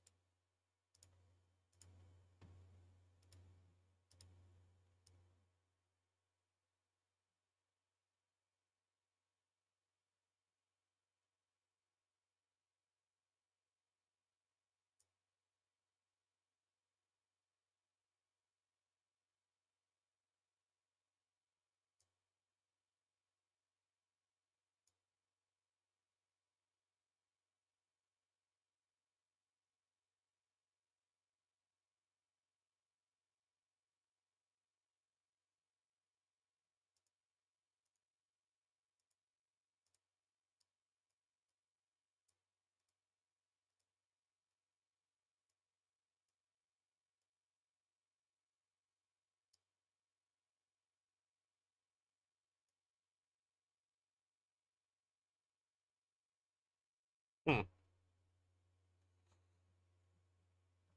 Rip through 130. We'll see.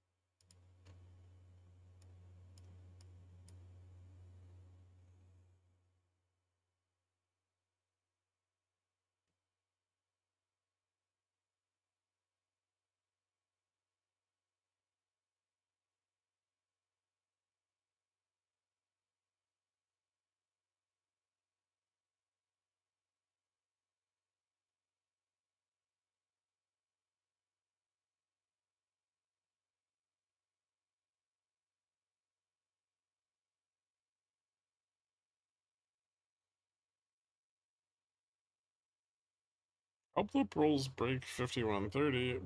Buy some futures. Greek, when majors start acquiring assets in the commodities complex? What?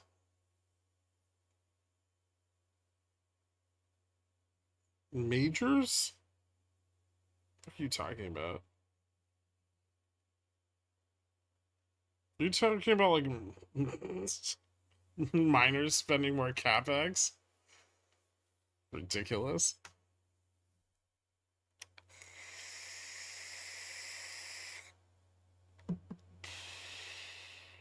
When do you estimate GoEV will break out? No idea. Liquidity is pretty tight right now. We'll see what happens when ETF FTDs come due. Could force some positive pressure.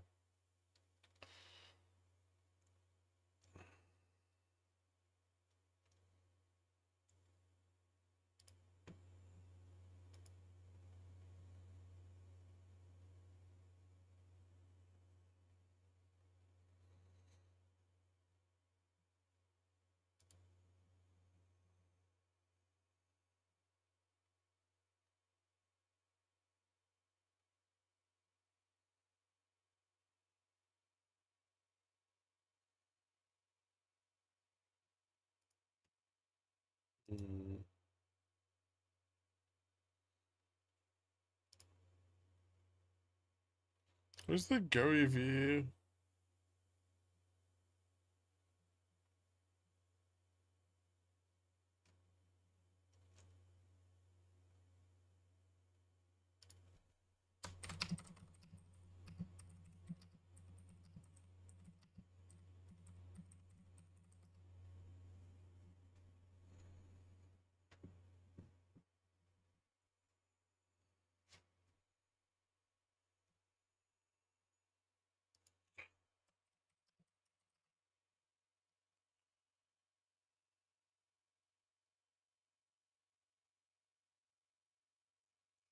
That'd be.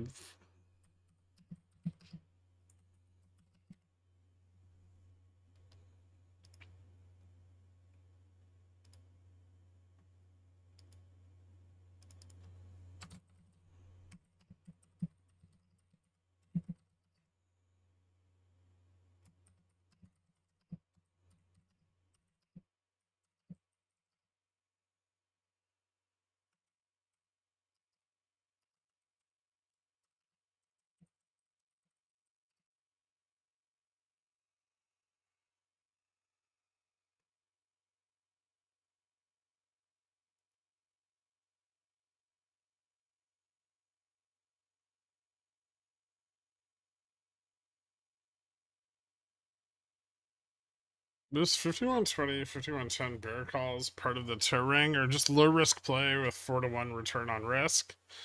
Mostly just a way to hedge off the call without burning a day trade. We'll see if it pays off. Bulls are still trying to pump, so it may not.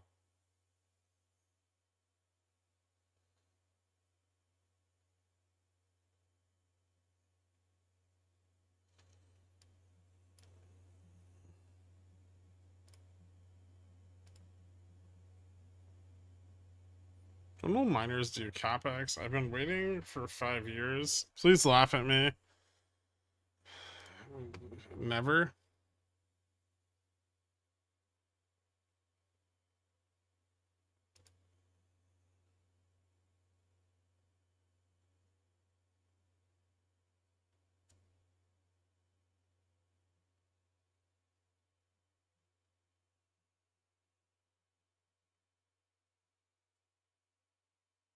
Are bulls building up for next week? Probably.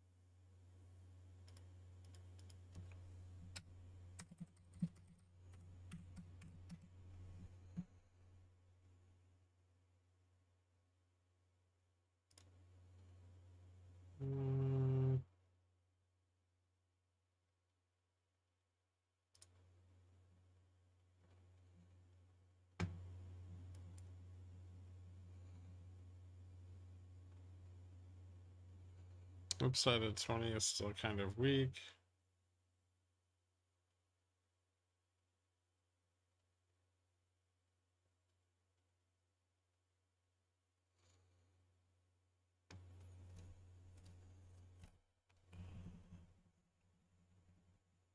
It's my financial advisor's birthday today. She's the greatest and gets unlimited treats and wet food. Video 900 test would be swell, but I have major doubts for today.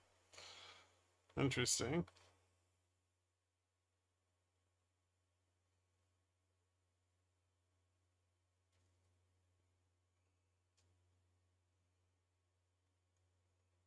Hmm.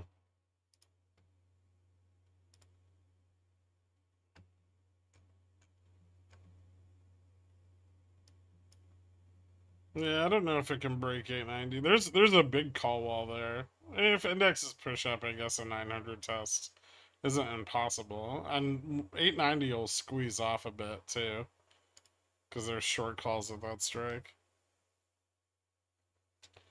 If this bounce fails, there's negative pressure below 25. If this trend fails, then yeah, there's quite a bit of negative pressure.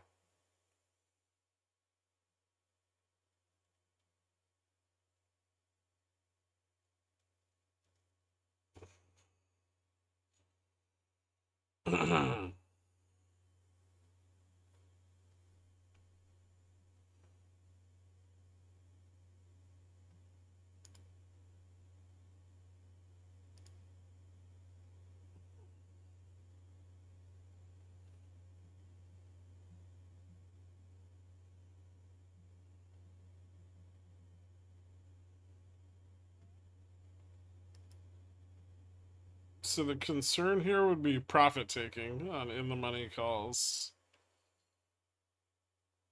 And yes, they do take profits sometimes.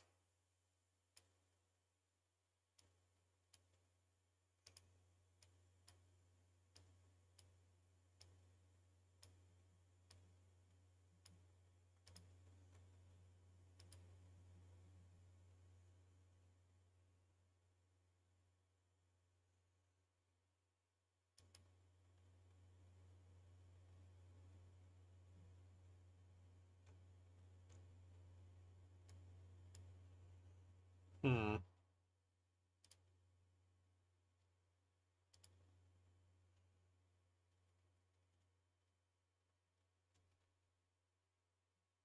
Yeah, futures at 51.55 still just not as supportive as it could be. 51.50. We're above it. But I'm not entirely certain it's gonna last. Like a full correction would have been far more bullish, right? Instead of like continuing to fail here. So here, we should have kept going up. But instead we've kind of gone like this.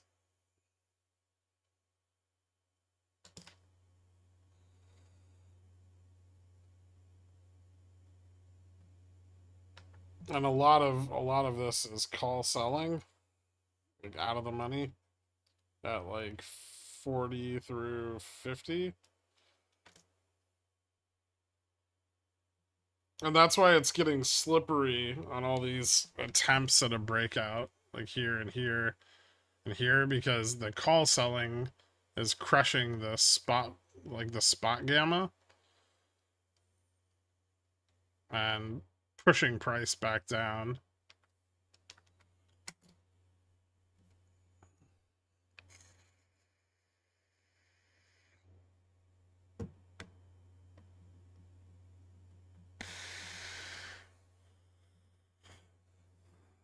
Declining grades, supply constraints. Doesn't matter until they do. Yep.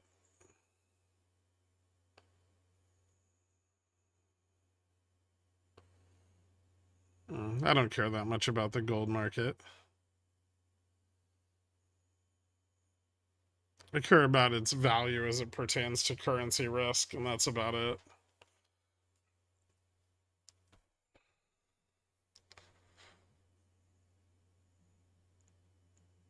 Any recommendations for hair products that help with thinning? I'm Italian. No.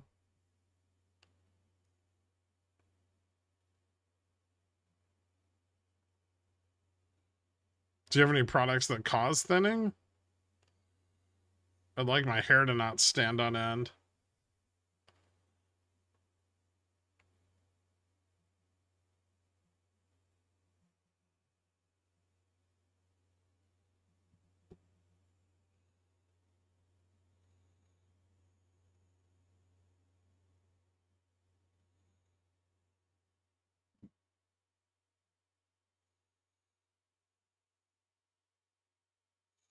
Let's do a mustard. Hair transplants? Ooh.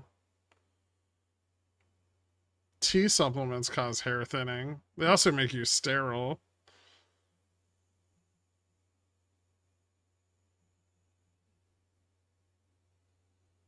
Well, we left a downside gap on this move up. We'll see.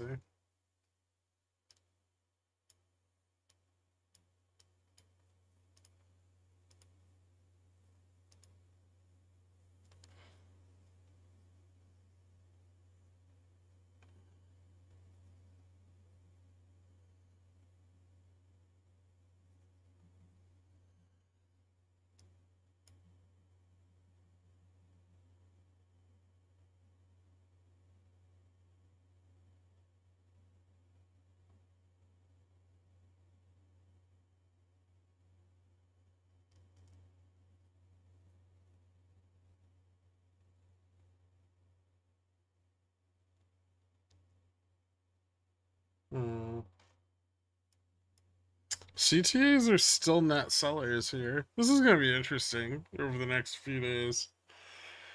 Next week.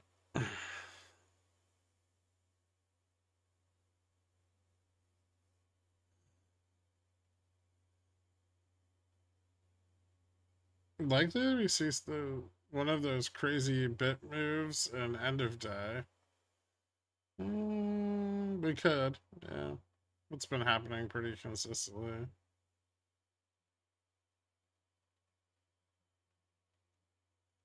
Bald can still be pretty hot. I don't know what the problem is. Well, people want to be fat, pale, and bald, not bald and ripped. And that's the solution. If you go bald, you just have to get ripped. Look at Bezos.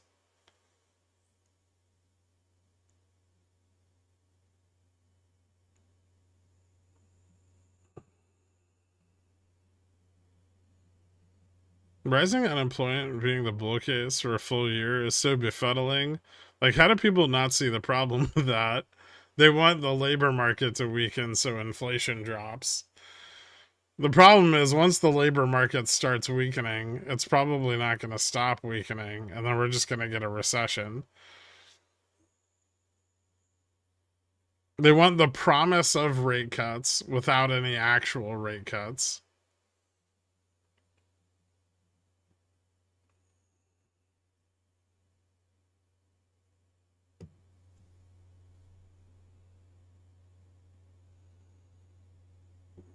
Did you see a mechanical reason for the run on BNED? The short volume during the drop was massive. Which run on BNED?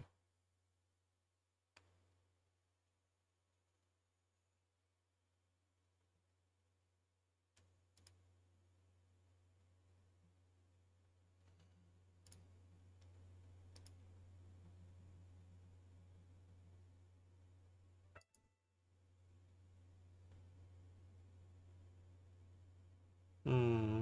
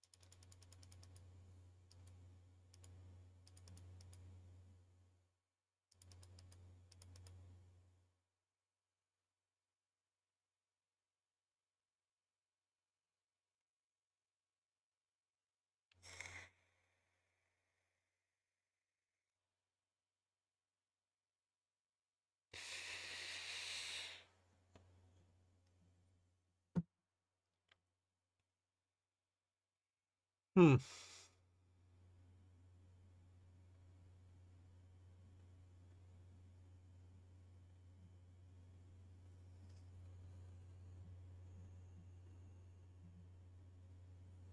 It's on the other side of 5130.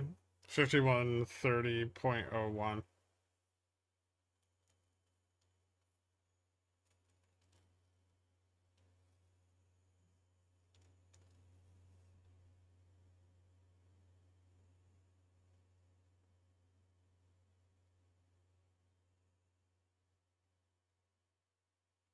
Gamma max is the point at which the MM is no longer hedging gamma.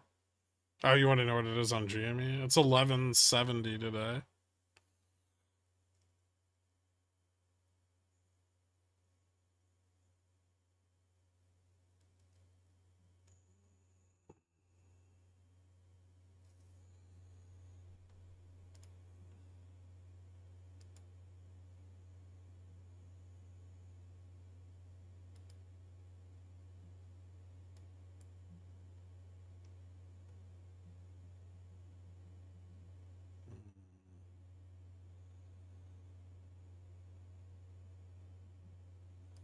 Do they just keep pushing till the dream dies?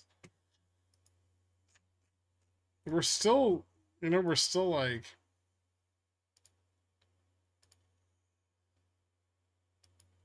2.5% before below the like local high, right?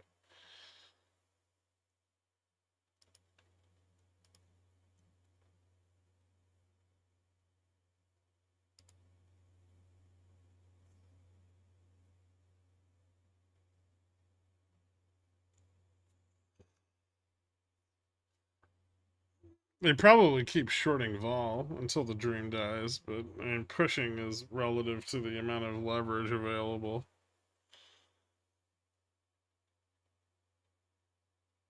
It's definitely bullish for Jimmy that GM moved down, right? No.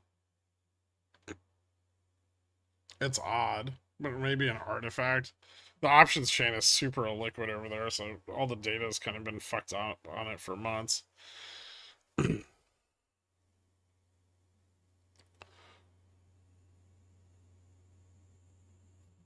I think Gherk's feeling a bit embarrassed. He didn't see the GME move, 40% move, so he doesn't want to show it. I saw it.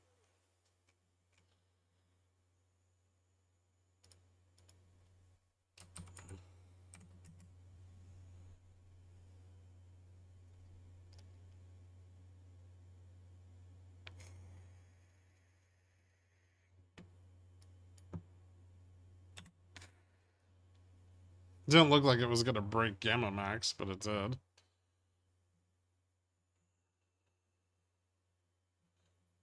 Translation, I'm mad Gherk isn't showcasing GME. When did that become 40%? He's counting it from like the bottom, I assume.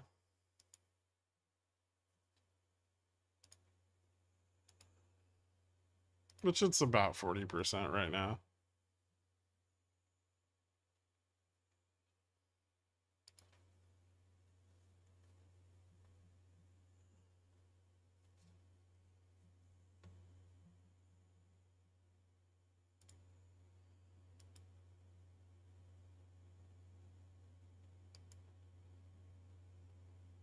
Hmm.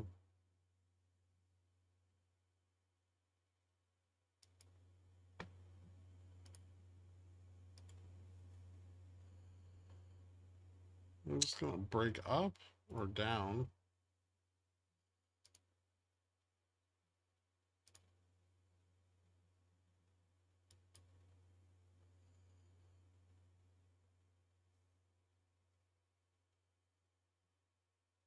Something's gonna happen here. Short calls.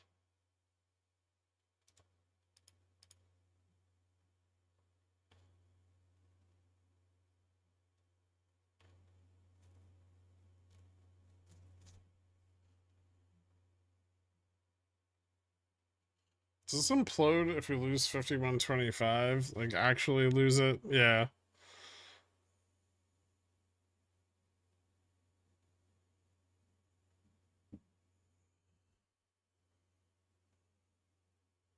Meme stock's about to get some secret CNS this afternoon. We'll see. They could. I mean, if SPX breaks out, it'll definitely pressure shit. It's very close to breaking out.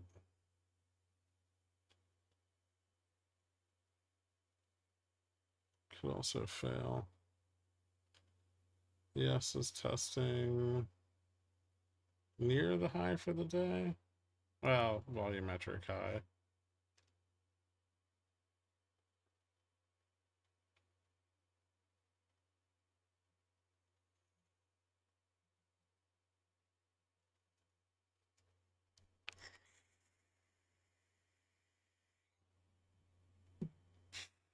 Fubo's never going on reg show. It's so liquid. I feel like Gmu's ran more than it should, and the reg is incoming, but this could be my bias. Probably. I'll probably sell vol on it when it starts to trim a little. Hasn't yet, but XRT is not on reg show. I'm not like worried it's gonna do anything crazy.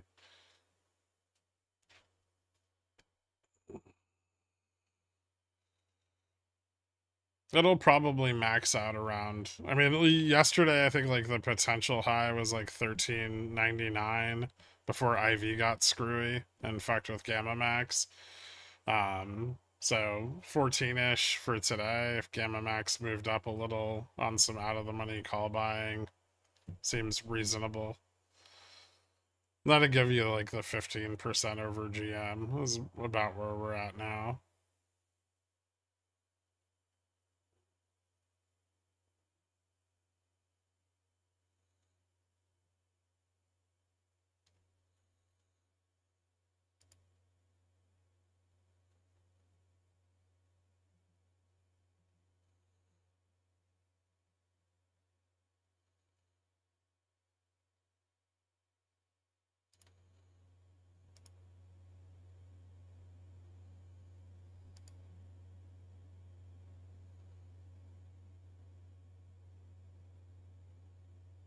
Hmm.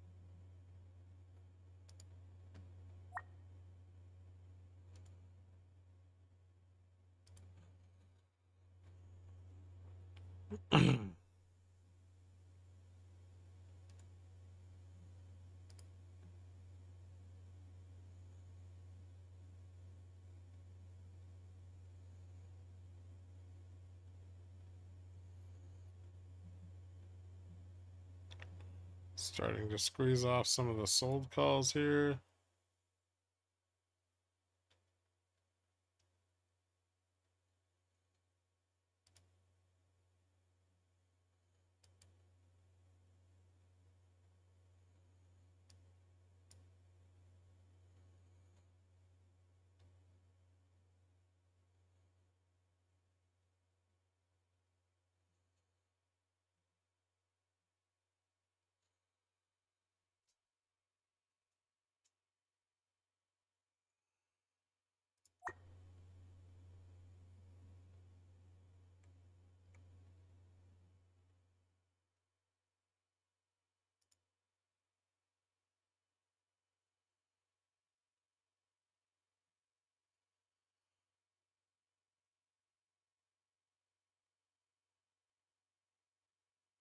$13.81.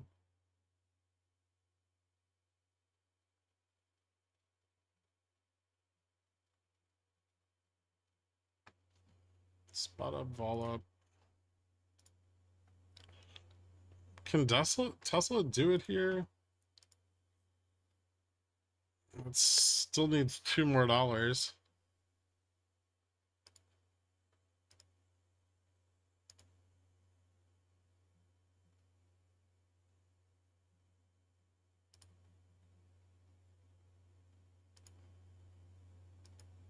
Mm,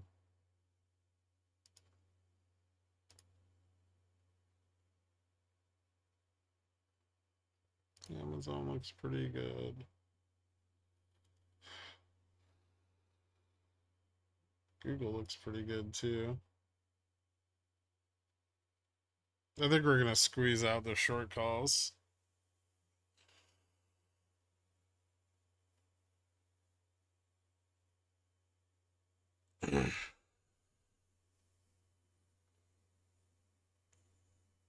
If we do, this might rip. Vol's building quite a bit.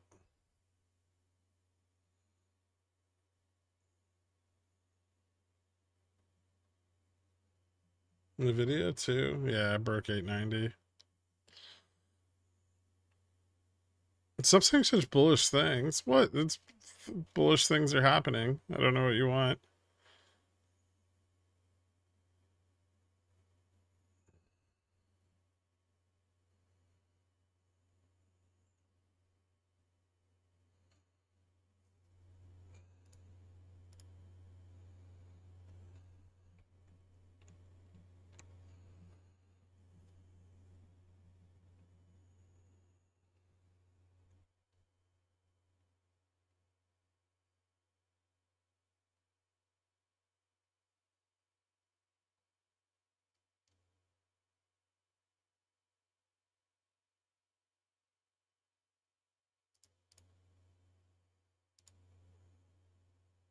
We're gonna start to get a lot of call buying out of the money.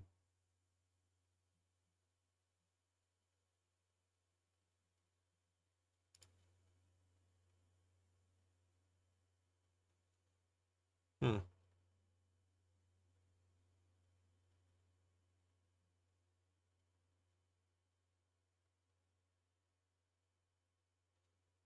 $35.40 is already picking up. 51.50s. Gamma's up too. Charm should be positive. Yeah. Charm's getting pretty positive here also into the end of the day.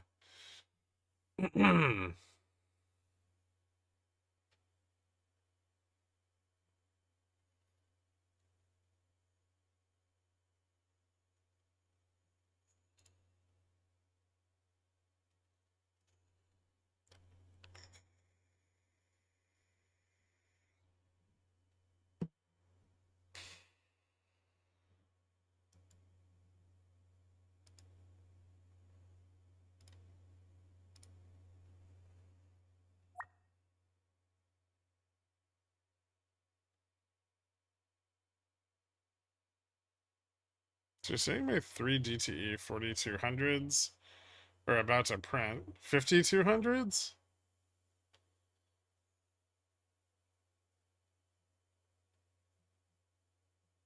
Calling a rejection hard in the next 10 minutes. We could get a small one. I don't know if it'll be a hard one. But we could get a small rejection here. I don't know about the next 10 minutes. Probably closer to the next minute or two. But I don't know if it's gonna like persist. Like it's probably just gonna be a small pullback and then more out of the money call buying.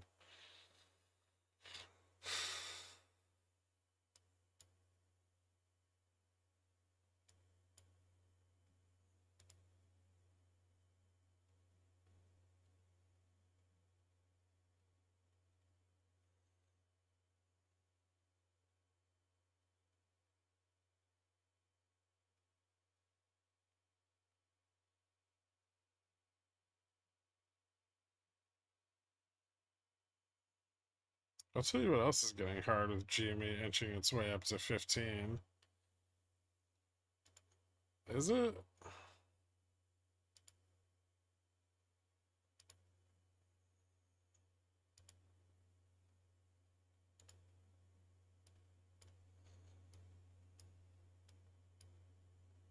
So it's inching its way up to 14.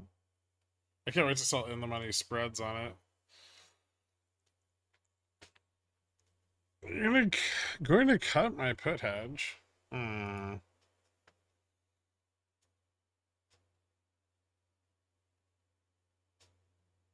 a little early for that.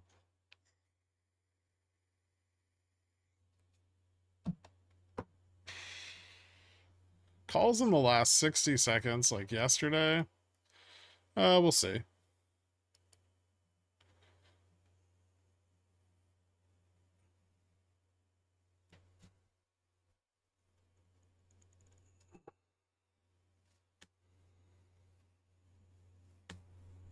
I still believe in you, Gherkin. What? Okay. Thanks. Docu? What about Docu?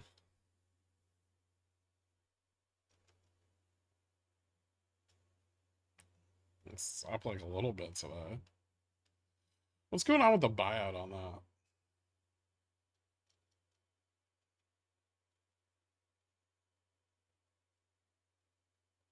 Ooh, Beyond's testing 770.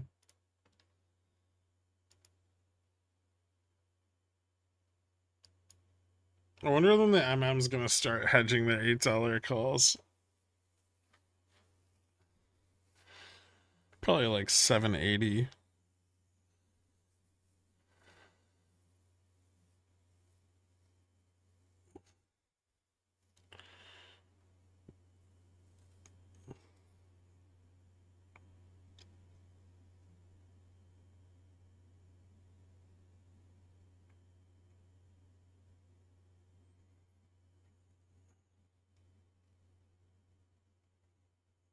Super Song says it's time to ask yourself why about GME running, but I didn't. I entered some SPX positions. I mean, the rising indexes lift all boats. It's just felt more strongly on over short meme stocks. Does anyone check Neo? It's been doing good. I looked at it yesterday. My leaps were way up. Well, they're about the same. Didn't move much today. Actually, it's down a little bit today, I think.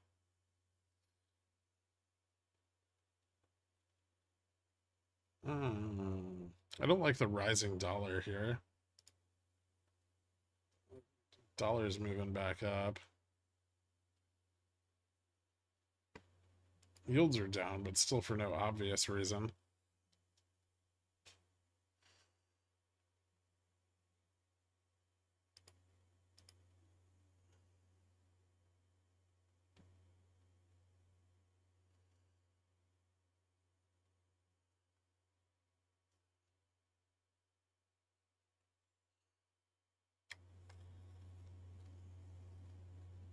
Would a dollar rise if they're leveraging the carry trade? Yeah.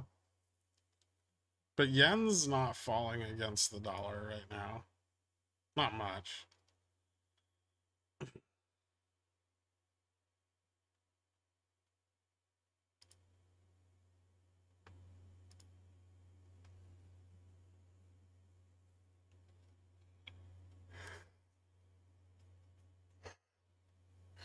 Ugh. For less than the cost of a cup of coffee, you too can adopt 5 beyond 8 0 DTE calls.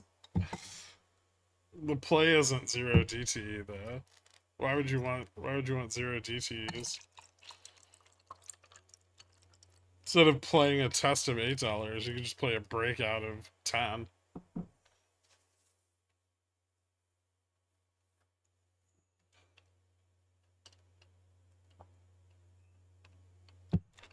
With more theta.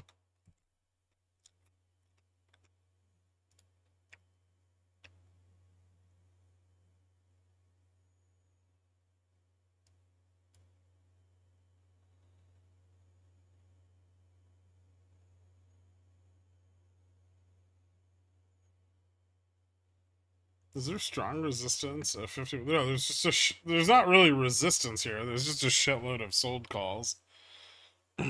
All the calls that sold this morning are up here, and so they're trying to squeeze them out. That's why they keep pressuring the upside.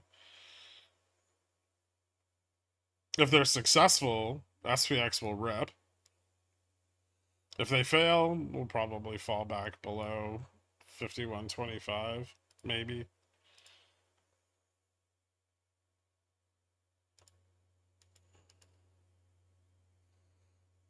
Let's see what out of the money call volume looks like.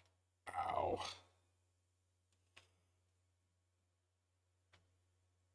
Do you have any $3 Go EV calls? 517. Yeah, I have some. I think I have like 10.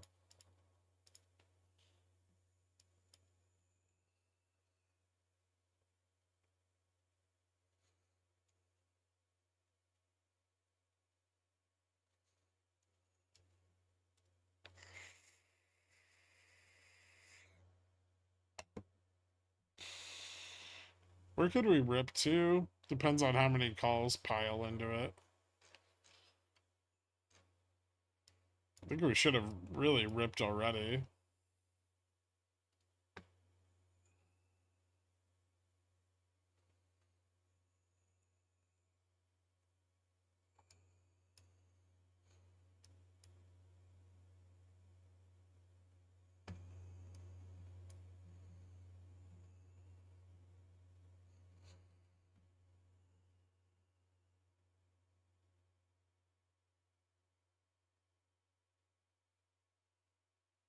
Short calls don't want to close.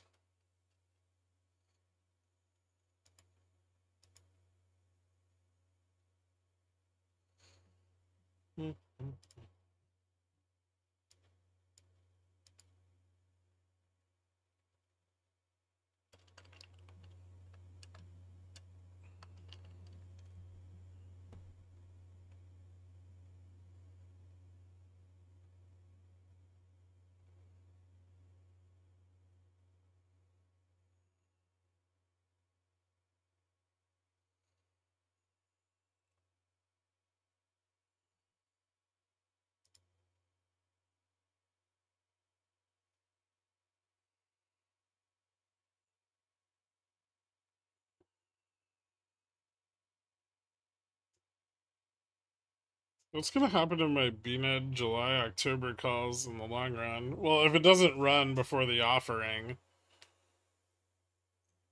you probably don't want them into the reverse split because they'll become absolutely fucking worthless. They'll be worth 1 share each.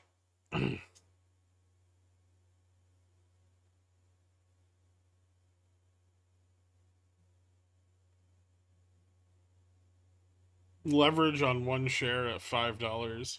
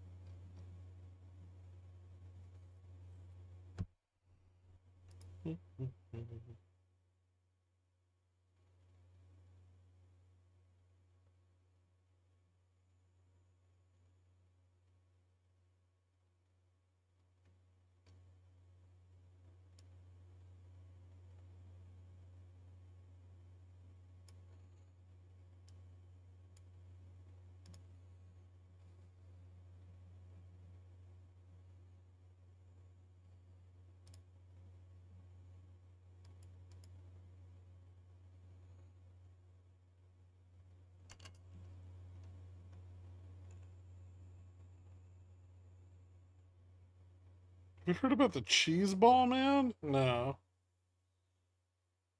Who's that?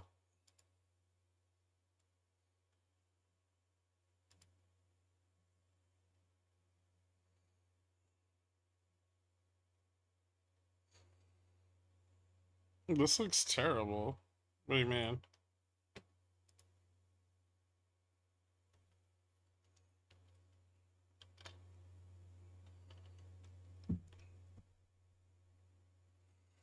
No, I'm not going to do that. It's ridiculous, Red Ranger. NQ's super bloated and about to pop. Yeah, it looks pretty good.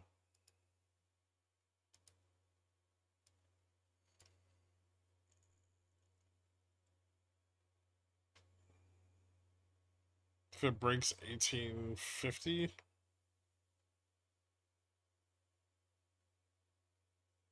could test like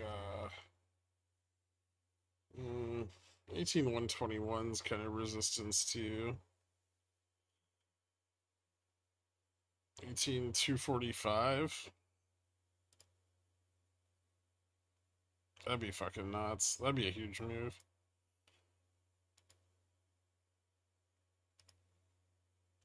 Like a 3% day.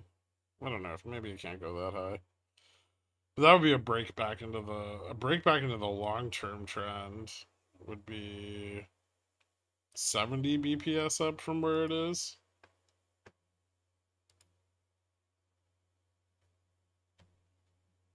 Which would be a 2% day, probably close to a 2% day on SPX.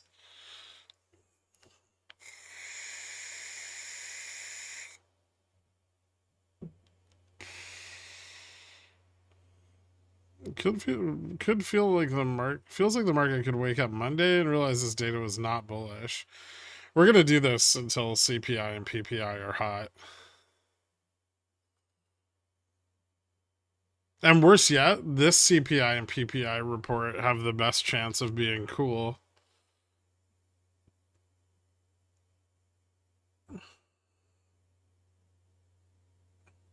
In the May report, healthcare costs get revised in, but we don't get that report till June.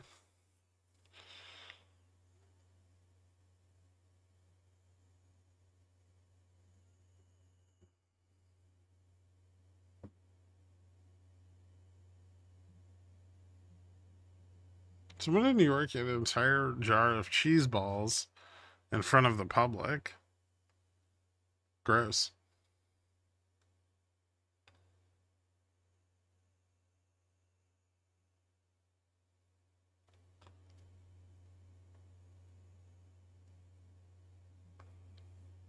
Does Beyond have level to light the rocket boosters? Yeah, it may. Once it breaks 8, there's a decent chance it could keep just going. Right now, Gamma Max is still like 108% from spot.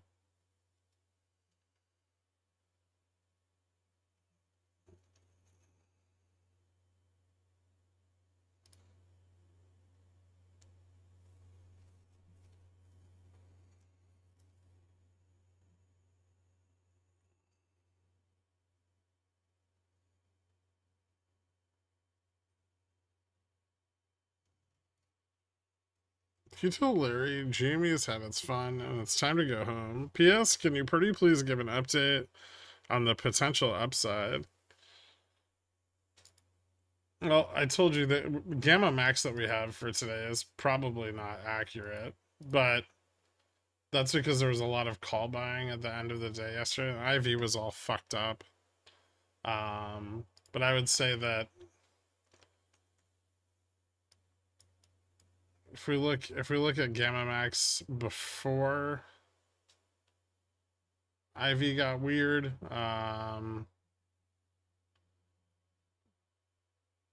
it's probably around 15ish.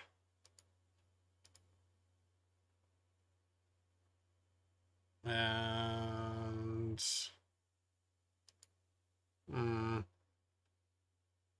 Maybe a little lower. But probably somewhere around 15-ish. Oh, you know what? I can check. Hold on, let me see if I have it here. Maybe this one's fixed.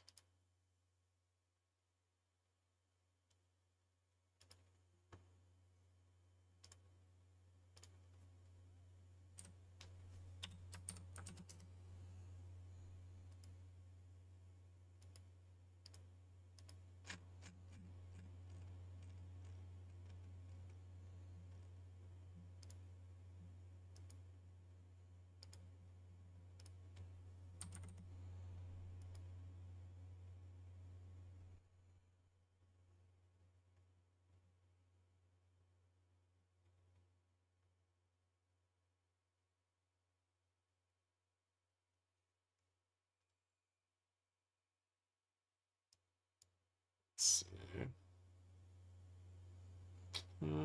That's roughly the same.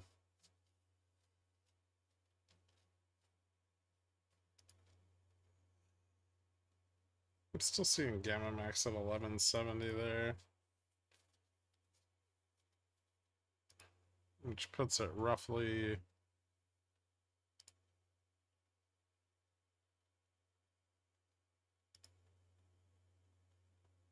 27% above GM. So I think, yeah, I think it's just skewed.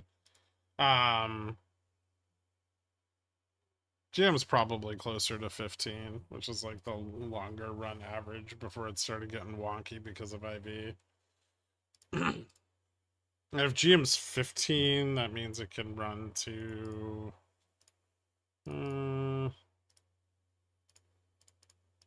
maybe like 17-ish.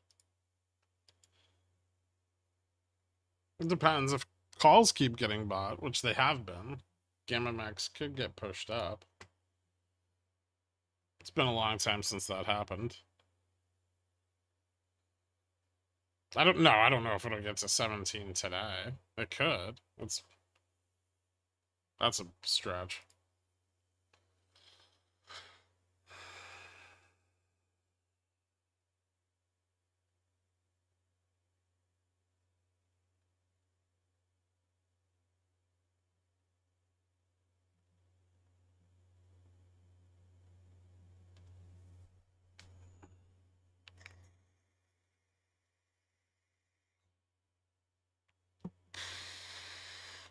It could be hedging the short call squeeze. I mean, short calls are definitely squeezing off on GME. There's no doubt about that. And sold puts spiked super hard too. So, I mean, there's covering going on.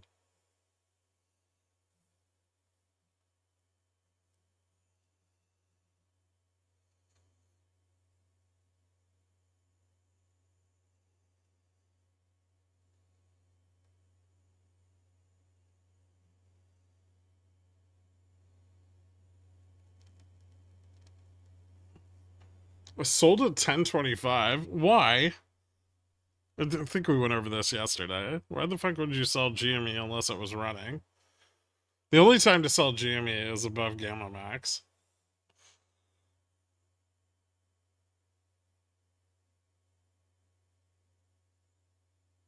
How many times can we get rejected off of every single level before it gets bearish? What, the SPX? I don't think the SPX is getting bearish today. They're going to keep buying calls until the sold calls squeeze out. And when we hit power hour and those calls get cheaper, they're probably going to buy 10 times more of them.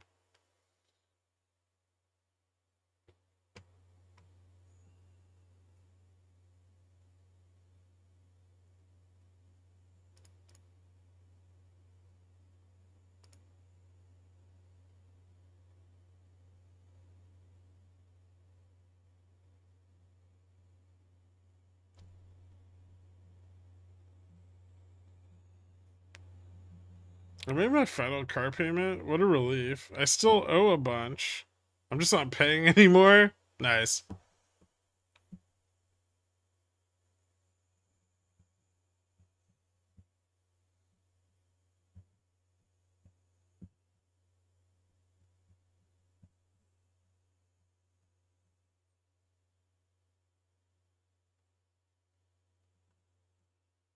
How is that amount of call bias sustainable?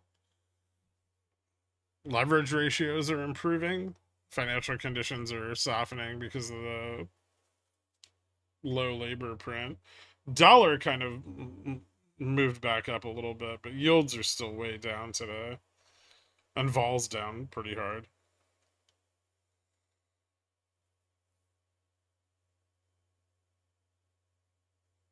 What was the epic song you used to play? I have a bunch of songs. I'm hanging in there.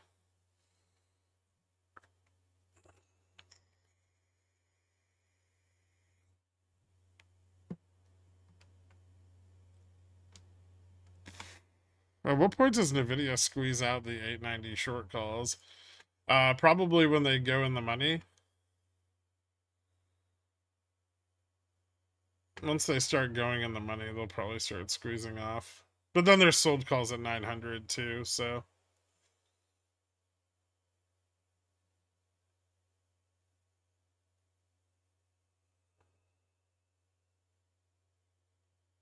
I heard some GameStop trash talk on Friday while I was at work. I need to laugh at her.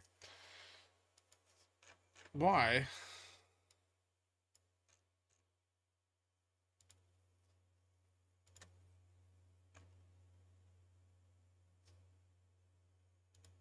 Listen, as someone who formerly owned GameStop, I can tell you with absolute certainty that 3 years of lower highs is not bullish.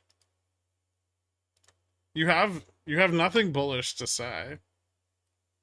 Okay, you can't laugh at anybody.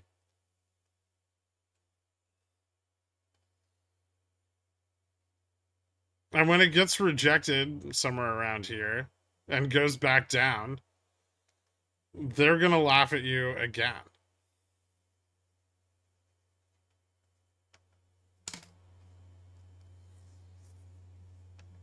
No, it's not a 3-year bull flag. It's just a stock slowly dying.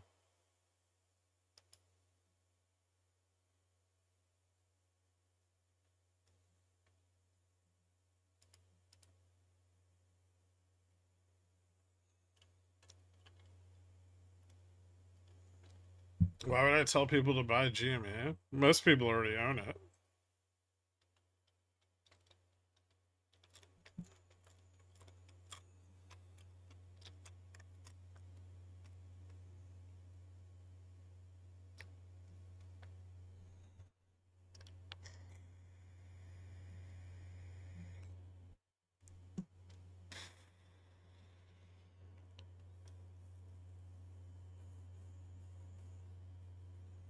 Yeah, whatever it runs to, I'll sell some calls.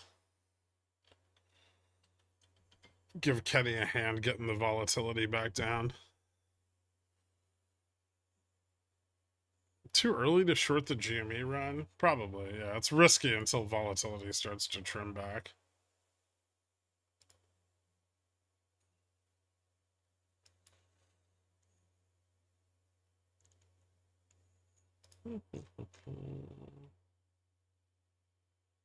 Hmm.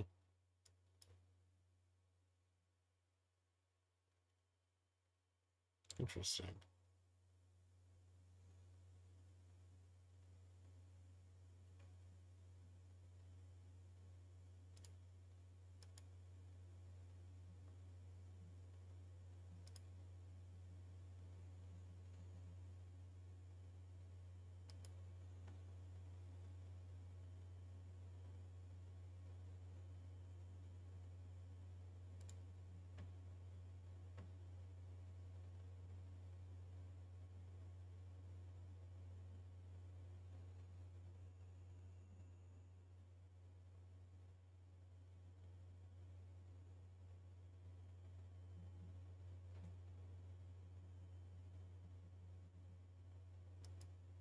Mm.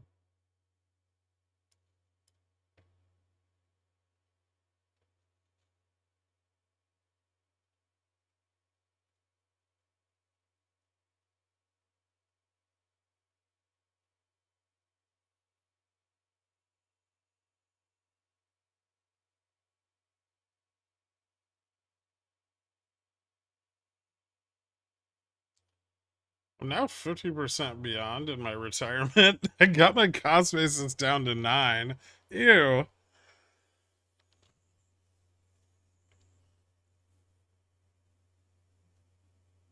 Pontiff incoming. Jesus Christ. How's the day been? I'm gonna get a plate lunch. Okay. Interesting. Why is SPX failing? Because bulls didn't push hard enough.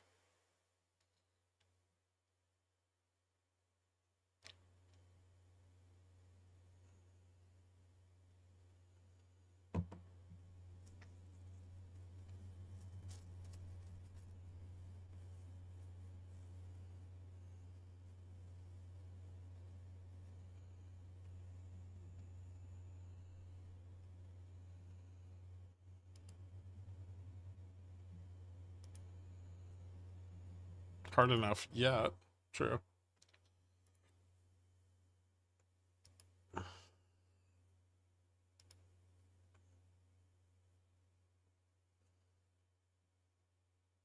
Bulls really aren't in the most stable position here. They needed to break out above 30. Failing that is not necessarily great.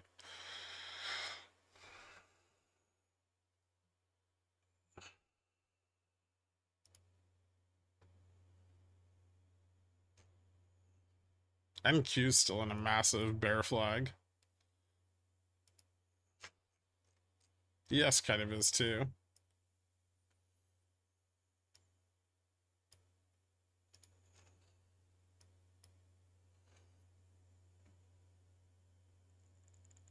And where do we close, boss man? I mean, 51.25 seems somewhat reasonable. But if we squeeze the short calls, we could get to like 50-50, 50-55.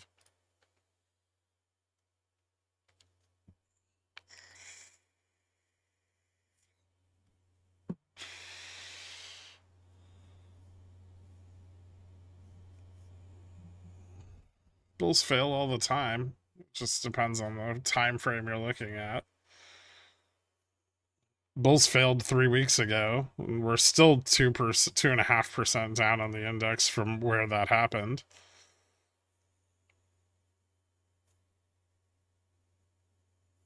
You leaning bullish into next week? Yeah, I'm pretty bullish right now. I'm long almost everything. I still have 5 puts for September, but I figure I'll wait till VIX is at 10 or 11 before I buy more of those. Honestly, beyond to 840 before earnings. I want to see it go to Gamma Max before earnings. Ideally. I don't want their earnings interfering with me making money.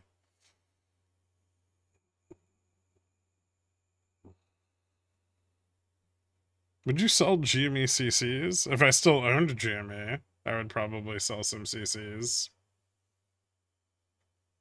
after it tops out.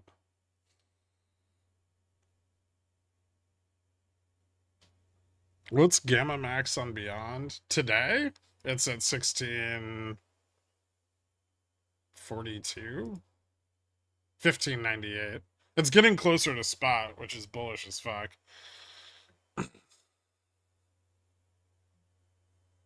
Their earnings are not going to be pretty. They never are.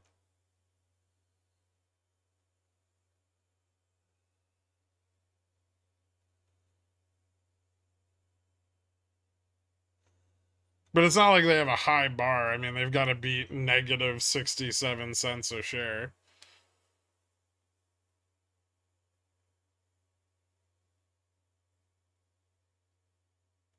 I sold all but 10,000 shares of my GME, and then I sold the rest at the last earnings.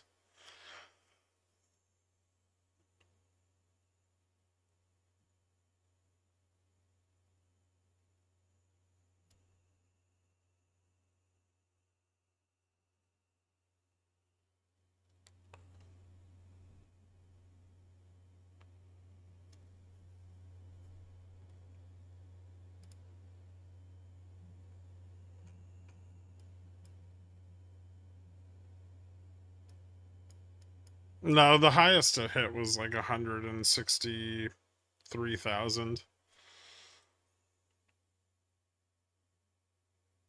So I sold all of that in the December run between like it was like 17 and 1780, and then I kept 10,000 to sell covered calls on, and I sold those at the earnings. I got stopped out in after hours because they were shit. Earnings was shit.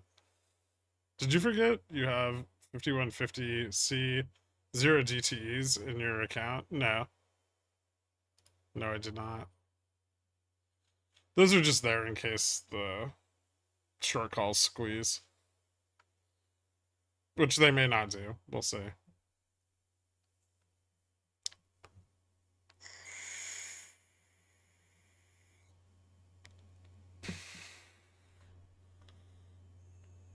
Calls on lying. Almost everyone in here has seen my port when I had GME in it.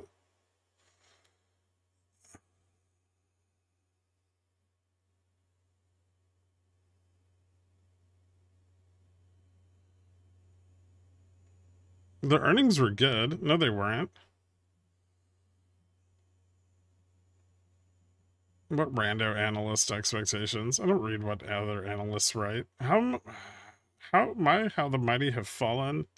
I'm just gonna start banning GME people. This will be a good way to get rid of fucking assholes.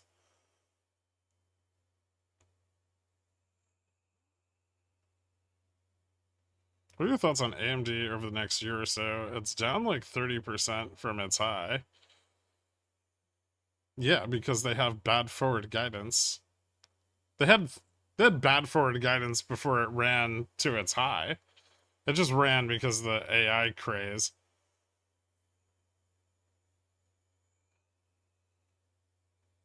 Gherkin had like 40k shares and then it split.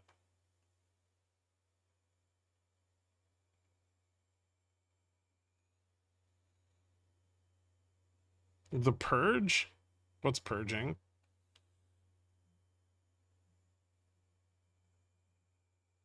Oh, yeah. I just don't want to listen to them. I don't care if their stock's up $3.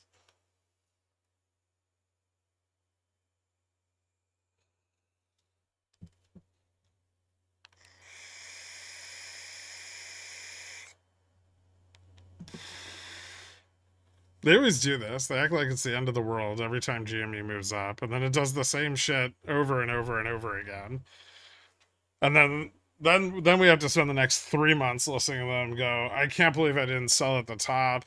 I'm such a fucking idiot. I'm gonna bag hold this until I'm old and dead.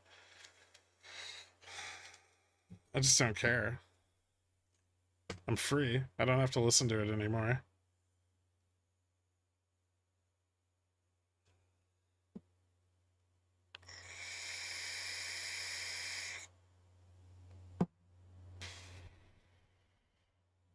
This move to $14 is the real MOASS this time.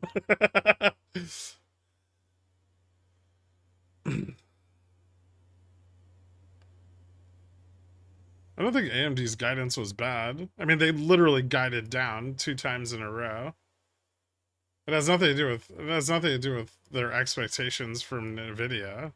The fucking stock was massively overvalued. It still is. It's still trading at like a PE of like 213x.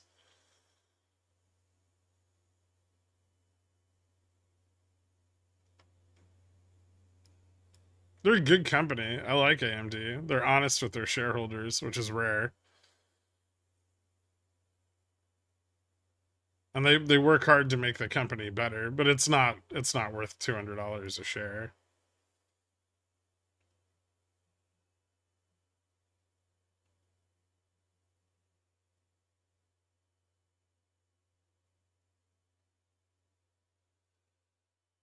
Do you know how to get a therapist? You can make a ton of money off of referrals.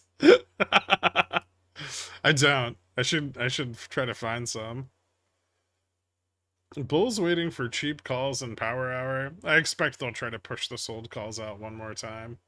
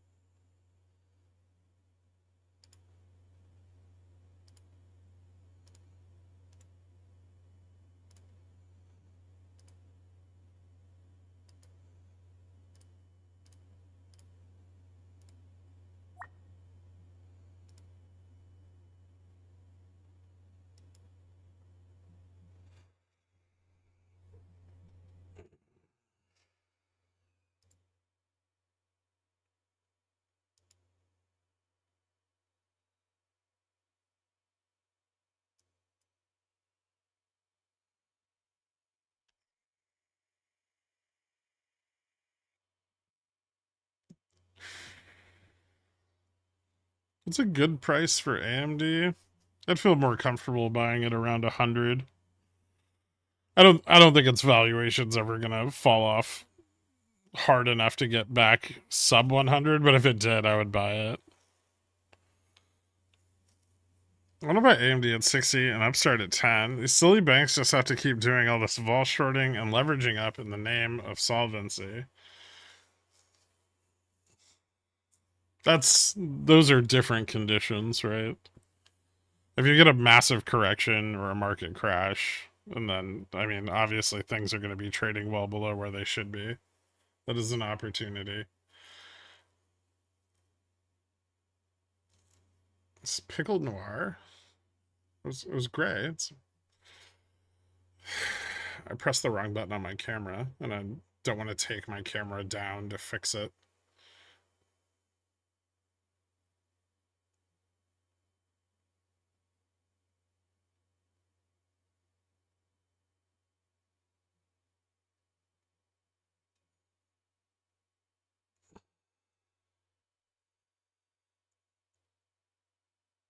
Are you bullish on memes through next week? Yeah, I'm long Upstart and beyond. Oh, and Go EV, which I guess is a meme.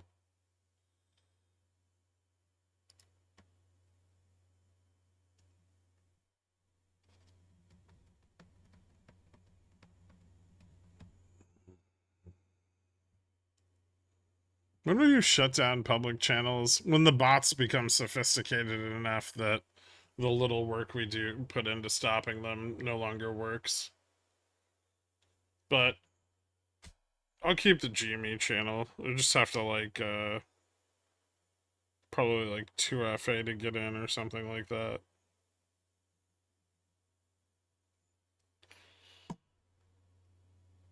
I said as long as people want, I would provide information on GameStop.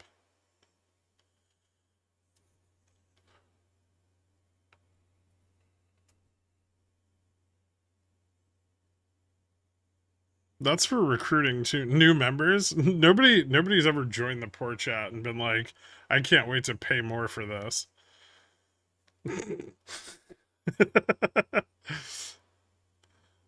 If anything, the thought is I'll pay money never to have to see this again.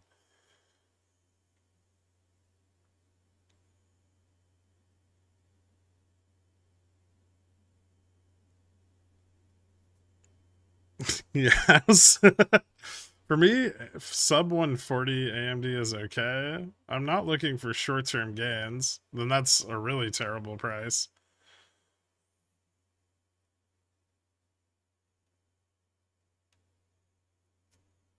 They're pricing in like 5 years of growth for which expectations are not being met. And they're telling everybody, we're not going to meet these expectations, and no one's listening to them.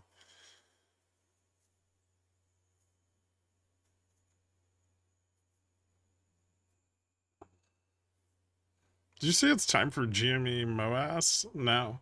No, I didn't.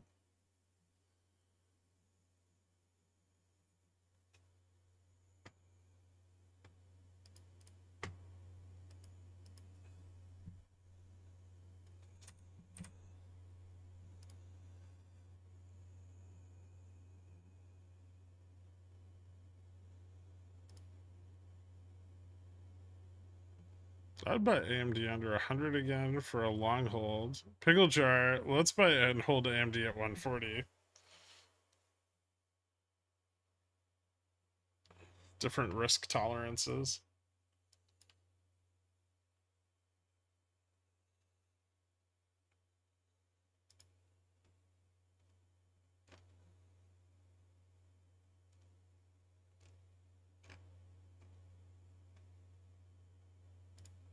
Ooh, Google's green on the day again. Nice.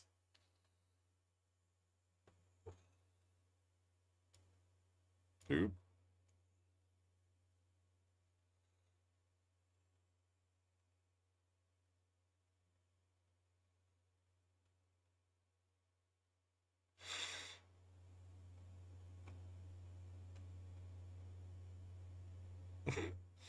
Look at that wick. Jesus Christ.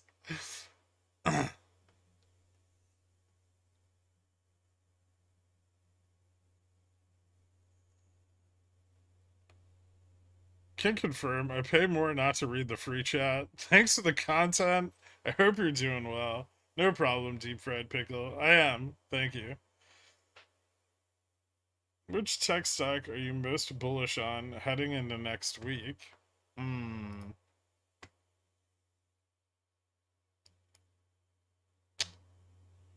Let's see. Apple and Amazon are the most stable. Meta and Netflix have the most range.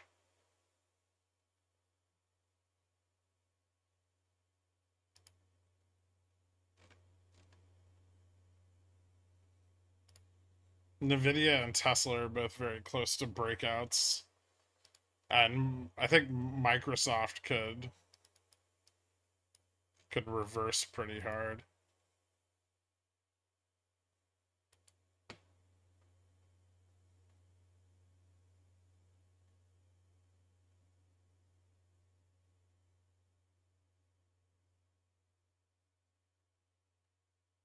Hmm. Microsoft may not be the best one.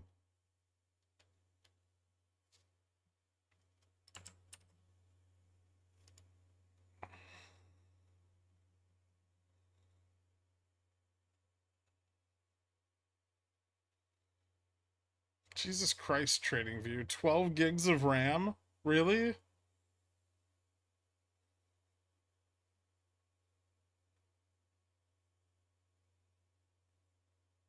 Unfucking believable.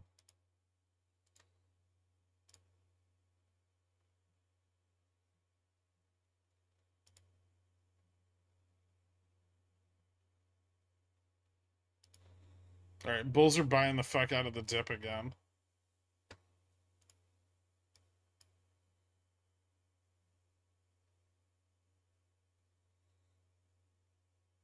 Maybe you shouldn't have 120 tabs open. I don't.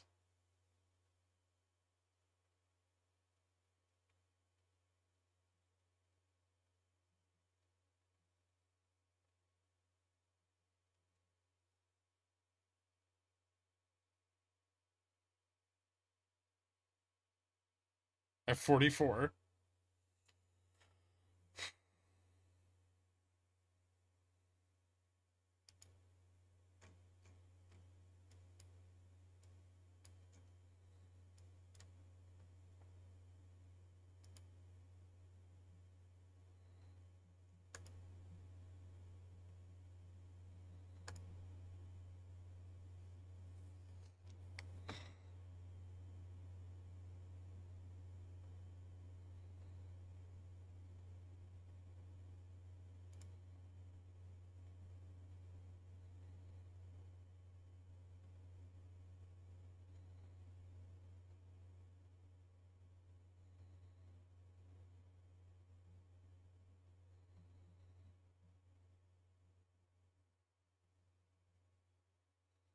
Why is Fubo dying? It was pretty liquid going into earnings. They got back some liquidity. They started covering like a few days ago. Back on like the 22nd? A week ago, I guess.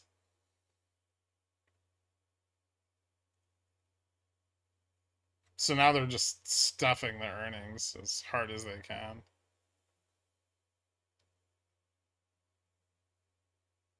Although there's a lot of buyers down here on Fubo, so it may not work out well for them.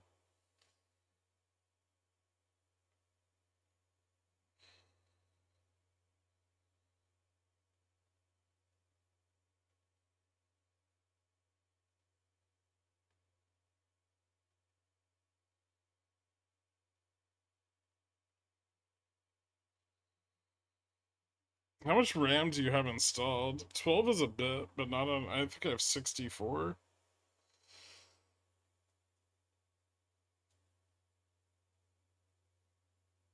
Did you see Fubo go back up on T2, T35? No.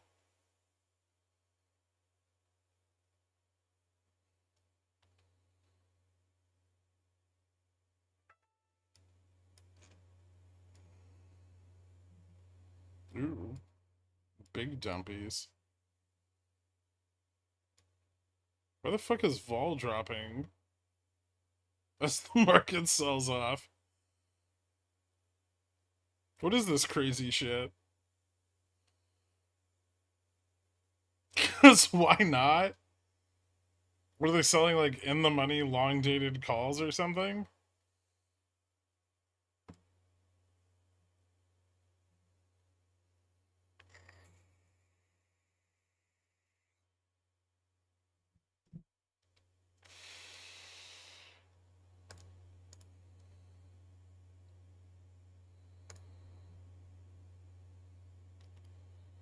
Spot down, vol down is weird as shit.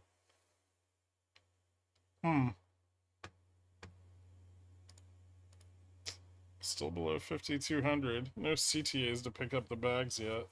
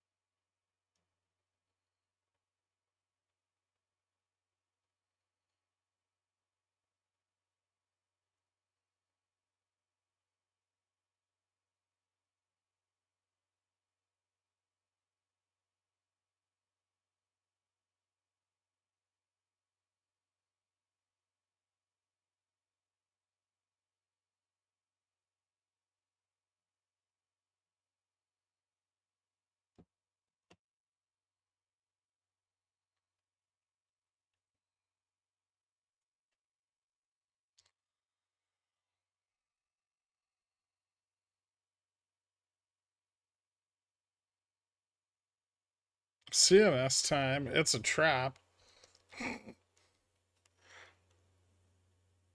CNS is about 7 minutes from now. I'm about to get stopped out of my calls. That's something that can happen. Don't worry, look how hard they're shorting vol.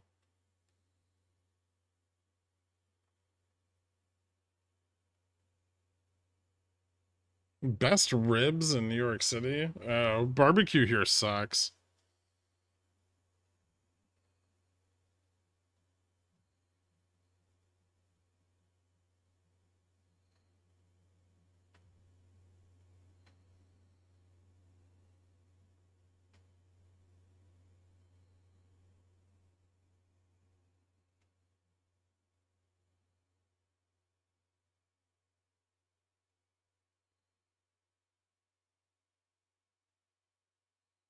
Maybe John Brown's.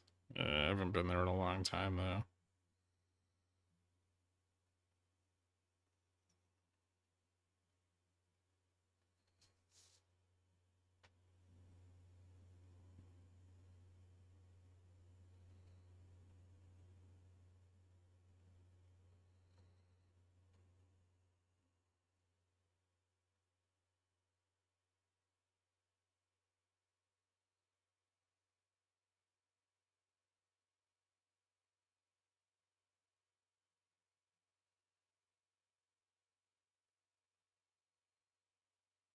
Remember when we stared at one chart for the entire day?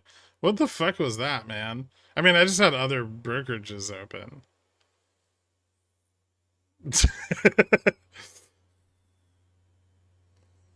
I don't know. We were into it, man. We were deep in the weeds. It was a good time, but like all things, comes to an end. Is KFC actually good? No. Where you go? Are you a certified pitmaster? I'm not. I don't really go get barbecue in New York very often. Korean barbecue, which is fucking delicious.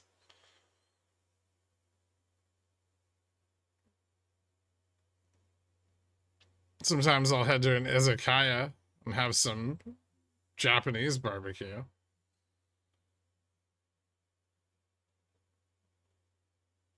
But no southern barbecue. If I want southern barbecue, I'll just go to the south.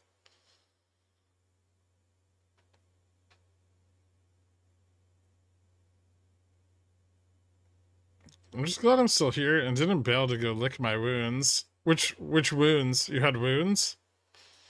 Nothing is over. Thanks, Mike and Bike.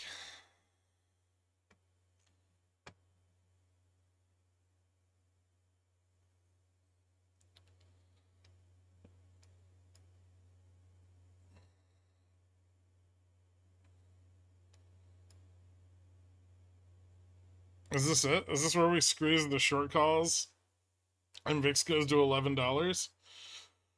That's it. Throwback time. Can you take a look at BBBG? Bring back Big Gherk. It doesn't have enough screen real estate recently. I could, yeah.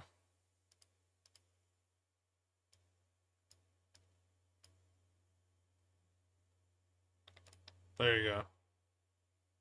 Is that better?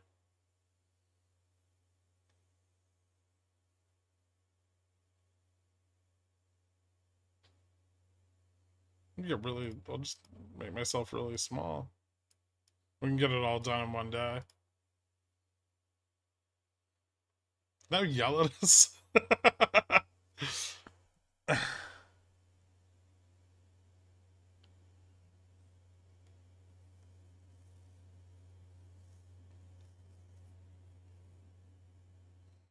A test of 50 seems like a big ask at this point. They've been weak today.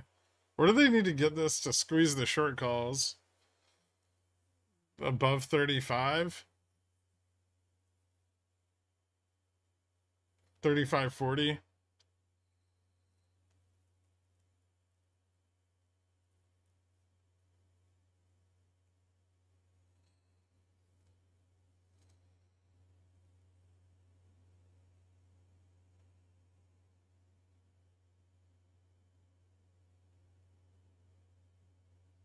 Anything with the tiny Gherk that floated around the screen? You're just trying to get me to make a tiny Gherk that floats around the screen like this.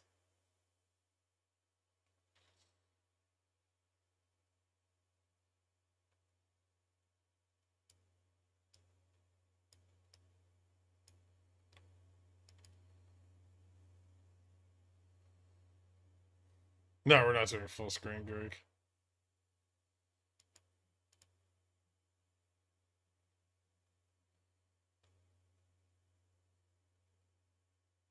That made me dizzy. Stop that.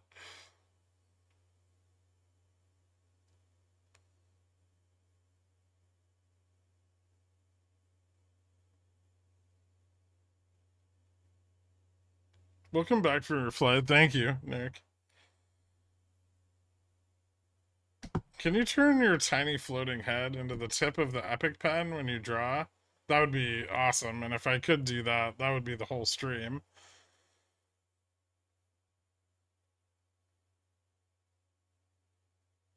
Large Gherk is the reason why I'm single. Make it stop. Oh, Ribs and Tims. We both know that's not why you're single.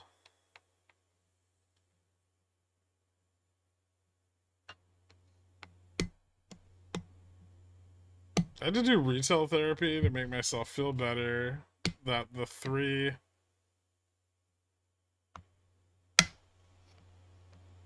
What's retail therapy? Wait, do they have therapists for retail investors?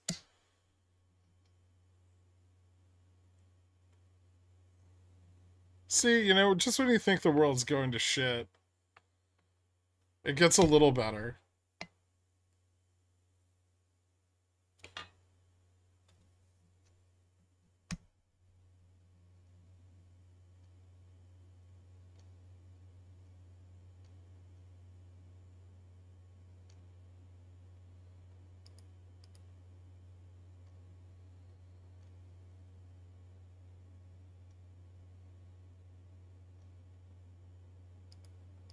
No, it's Charmadillo. He's not applicable to that.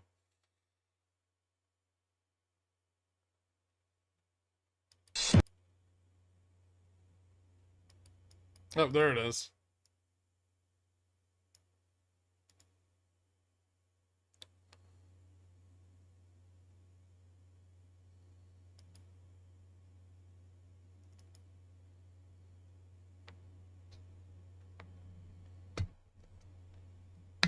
Hamburger Gherkin is the best Gherk. All right, you can just have that for the rest of the day.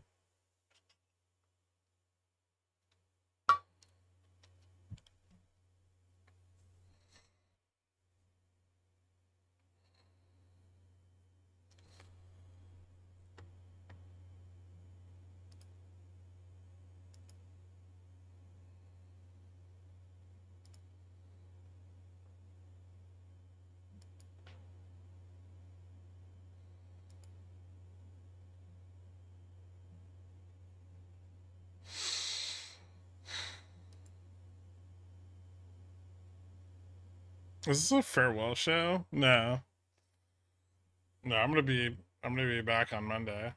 Ooh, rejected again.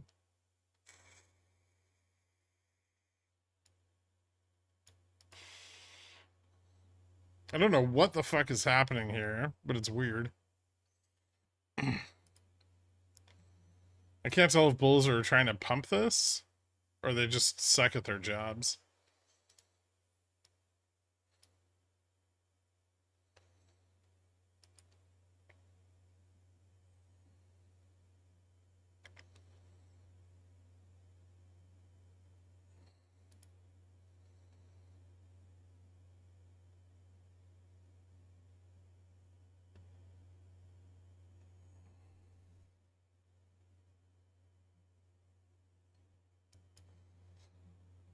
What happened?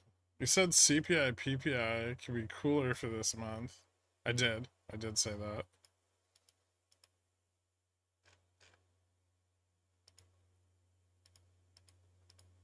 Now I've made myself too small.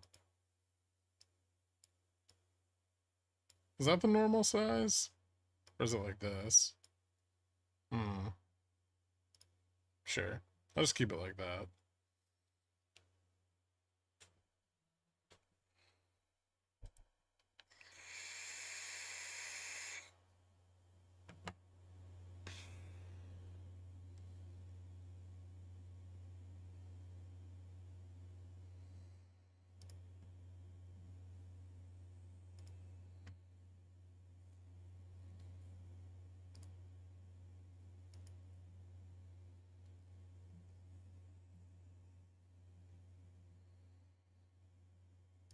I don't have a soundboard.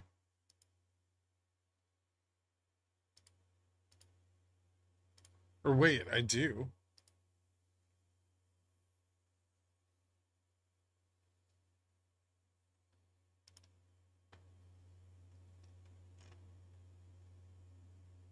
Hmm.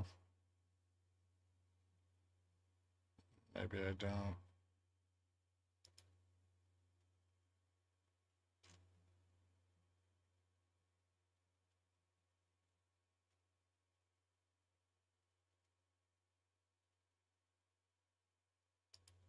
Hmm.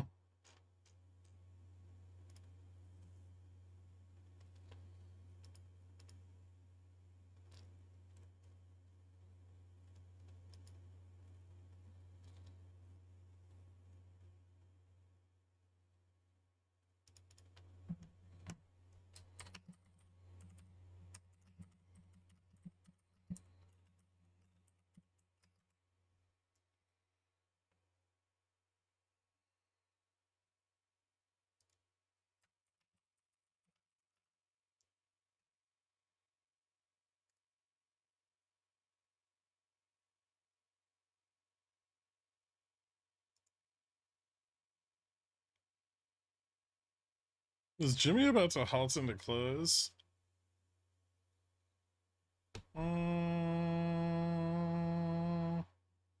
No, I don't think so.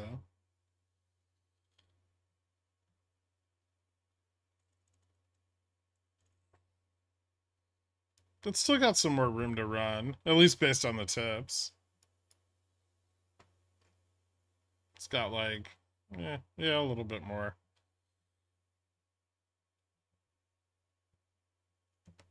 I said earlier, if Gamma Max is around 15, it's probably like 17-ish. Like somewhere around like December's run. Pretty similar to that. If the $15 calls squeeze out, which they may not, so be careful here.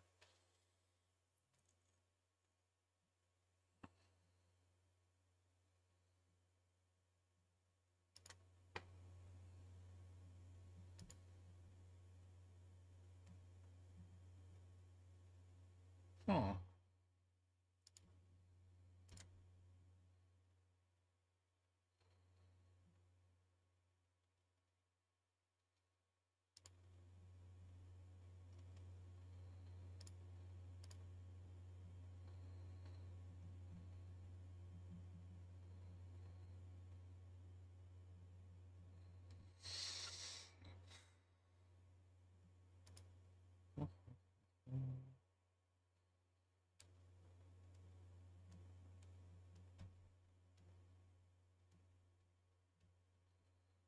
Like repositioning short vol or something?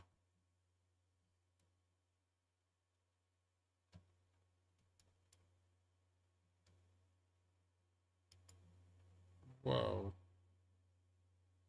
What was that?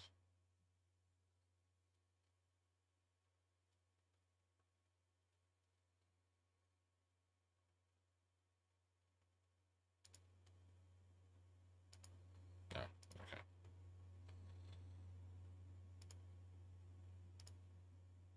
Close these, and then they take up less real estate. Excellent.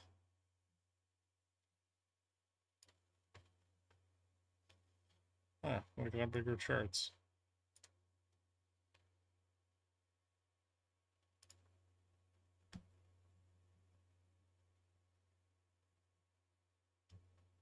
Can you tell if Jimmy's building call interest? Yeah, it is. Well, it was over the last couple of days.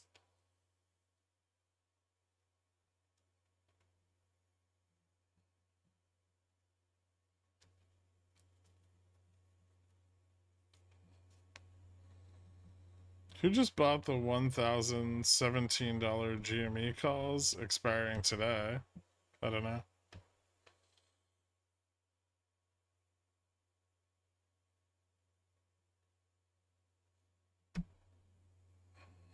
Volume has ramped over the past 2 hours. You see Jimmy running beyond 19.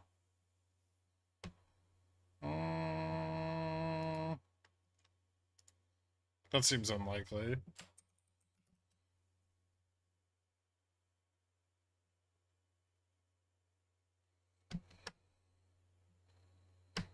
Someone could have been buying their sold calls back. That's also possible.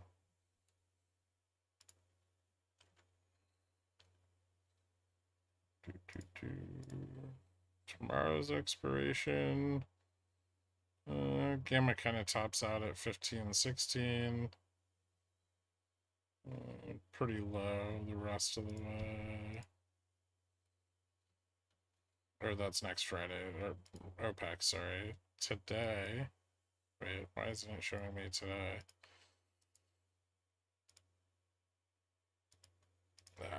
Net gamma, all expirations. Yeah, I think gamma kind of peaks out at 50. Some people are buying like 25s and 30s. I don't know who the fuck that is, but they're probably just trying to scalp the spike in gamma.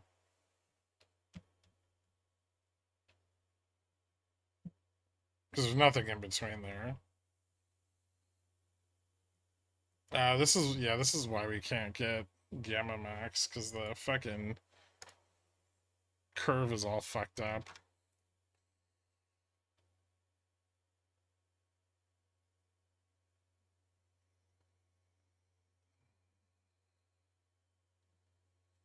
Yeah, like 17, 1750, 18 maybe, 1820, right around there. It looks like it starts to fall off really hard.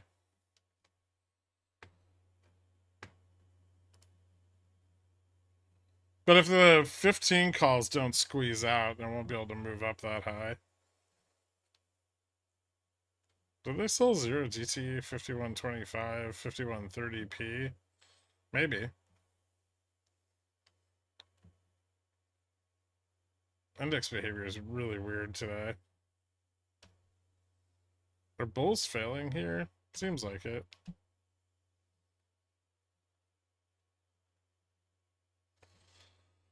Do you think this just gets walked down? Well, they've been unsuccessful in squeezing out the short calls. Although, as time progresses, it can become easier to squeeze them out.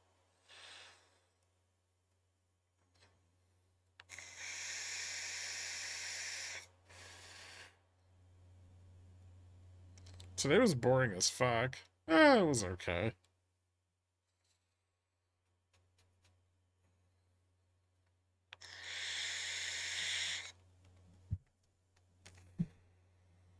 Copper seems way more resilient than gold or silver. Well, it is. It's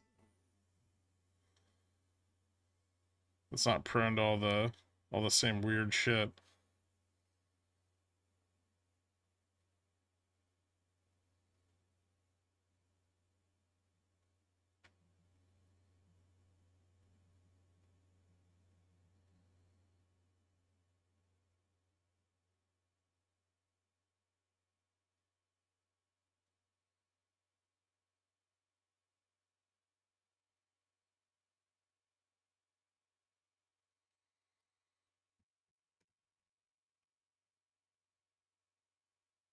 In the old days, a 24% GME day would have this group buzzing.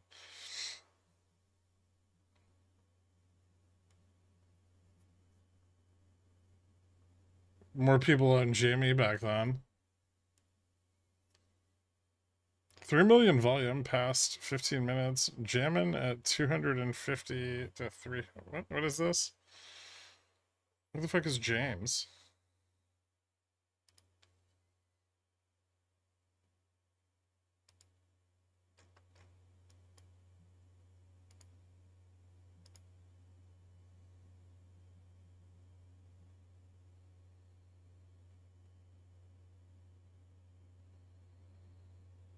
Grown up Jimmy. I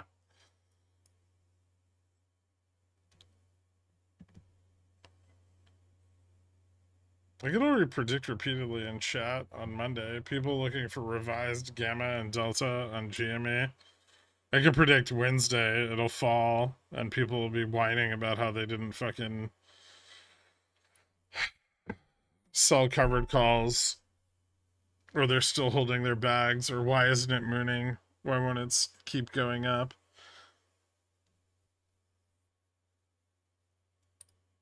JFresh just BSOD'd my computer.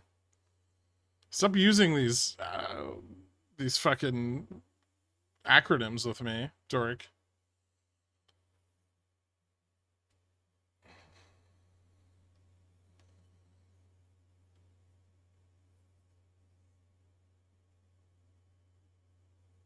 Just say blue screen.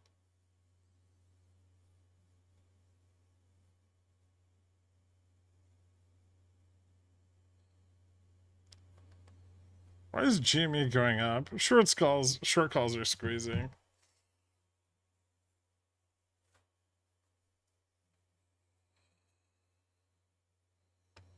The usual reason that GME goes up.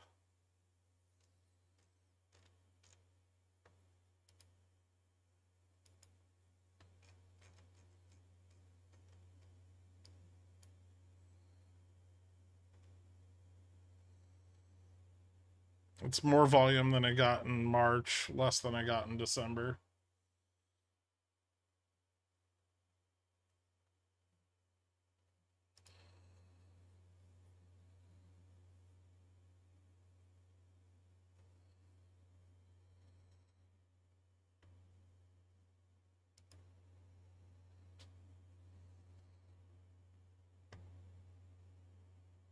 I sold some calls on your favorite stack of all time, GME, like literally just now. I'm gonna be underwater for a minute. Alright, GME $11 CC's safe. I would probably say no. The worst part about this run is we're gonna have to hear from super stock folks. Yeah, probably.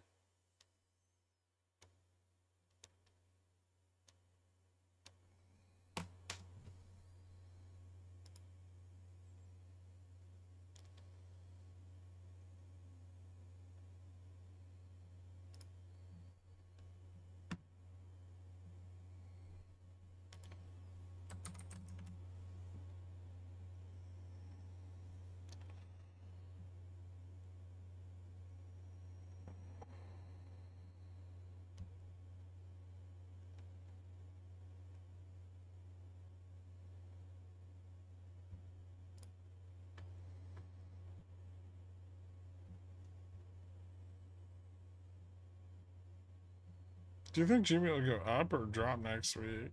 It'll blow out whatever upsides left here and then probably drop.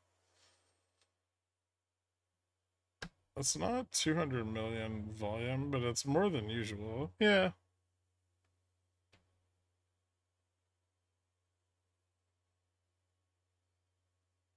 Is it wise to post on SS how I opened shorts all the way up? Eh, you're overpaying for those.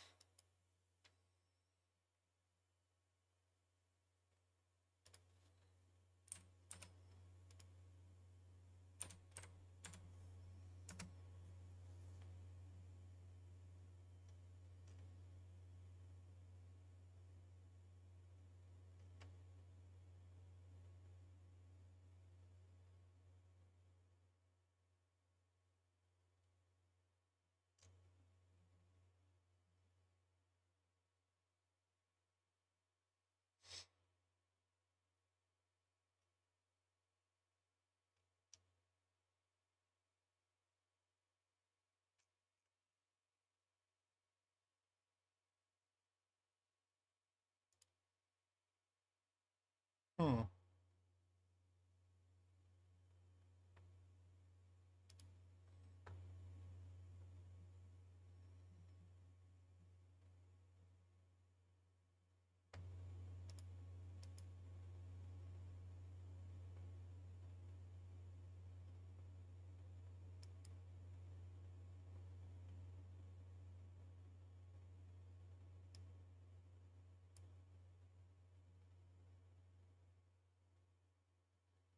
$30 left. And still a shitload of calls above 51.30.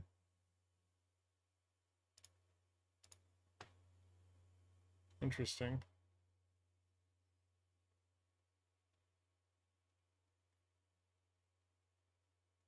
Puts on Gme aren't even worth it unless they're in the money. Yeah, you have to go pretty deep in the money to dodge the IV.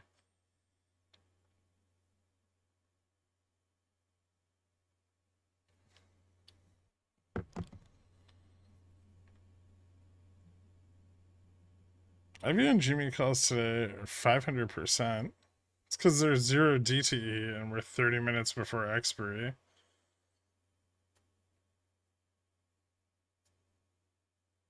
Could we watch NVIDIA? Yeah, sure. I think it's doing much. It's just chopping. It's doing the same thing that index is doing. It's chopping at resistance. Doesn't that mean we're gonna rip? Why? It'll probably fall back Monday and then T2 run again a little bit.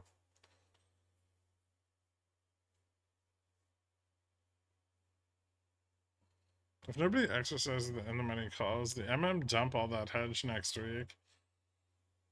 There's a good chance that the will be dumping the hedge because we're over gamma max and they don't need to hedge all of that gamma.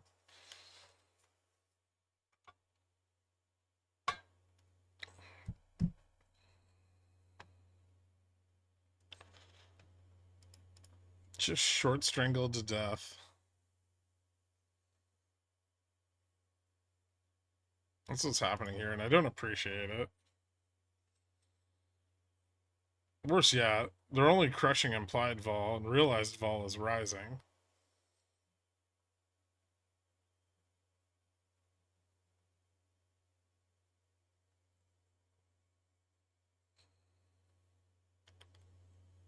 pretty rare that. Hmm.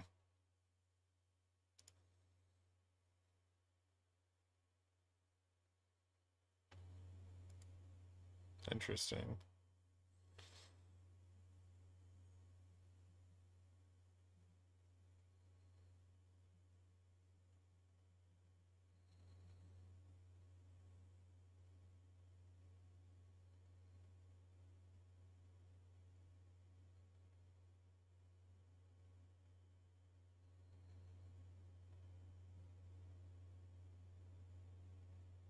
You think SPX trajectory is up until probably CPI, PPI? Because financial conditions are loosening up quite a lot.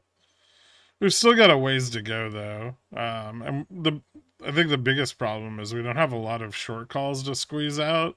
It's gonna take some time for those to build up. There's some here like on the 0 DTE, but that's not enough liquidity to fucking really run this shit, right? I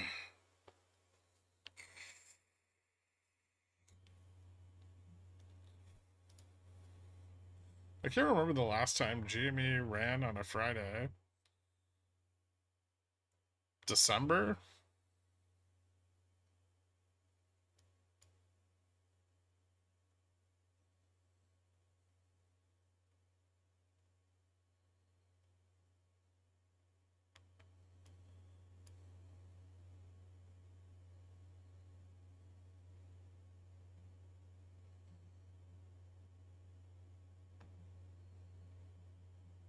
Copper looking like it wants to retest 470 next week.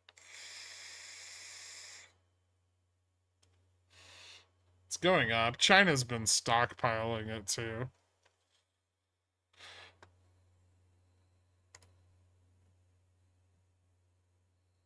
Oh, interesting.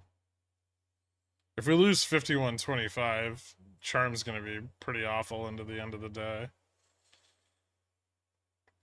We're setting up for another rug into close.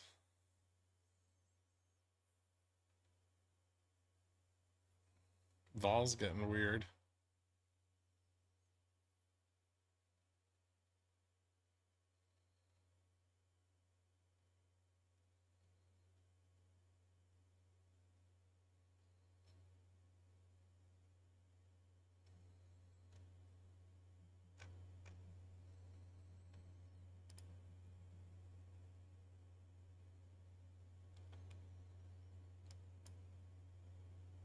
I think like 17 to 18.20.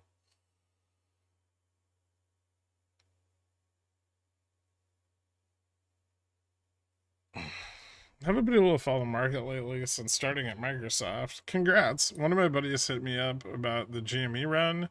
Any idea on the cause? It's not OPEX, right? We're in the ETF FTD period right now. And short calls on it are squeezing off. Also, the market fucking gapped up like 100 BPS overnight, which adds a little fuel to the fire. I still sold above this price.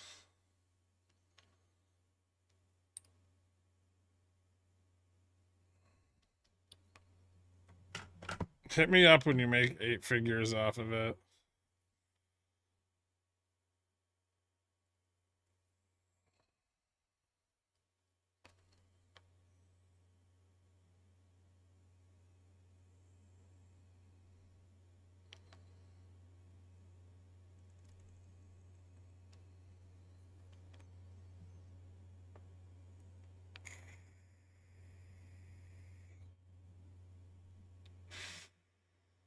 Are you holding your 50-50 calls still? Yeah, why not? Or YOLO. I mean, technically, we can still squeeze out the short calls into the end of the day and rip.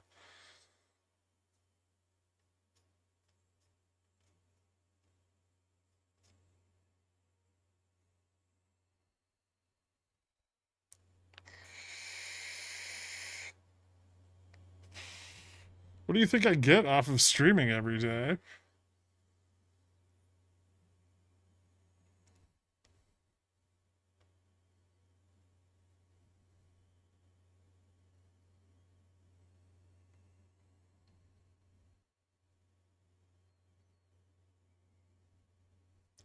Just antagonistic GME assholes.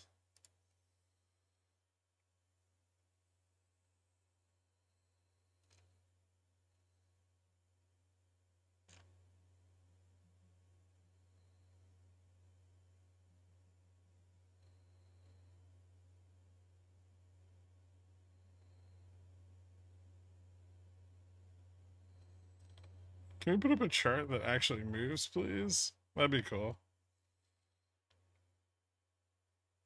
VIX is moving.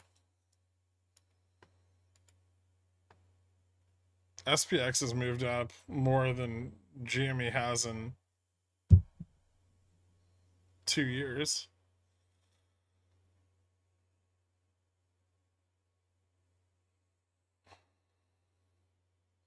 Just today.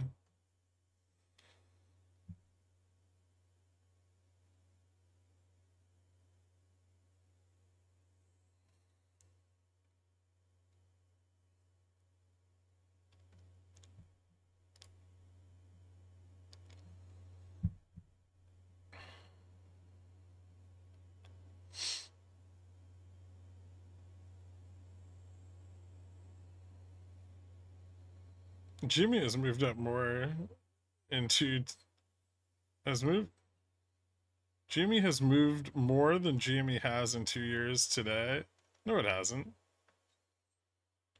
Roughly equivalent run back in December. Went up like 56%. Almost 60.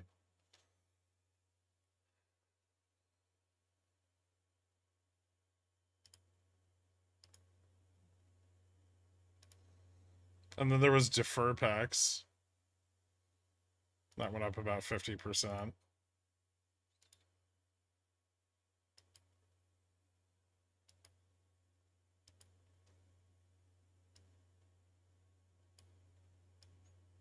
What was the last good one? It's like August 23.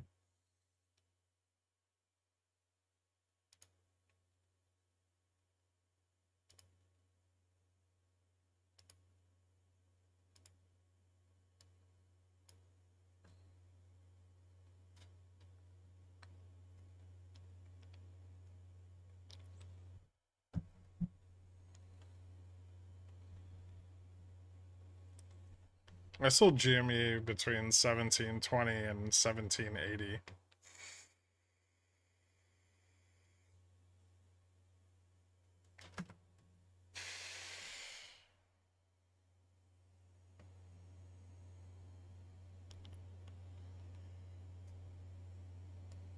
What's different about this ETF FTD period? Usually you have minimal price improvement. Well, you have market pressure, first of all. Mid caps are broadly up today, right? So all of the memes are getting some pressure. Um, and then additionally, you have the fact that GME was shorted after earnings very hard. So there was actually some short positioning on it, which there hasn't been in quite some time.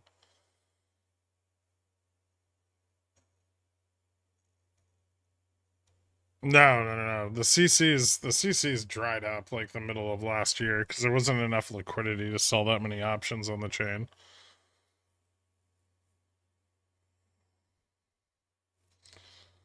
Oh, this is so easy.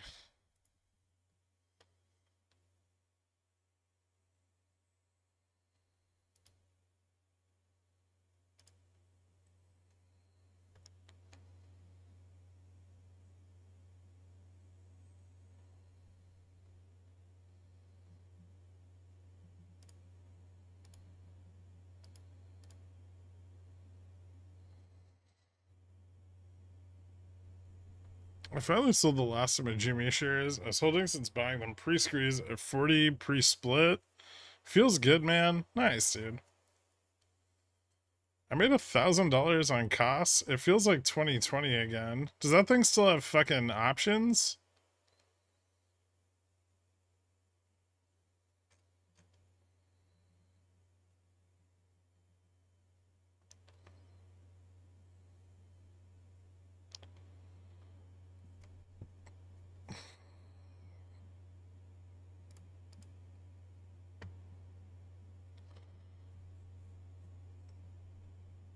This is literally casino. GME, no news. 50% gain in 24 hours after artificially depressed prices. It's like you're betting on when the roulette wheel is going to stop, not what it lands on. I guess.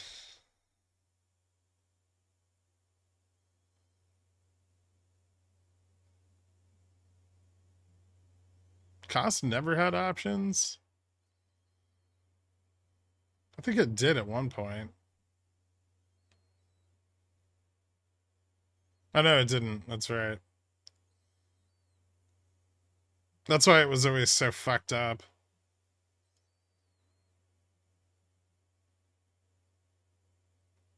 I think the insiders are broke now, though. Like they don't have more shares to sell, so probably less liquidity at the top of any run on it. Back through 2021, every time it ran, all the insiders would just sell a bunch of shares.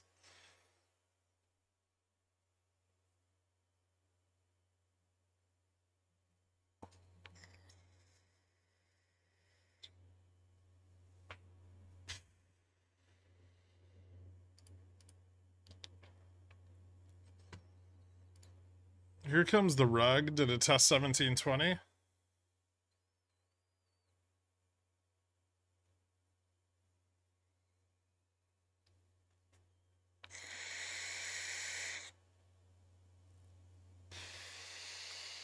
$17.45. So it hit the midpoint of where I sold. Congrats.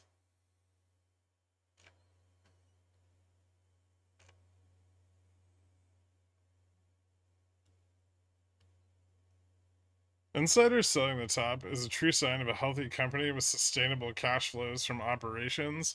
Cost just has like a bunch of family members who own shitloads of the stock, and when it runs really hard, they sell some.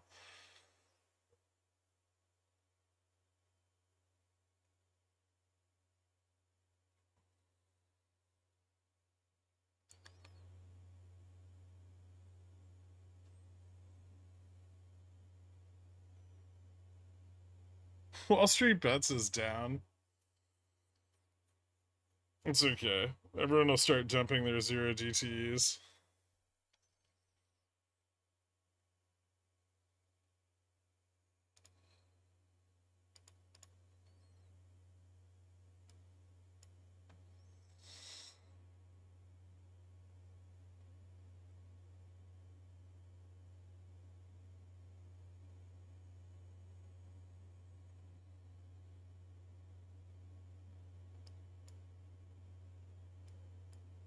I will say, this is the most call buying I've seen on GME in a long time.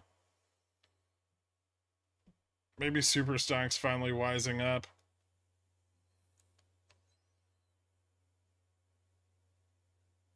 Holding $3 GoEV May 17 calls over the weekend. Theta burn is gonna. I don't care.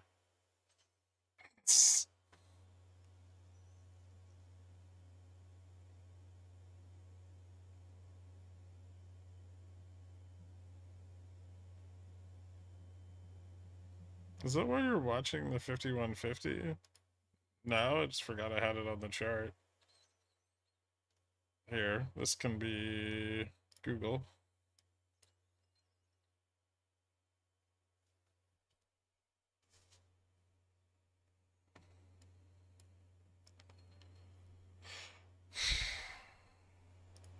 Or we could watch GME fail the Gamma Max test. Do you want to take bets on what price Wall Street Bets will sell their zero DTs? I'm gonna go with 1650.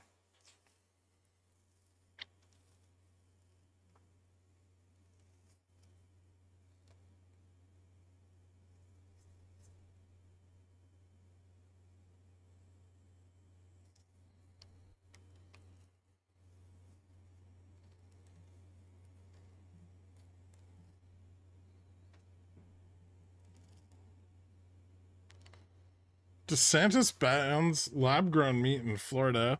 What? How? How is that even like a thing he can ban?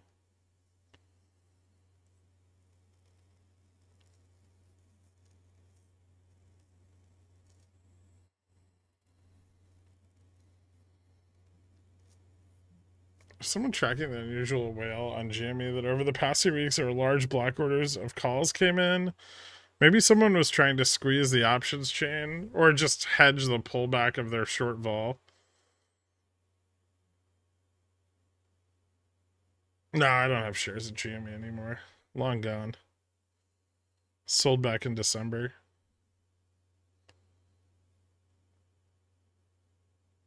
DeSantis has pits. He's trying to kill Beyond.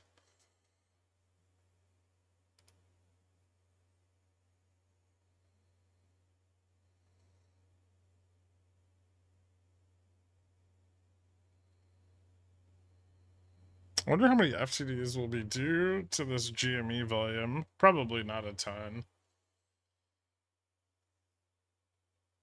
GME hasn't generated substantial fails since the split.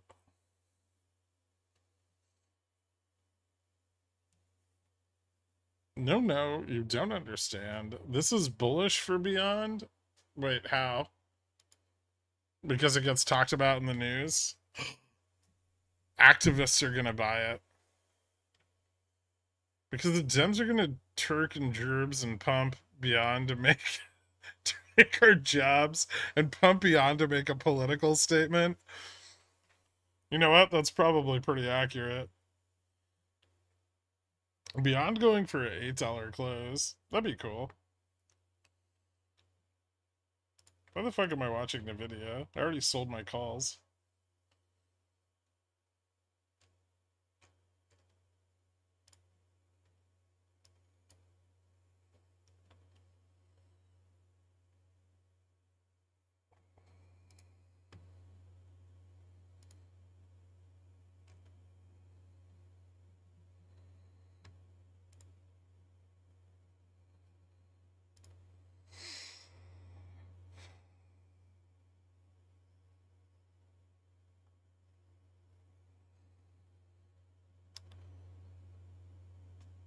After this run, what price do you think GME will settle around? Whatever the prior low was, but lower. That's how it works.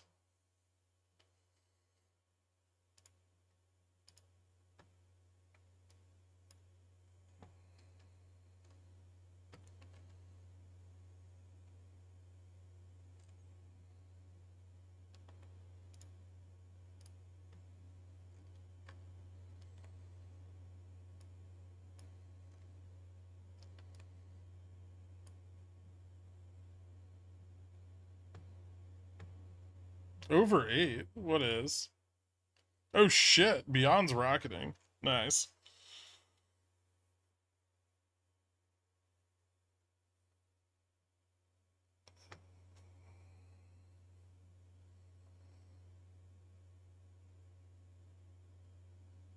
I sold my last GME shares over 17. My Beyond calls are up 60%. Does this go through next week? I believe so, yeah. Delta neutral's at like 9. Gamma neutral's at 11, 11, 10. Gamma max is at 16.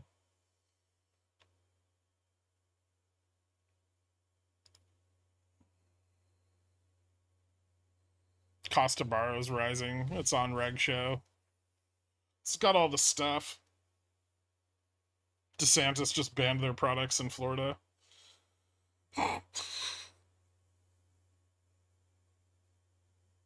It feels good to see GME on the screen.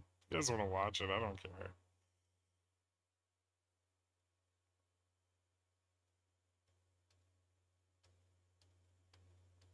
So I kept some to sell CCs on, but it wasn't worth it.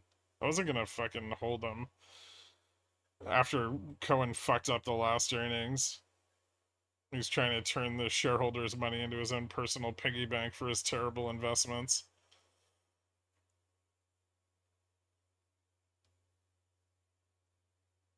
GME not dead. If it falls below 1650, you're gonna get a bunch more zero DTs that sell off. Be excited with this. I'm more excited about Beyond. Be honest.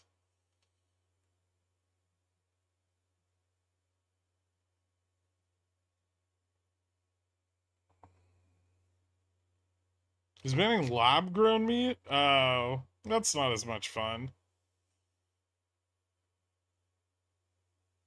Why? What's the thought process behind that?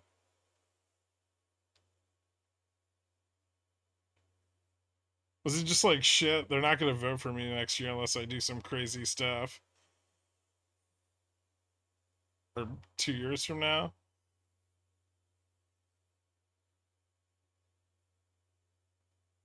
DeSantis has a thought process.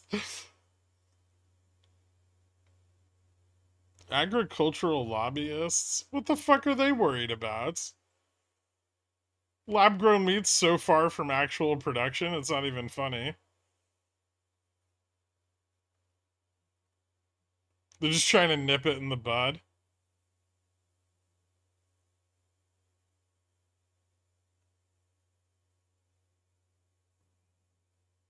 Doing crazy stuff seems to be a valid campaign angle now, I guess. What's your beyond position? I have $8 synthetic leaps, and then I have $10 and $12 calls.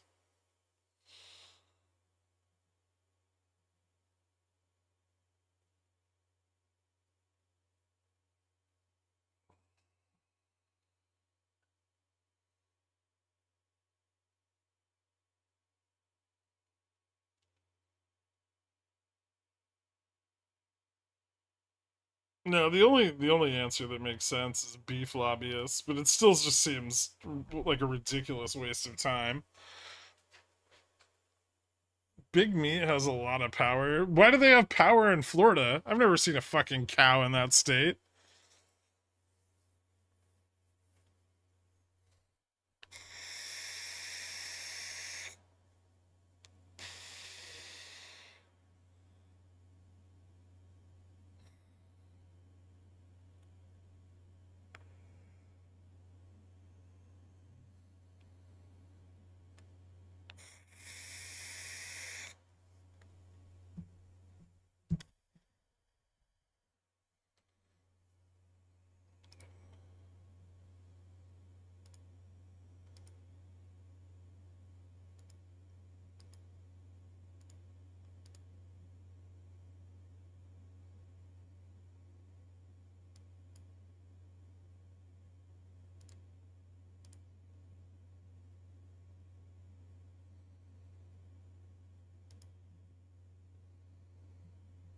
Hmm.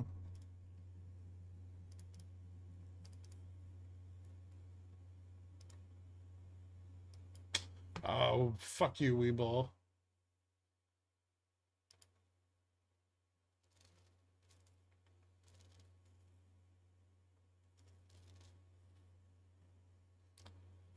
Riozer23, welcome to Zillionaire, man. Thank you so much. Hit me up on the Discord. I'll get you added to the country club after the stream, dude. You never met my friend, Big Meat Larry? He's a bull who lives in Florida.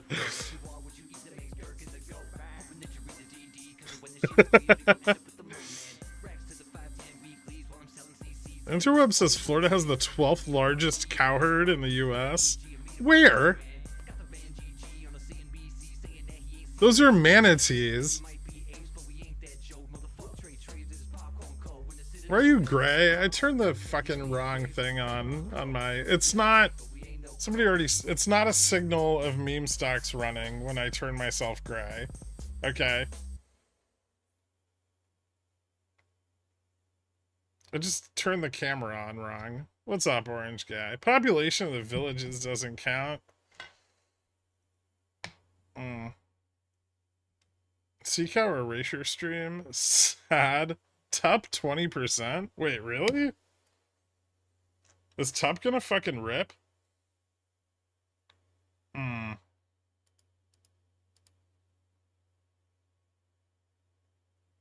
Top hasn't ripped in a long time.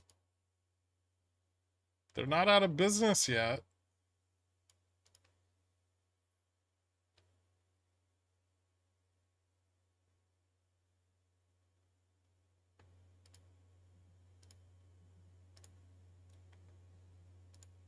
How much are next weekly $2 calls? 3 cents.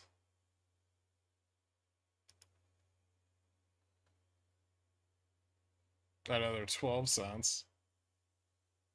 Ah, fuck it.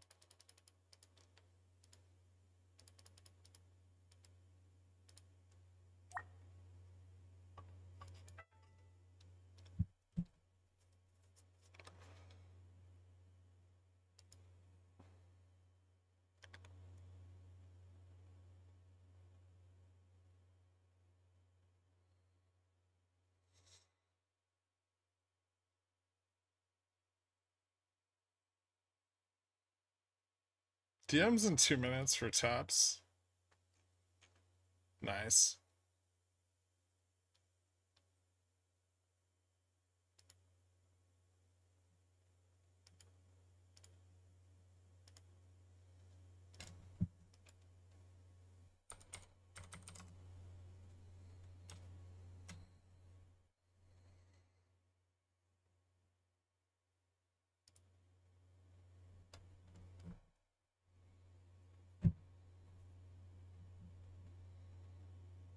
GME greater than Barrick.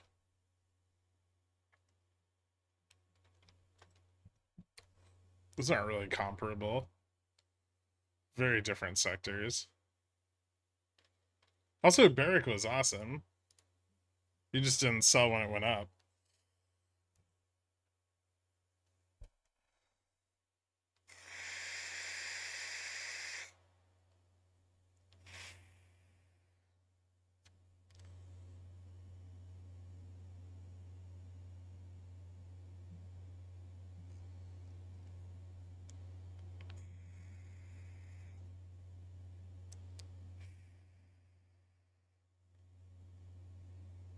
Gold isn't running. It's just back to even. I think it's like flat on the day.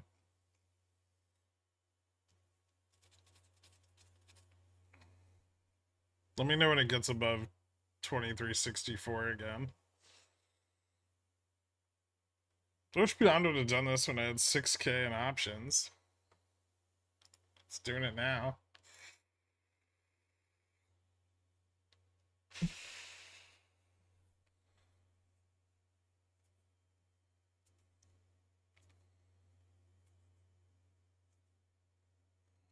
It's really doing it. Ding ding.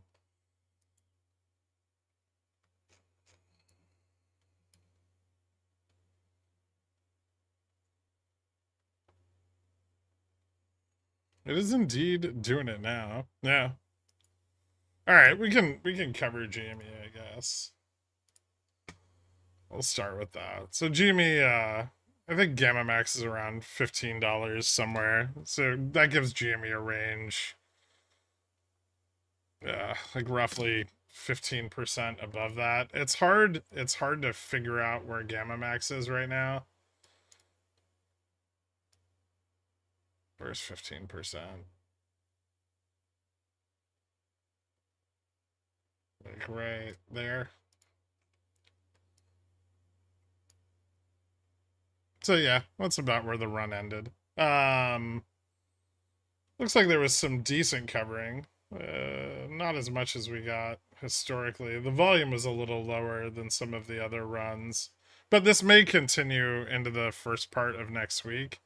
Remember that this can fall back towards like wherever DN settles out, which will probably be around like 14 or 15, and then GN can move up and then can have a T+2 run.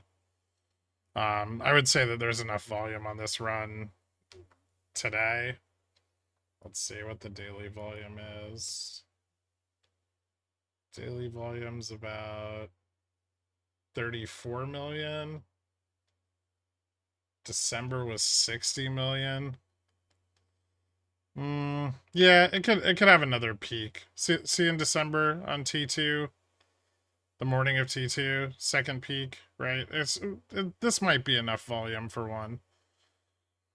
So pull back maybe a day or two, and then another peak, and then then you look at DN, it'd probably fail that.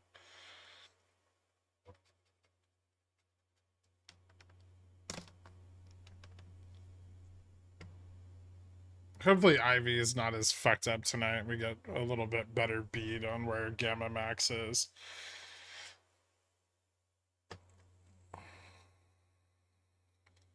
It's the entire chain. All we need is JFresh to tweet GameStop.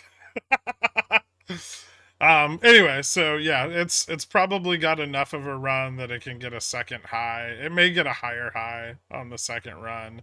But I would watch T2. If T2 gets another high, you could watch T6 for a little blip. It may not test Gamma Max or like 15% above Gamma Max on T2.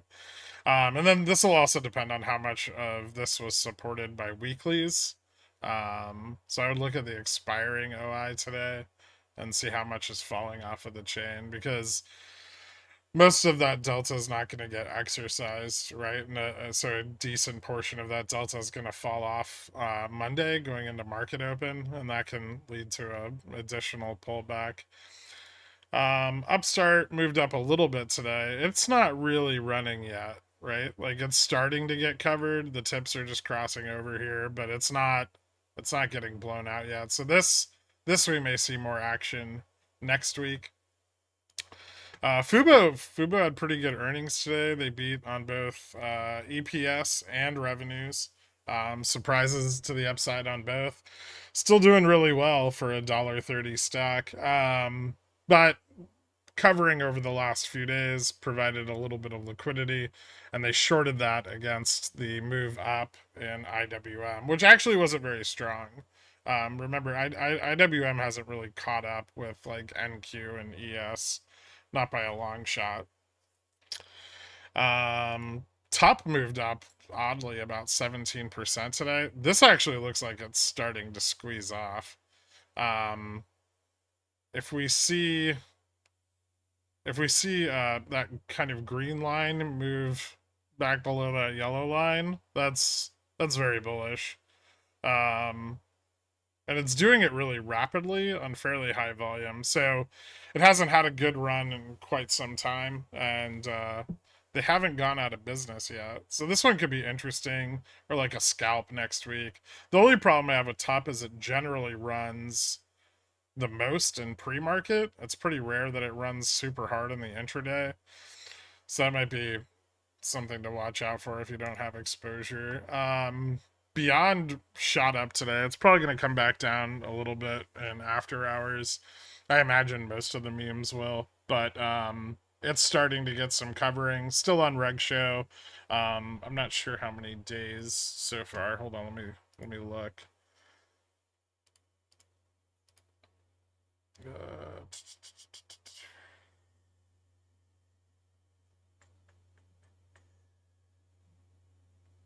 um,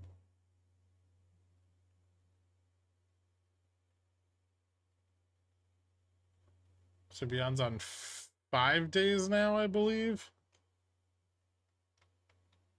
5 days into inclusion. Let me make sure that's right.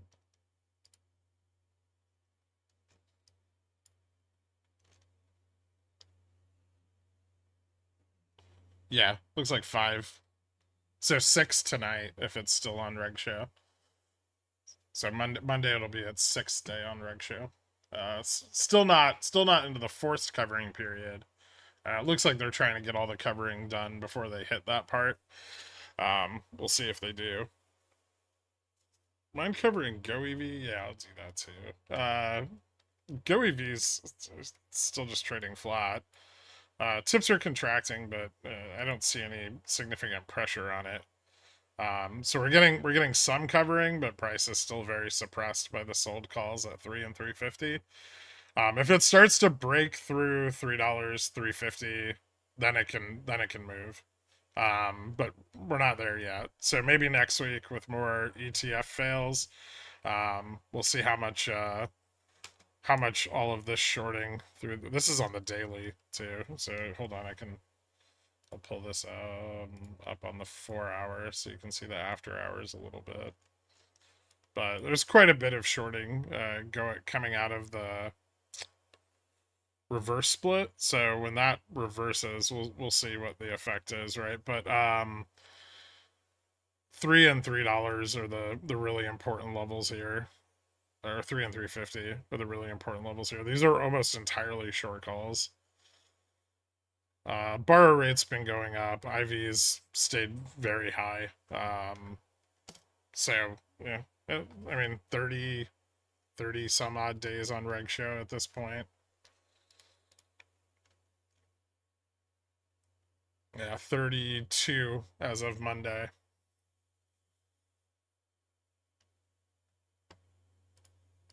So yeah, we'll see. I mean, something's gonna have to give on it eventually.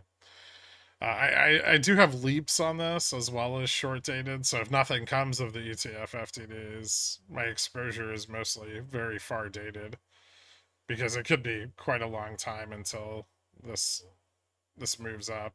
They're in a really risky position there. I think we need to cover any of them. I'll do the Mag 7 and stuff on Sunday.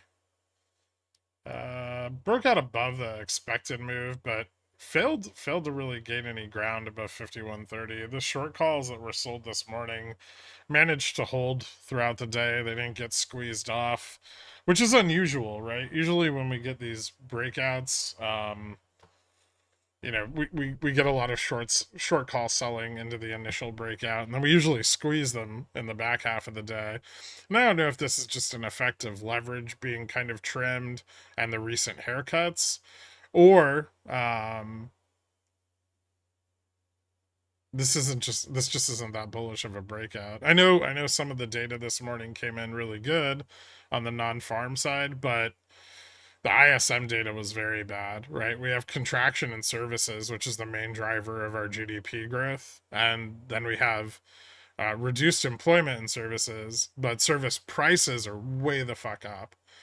So we have reduced growth and inflation in the ISM report, and they're pretty divergent. So that's another set of data that supports a move towards stagflation after the GDP print, which showed us rising PCE costs and lower growth projected for quarter one. If that trend continues into the second half of the year, at some point somebody's going to have to admit it's becoming stagflation. And yes, I know that the definition of stagflation is higher unemployment and lower growth or negative growth trend, along with rising inflation. But, and I've said this before to Treetop, who loves to get in this argument with me about what stagflation is, our GDP and nominal growth rate is driven by our excessive deficit spending, right? And so we have these huge amounts of money being rolled out from the treasury and spent on deficits and paying the interest rate on all of those treasury bills. That's fueling growth and investment. But it's artificial, right? That money has to be paid back. It's being funded with debt. And when the debt funding dries up, which it inevitably will have to do because otherwise we're going to destroy our treasury market, then the driver of growth is debt. And if companies haven't stabilized on the back of that at that point, our growth is going to contract sharply, right? And then additionally, along with that contraction in growth, we're going to get a contraction in employment availability and a rise in unemployment. So, I mean, the inevitable conclusion of this is some sort of stagflationary environment, right? We have rising wages. That's going to continue to drive inflation up. And we still have significant consumer spending. The only thing that might be beneficial to inflation right now is that oil prices are pulling back a bit through this month, but I'm not sure that that's going to offset the inclusion of healthcare costs or the rise in the base effect of healthcare costs going into the May CPI report. Remember, those were pulled back in December, and healthcare costs became a detractor from the CPI. Now they're going to be additive to CPI. Because the base effect is going to move up as healthcare costs increased throughout 2022.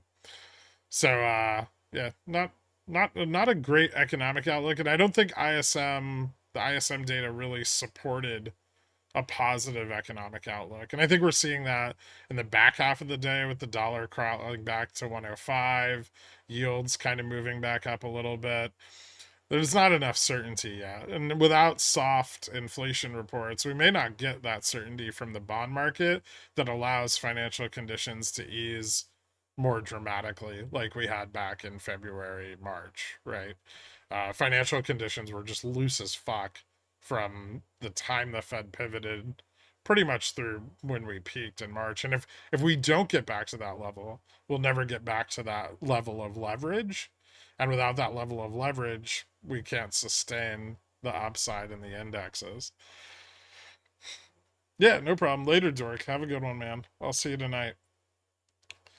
Um, ES still in the bear flag, but we did break back into the bear flag that started forming couple weeks ago now. Yeah, well, last week. Um, this still looks really choppy and definitely still has the potential to fail. We're still below gamma neutral on SPX up here at 51.96. It's been getting closer to the money, and we did close today above the weekly gamma neutral.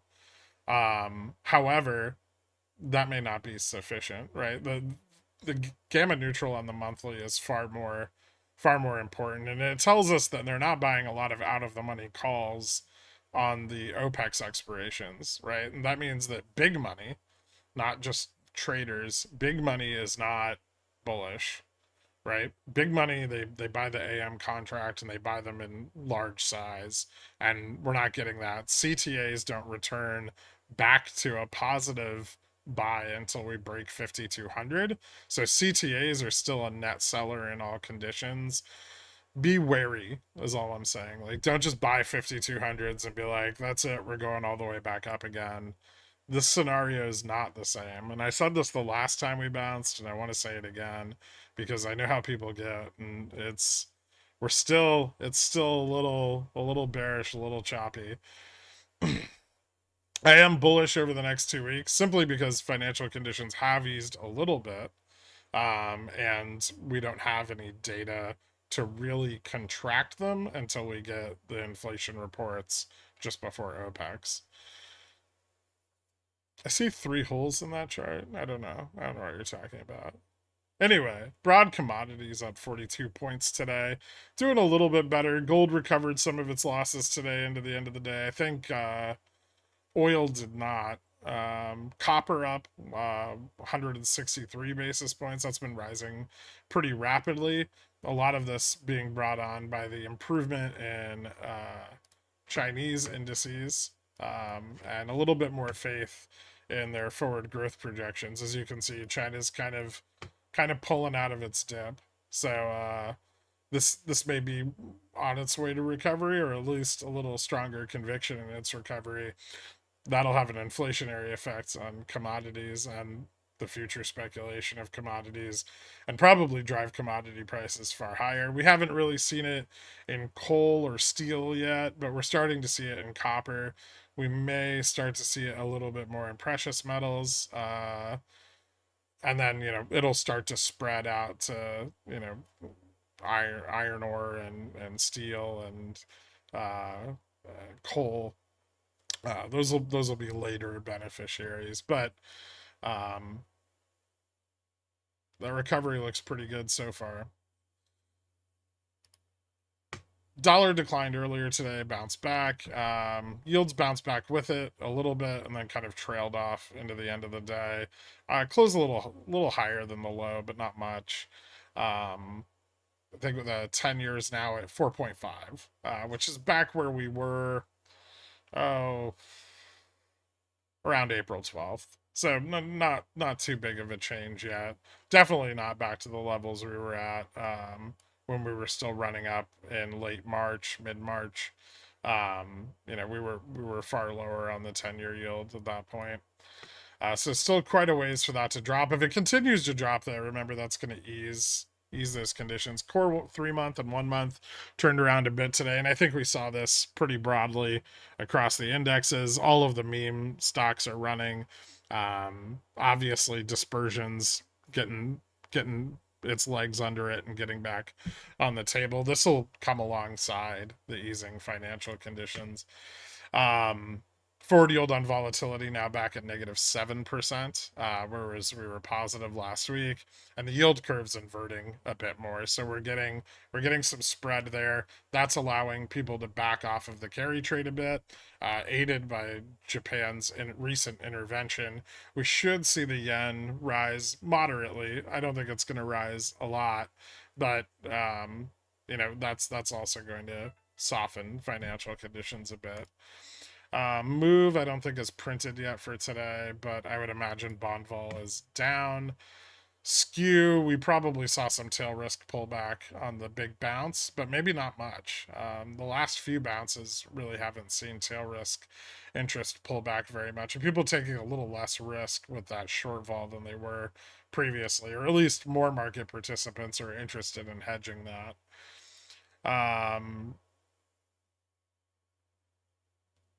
44.33% of the S&P now above its 20-day moving average, which shockingly isn't a great improvement. And this may just be not updated yet. It's 418 right now.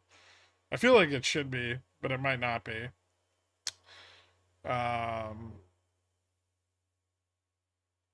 Maybe it is. Is that today? No, that's still yesterday's candle. It hasn't printed today's candle yet. This is probably higher. I would say this is probably somewhere around 54 to 58% of the S&P above the 20-day moving average, if not more. And correlation between VIX and cash VIX still moving more negative. And if you think about this over the last week, this has been a very good indicator of our up and downside moves, right? As we started to get more positively correlated with VIX, the market began trending down.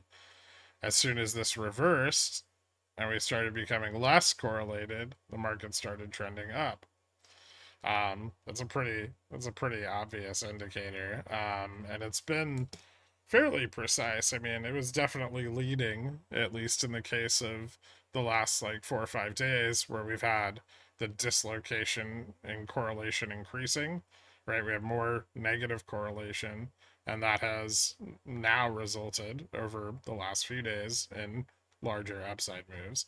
So it was touch and go there for a minute, but it did give us a bit of an idea of what was coming. And we're now pricing in 0.36 rate cuts for the rest of 2024, 0.365, which kind of speaks to how negative the ISM data was viewed. This was our move up this morning on the non-farm payroll data, and this was our move down on ISM. So, ISM was almost equivalently important to the weakening in the labor market, at least as far as, hedging and Fed fund futures is concerned. And so now we're pricing in, just north of like 1.5 cuts.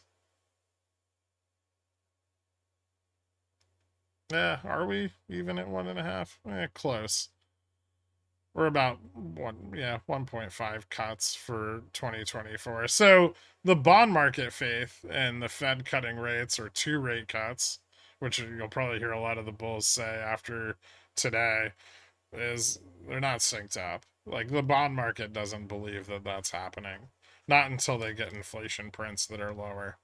And probably consistent inflation prints that are lower, which we may not get at all. Anyway, that's it for what I got for you guys. I'll see you at the member stream on Sunday. I hope everybody has a really great weekend. Thank you so much for tuning in. Later.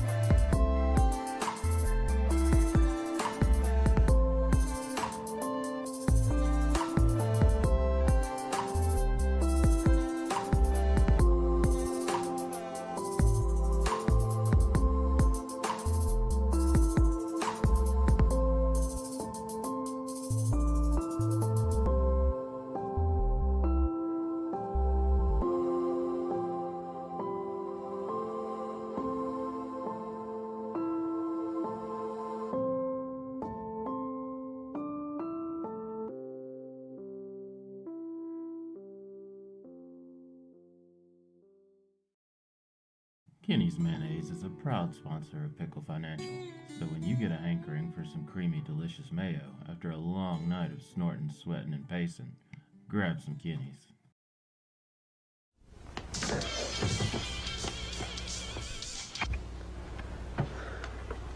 It's yours? No, My mother said she found it in your closet. I don't know. One of the guys must have... Must have what? Look, Dad, it's Where not... did you get it? Dad, Answer me. Who taught you how to do this stuff? You, all right? I learned it by watching you. Parents who buy weeklies have children who buy weeklies.